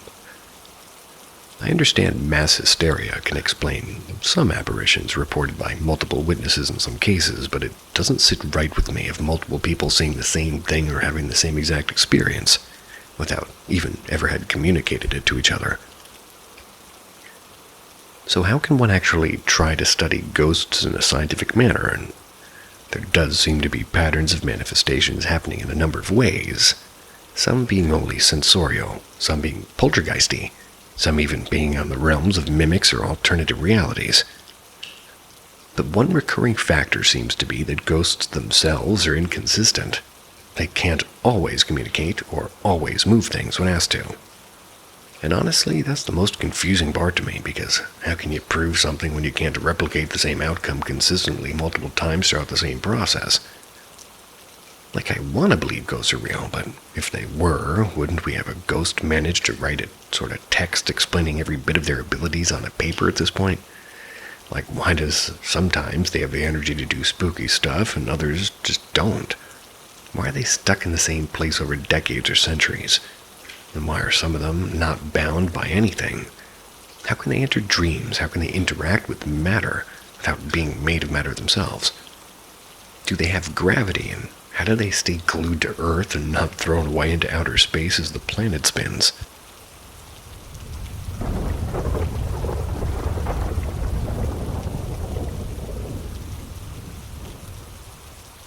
Something's wrong with my cousin.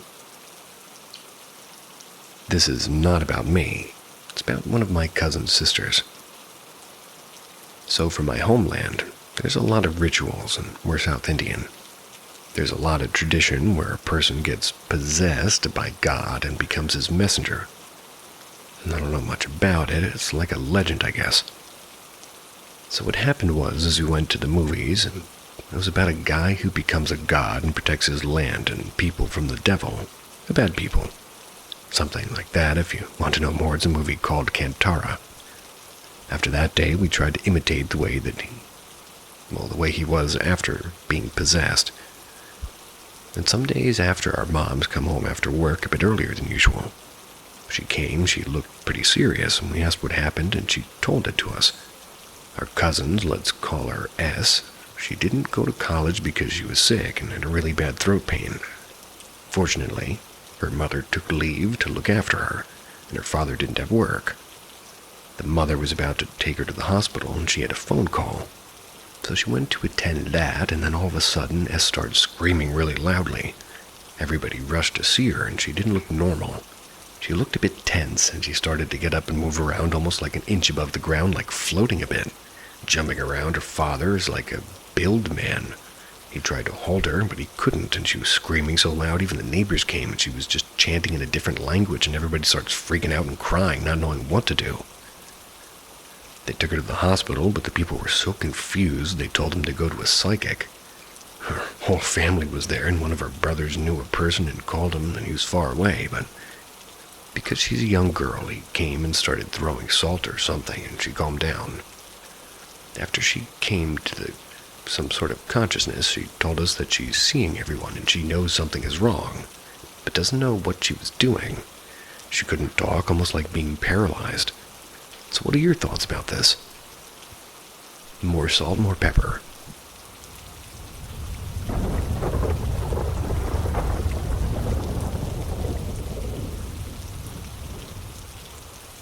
There seems to be an issue with my cousin's mother. The situation unfolds after the events concerning my cousin. And for context, read Something's Wrong with My Cousin, essentially. After several months, my cousin's family relocated to a new home. It's because a priest indicated that their previous house was filled with negative energy because it's old. Once they settled into the new place, an incident occurred involving my cousin's mother. One day, while she was just cooking in the kitchen, the only other person at home was her sick aunt, and as she was preparing the meal, she heard her husband's voice outside and assumed he had returned. Shortly after, she heard a knock at the door, so she went to answer it. And upon opening the door, a gust of wind swept through, causing her to fall, and she later claimed to have no memory of what happened after that. Eventually, her husband came home to find her unconscious on the floor. He attempted to revive her and asked the sick aunt about the situation. She explained that she had heard a lot of screaming, but was unable to assist due to the paralysis, and the husband then called other family members for help, and when she regained consciousness, she began to behave erratically, screaming and pulling at her husband. Family members arrived, placed her into a car, during which she threatened one of them, claiming she would kill him, saying that he was a bad person. They took him to a temple where rituals are performed, and the temple priest conducted a ceremony for her, which restored her to her normal state. The priest explained that she was possessed like a very light and open soul, which attracts negative spirits, and that she is an empath who draws a lot of emotions. He mentioned that she has a dual apparition and advised her to strengthen herself both physically and mentally. And after this incident, everything returned to normal, and she's doing well now.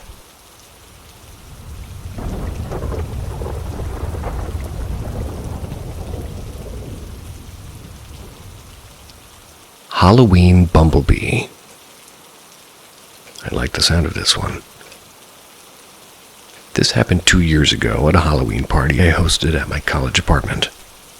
Every time I'd tell somebody the story, their reactions would either be in disbelief or would just straight up laugh. My party was to start at 7 p.m. Some of my friends sent me a message saying that they were on their way, or that they were pre-gaming at another friend's house. A couple of minutes had passed, and my sister and 2 other friends were getting ready upstairs. That's when we heard my front door unlock. It sounded like somebody was entering my house. I excitedly took a peek from the 3rd floor, looking down the 1st. I live in the 3rd floor. My friend and I saw what looked like our other friend in a bumblebee costume walking down from the 2nd floor to the 1st. I yelled out his name, and he told me to come upstairs and chill with us, but he ignored us. Now, me being excited and all, ran all the way to the 1st floor to catch up with him and ask him what come up, and, well, when I went downstairs, nobody was there. My door was locked, and it didn't seem like anybody entered. It also felt extremely cold, even though I had my windows closed and the heater on. It's as if there was a presence there. Before coming to uni, I've lived in a haunted home in the Philippines for years, so I know what it's like, at least when there's a presence or an entity around. The hairs on my back and my neck are raised when I called my friends to ask if they, stopped by or whatever, and they said they haven't even left and we're still pre-gaming. And to top it off, nobody else in my friend group has a copy of my keys, so it was beyond impossible for them to even enter. I thought I was the only one imagining things, but my friend pulled me over and asked me if I saw what he saw too.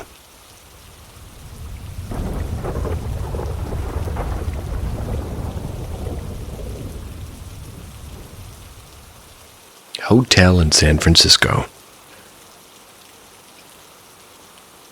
My boyfriend and I went to San Francisco for my birthday weekend. Stayed at this small, trendy, artsy 4-star hotel near Union. Now, I grew up in the Philippines, and I've experienced some quote-unquote mild activity, whereas my siblings and other family members have experienced the more quote-unquote intense ones. I can make another post about it if you guys are interested. It's also a predominantly Catholic country, but also somewhat superstitious. Anyway, back to the story. We checked in, and it was a nice, cozy room with pretty neat art. Activities started when my boyfriend and I went to bed. Got up to drink some water and use the bathroom. When I was kind of reaching for the water bottle, the bathroom door just suddenly opened on its own. I screamed, and my boyfriend said that it's probably just the air, but the bathroom door was closed and shut. The only way it would open is if somebody opened it from the inside. There was also knocking and tapping on the walls, which I dismissed and passed off as noise from the other floors or outside. But the entire time, I was feeling the exact same feelings I felt when I had my past experiences. We stayed there for a couple of days, and on our last night, it was the most activity, other than the door opening. When we went to bed, I felt a really strong energy on my side of the bed, as if somebody was watching me. There was sort of ruffling in the corner where our clothes are, as if somebody was looking for something. More tapping on walls, knocks on windows that came in twos, and finally, What made me scream was the sound of somebody purposefully dropping something on the floor, all in that same corner. My boyfriend woke up, turned the lights on in the corner, and we found nothing. The next day we checked out. I looked up the history of the hotel, and it was indeed reported to be haunted.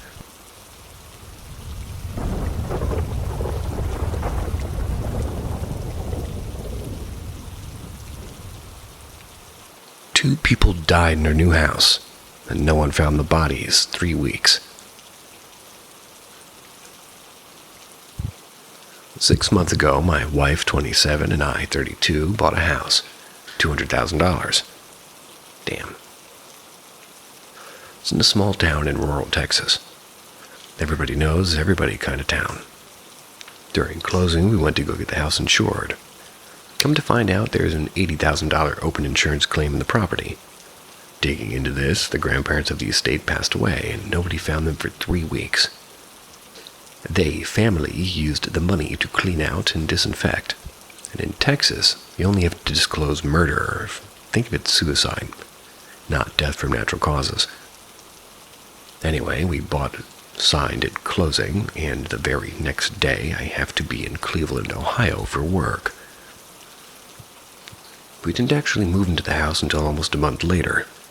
The next day, my wife was moving stuff into the house, and she came in and yelled, "This is my house now. You need to leave." The front door opened. First night, stayed in the house at about 11 p.m. Heard this loud bang coming from the bathroom next to our bedroom. We didn't think anything of it, and we acted like we didn't hear it. We go to bed. The next morning, we woke up and our son's bath toys had fallen into the bathtub. No biggie. I go to take a shower, and my wife goes to make coffee. While I'm getting out of the show, I start to hear our echo show start speaking. My wife runs into the room screaming, "What did you just ask Echo?" I said nothing, and she proceeded to get on the Alexa app. The Echo heard, "Echo, what year was?" Answers with 2021 are pretty creepy. Since that day, we have encountered the following events. I'm a bit confused, but alright. Owls. Owls hooing right outside our window at night. Next door neighbors never hear them. They have a pool and a hot tub, and they're outside all the time. The doorbell rings, and there's no one there, and we have a ring. I check the voltage from the transformer, called ring, and everything fine. We will have Netflix paused, and it will start playing again by itself.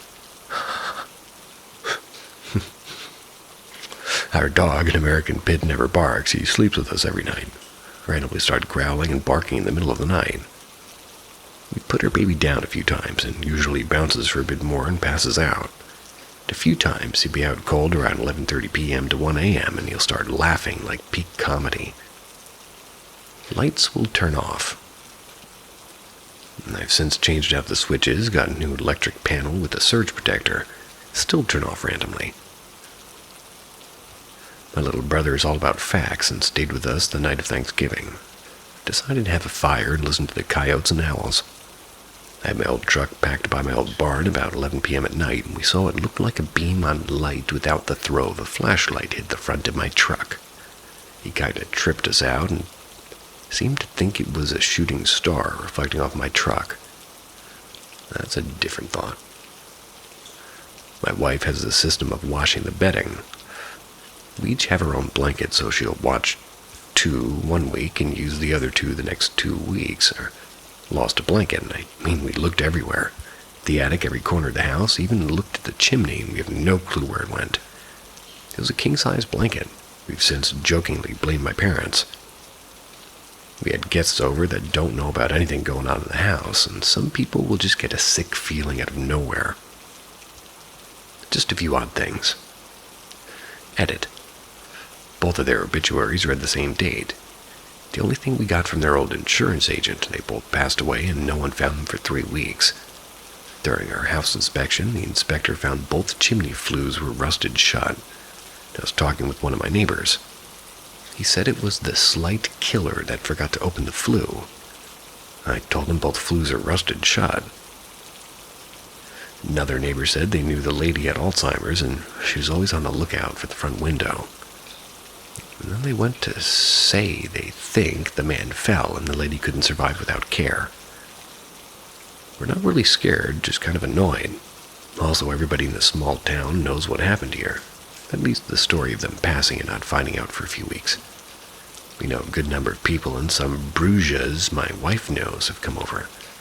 Didn't seem to do anything, and it's like once a month something odd happens.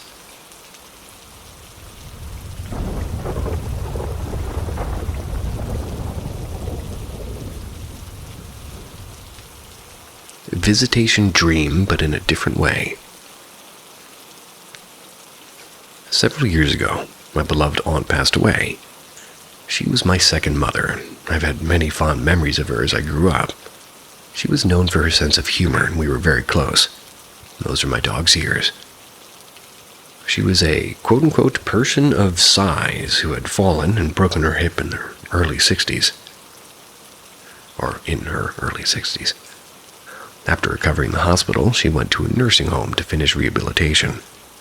Overall, she was doing well with a good prognosis.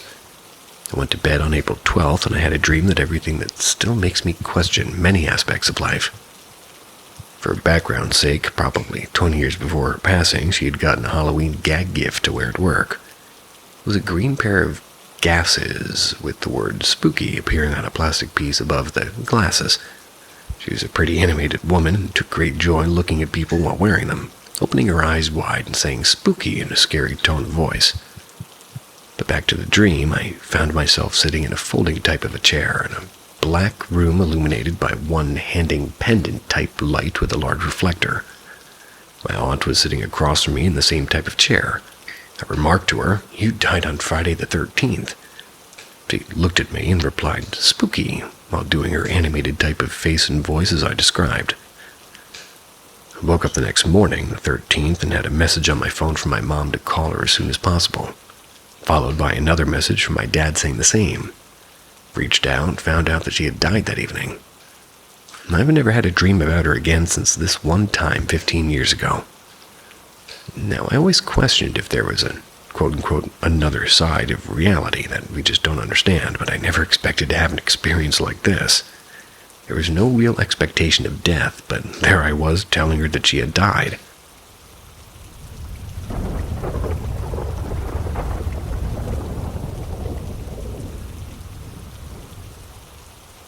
Looking for others who have experienced precognition or seeing the future. I've been struggling with some personal experiences for quite some time, and I'd really appreciate your thoughts and insights. I've had two very clear instances where I was able to see the future, and both times that I saw actually came true. It was a surreal experience where I knew exactly what would happen, when it would happen, and who would be involved. It was so vivid that I couldn't deny it, and it's been weighing on me ever since. The second time it happened, I knew exactly when it was going to happen, and I just sat there and waited for it to unfold, almost as if I had no control over it. These experiences have left me with a lot of questions about the nature of time, perception, and intuition. I feel like I see the world differently now, almost like I can understand things others might not, and sometimes it feels like I'm in the dark because of it. I've found that being in the dark helps me feel connected to the truth, even though it's hard to explain. It's as if the more I try to understand it, the less clear things become. I'm hoping to connect with others who have had similar experiences or can offer some insight into this type of phenomenon. How do you navigate such experiences? Do any of you also have moments where you feel like you can see into the future or understand things in a way that others can't?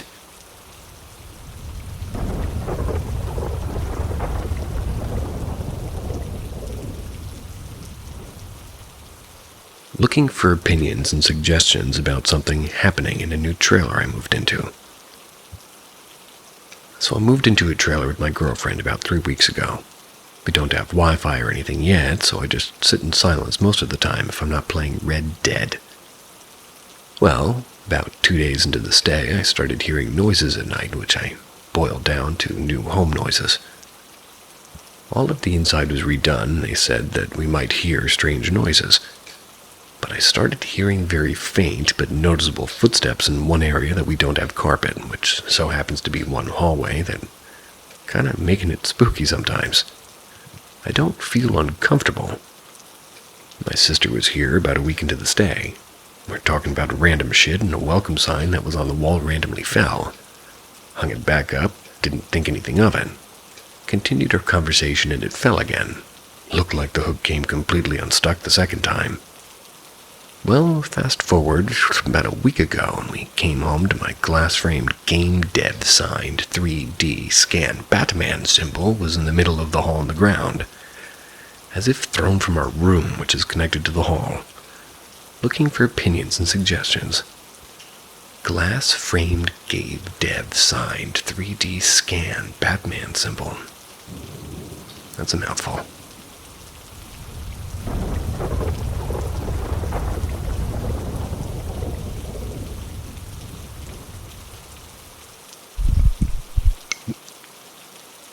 What's the most scariest place you've ever spent the night in? This happened about a year ago. Still don't sleep right when it rains. I decided to explore this abandoned hotel with two of my friends, Zeke and Mari. It had been shut down since the late 90s, tucked way out near the edge of a forgotten highway. You could barely see it through the trees, all overgrown and sunken in. We weren't even planning to stay long, just in and out, take some pictures, get a rush, and bounce. We got there at around 4 p.m., just before the sun started dipping.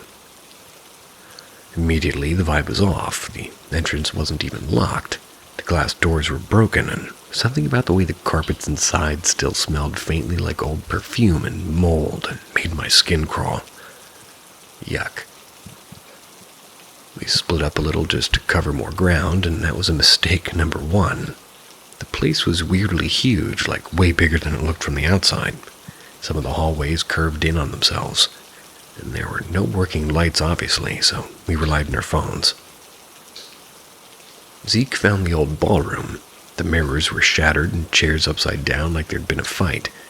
But what shook us was a single wheelchair just sitting dead center of the room facing the wall. No tracks, nothing around it, it was just there. Mari found a hallway of suites. All the beds had the sheets tucked in, crisp. Some had half-drunk water bottles on the nightstands, modern ones. I remember asking her if she was messing with us, but she had already started to freak out. Tried to leave at around 6:30. That's when we realized we didn't know where the exit was. I swear we went back the same way, but every turn led us deeper in. We'd find staircases that looped to the same floor, doors that opened to empty closets filled with shoes, all pointed toward the wall. The same size, same make, like somebody just placed them there, all waiting. And then the faces. I saw the first one in the reflection of a cracked mirror by the elevator shaft.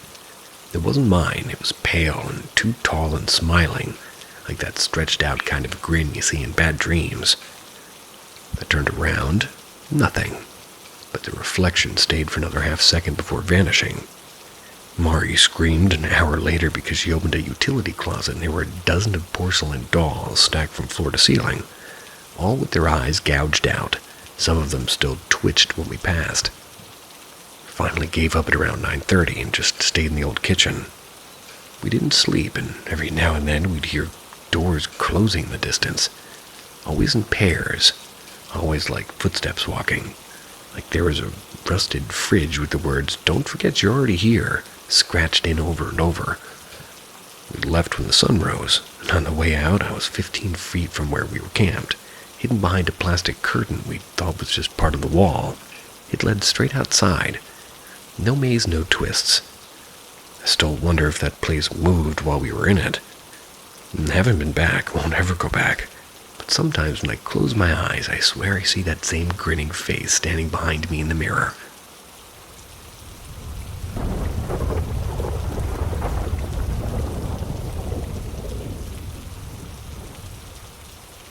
I felt something strange when my brother died yesterday, and I can't explain. My brother was 36 years old and had Down syndrome. We were very close, and I took care of him for the first 20 years like he was my own child. He was a truly loving and empathetic person. After I spent 8 days and nights at the hospital, hoping and praying, not to any good, I was telling him about how much I loved him, about memories and scratching his arm and playing with his hair. But his body couldn't handle the sickness. He was fat and had lots of other problems after he had pneumonia and almost died on the 2nd of January. He almost had a heart attack, and by then, but he survived, but went into narcosis. Woke up again, but couldn't make real sense of anything, and he went to the emergency hospitals 2 times after that. I was asking for a sign the whole week, and our family, white mother, father, and us 5 siblings, was there day and night, and we had some God times together with him and the family, and we had oxygen mask for a lot of the last weeks, but this last Monday, he said he was seeing spiders and snakes all over the hospital. That happened to me a lot. No sign of lacking of oxygen before, and just so much panic. Asking why that he was scared, and after 1.5 days with Muffin and his body collapsing, doctor and family decided to take the mask, and it was some hard hours. Everyone in the family was there in the room and outside, and I sat and held his hand, and I started to get really tired and sleepy. Then I felt like red fire in my veins from the hand that I was holding him to my heart. It felt like I was electricity, and it stung, and I guess it was like 5 times. Afterwards, I felt somebody playing with my hair like the wind spirit in the movie Frozen. It was so surreal and so lovely, it really felt like he petted my hair. Then he was dead in that moment. It was like a sign and felt really comforting and playful, just as he was. No other in the room had experienced anything. They just think I'm nuts, and maybe I am. I've been hearing his voice afterwards saying "vad fan," and it's in Swedish from a movie that we used to watch, and I'm just glad I experienced this. But I'd like to hear other stories and telling me that I'm right and not crazy.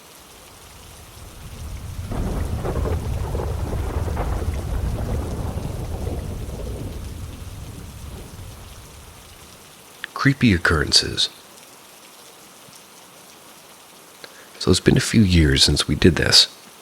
Without going too far into detail of locations, the building is a firehouse that's currently active, and I belong there. The building has always been said to be haunted. To start off, I'm unaware of how old the original part of the building is. An addition of 2 or more vehicle bays and a lounge above those bays were added on to the 1980s or so. I talked with numerous other people affiliated with the fire station over the years, and we all have concluded that the place is indeed haunted. Can't find the words to properly say everything that's happened, so I'm just going to list them below. Shadow figures seen in peripherals, also what are described as rapid movement seen around doorways. Running in the truck room when nobody's in that section of the station.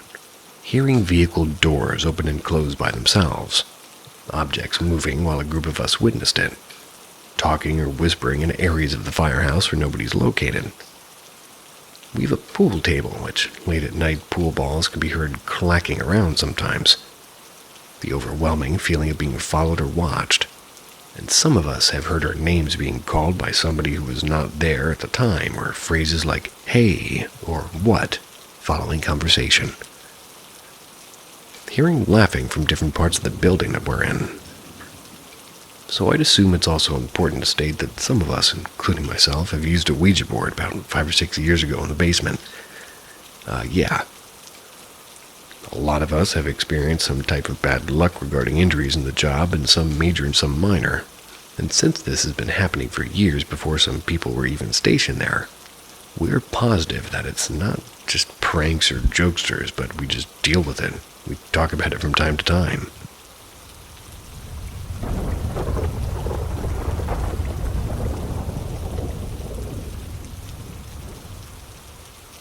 Was it a projection, repressed memory, or weird coincidence? So this is something that's been tickling at the back of my head for decades now. My apologies for having to give a backstory. I'm not really sure the question would make sense without it.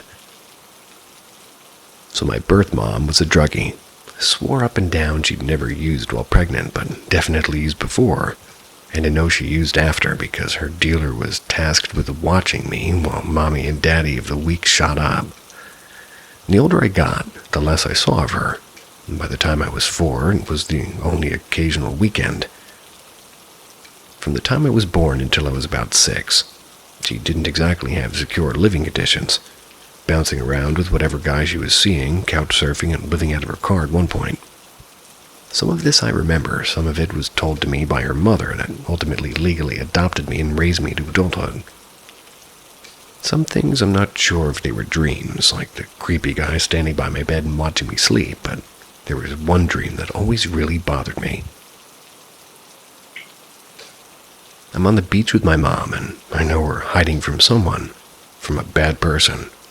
We're hiding behind a sand dune, and I don't really think we're supposed to really know what to do next, and maybe 4-year-old self looks around the dune and sees him. Cut-off jeans, stringy blonde hair, white undershirt, looking around the beach like he's trying to find something. I know we have to run, but that's when I wake up, and it was always unsettling. So fast forward about a decade. I'm visiting her over the summer, and we start talking about weird dreams. One of her examples was her dreaming she was being chased at the same time her cop husband was dreaming that he was chasing a criminal. He'd reached out and grabbed her in his sleep and scared the ever-loving hell out of both of them. I tell about the dream with these really creepy guys smiling at me through the mini blinds before they bust down the door with an axe and slaughter the whole family, cousins and all. Fun times. At any rate, it's her turn to tell a dream again.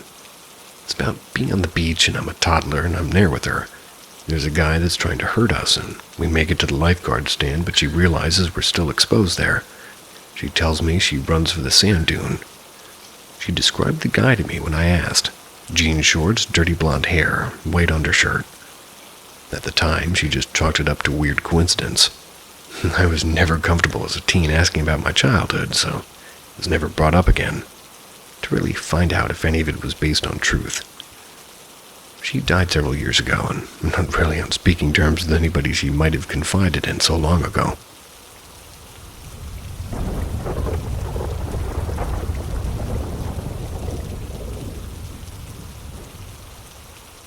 A sprinkle of water sensation. I want to say about a year ago, I was laying in bed and felt as if a few drops of water dropped onto my back. I got that creepy feeling as if I wasn't alone. I got up, went to my daughter's room, and I told her about the experience. She just laughed at me and didn't take it seriously. On a couple of other occasions, I felt as if somebody sprinkled water in my arm or face. The sensation is clear, and it comes out of nowhere. I do have a cat, so I know what it feels like when a cat sprays to mark their territory. Ew. The first thing I did was look around to see if the cat was in the room to find I'm alone. And a few days ago, the Hubs are in bed. I was laying down on the side, and he was sitting on the side of the bed watching TV, and all of a sudden he says, "What the hell? Water just sprinkled on my arm." He looked and seemed to wipe his arm off, but there's no visible water. He and I looked around, and there was no cat or source to the sprinkles. My daughter walked into her bedroom when she heard us discussing the water sprinkles and said, "Yeah, that happens to me and Jade too." But my daughters, my husband, and I have all felt the water sprinkles. First time I felt it, I was scared, but the most recent occurrences haven't been scary, just kind of annoying. Has anybody else experienced this, and did it ever stop, and did it escalate?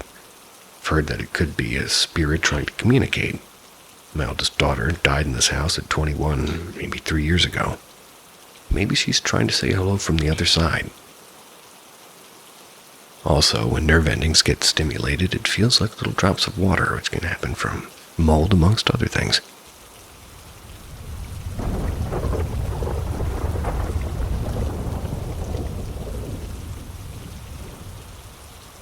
The Tire Cemetery.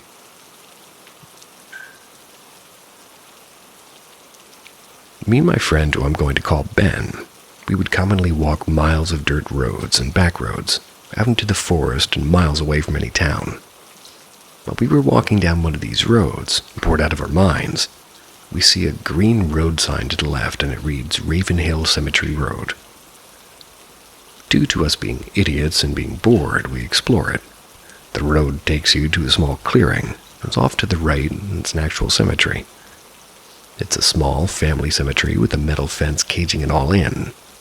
Though the most interesting part is the road continues on into the tree line with a chain link rope blocking the path that says no trespassing. It didn't stop us. As we walked through, even though we didn't notice it yet, it got eerily quiet. The wind died, bugs ceased to make their presence known, and the tree canopy almost enveloped the sky. One of the most odd things is there's tires everywhere. Hundreds of tires for tractors and cars and trucks, etc. The most unbelievable part of the story is a little ways off you can see a tree with a baby doll hanging from a tree branch.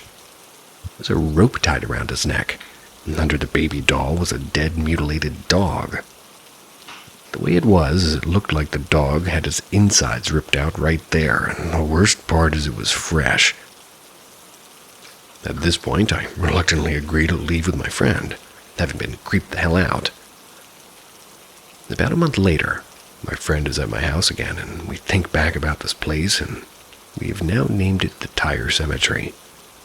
We both decided that it was maybe a coincidence, and we were stupid to be scared of such a place, that we were going to go back and get back at those dead people and continue on the path past Tire Cemetery. We joke about peeing on the tires and taking some home even. I think somewhere deep inside both of us we wanted to prove to ourselves that this experience was nothing more than our imagination, that there is never any danger. So we made the walk back to the cemetery, joking along the way, and as we crest the top of the road we see it. Something was in the middle of the road. We get a little closer, trying to adjust our eyes, and it's a dog with an empty food bowl, and it's been staring at us since we entered sight. It's a large, muscular dog with orange eyes that pierced fear into you. I believe the breed to have been a cane corso / pit bull, as big as cane corso with the looks of a pit bull. And as we got closer, the air got thicker. The dog had this aura around him that conveyed a very clear message: leave or else. The dog never flinched, barked, and never sat from his position. The only movement he made was his head, and it followed us. We walked past, both of us, and could feel the message in the air despite the dog being calm, and as we walked past it, it continued to stare at us until we left sight again. Why is there a food bowl there? Why is the dog there? The cemetery is miles away from home, so who just has a food bowl and why in the middle of a road? And as we walk back, we still want to prove to ourselves that this is all crap, all stupid coincidence that piles up.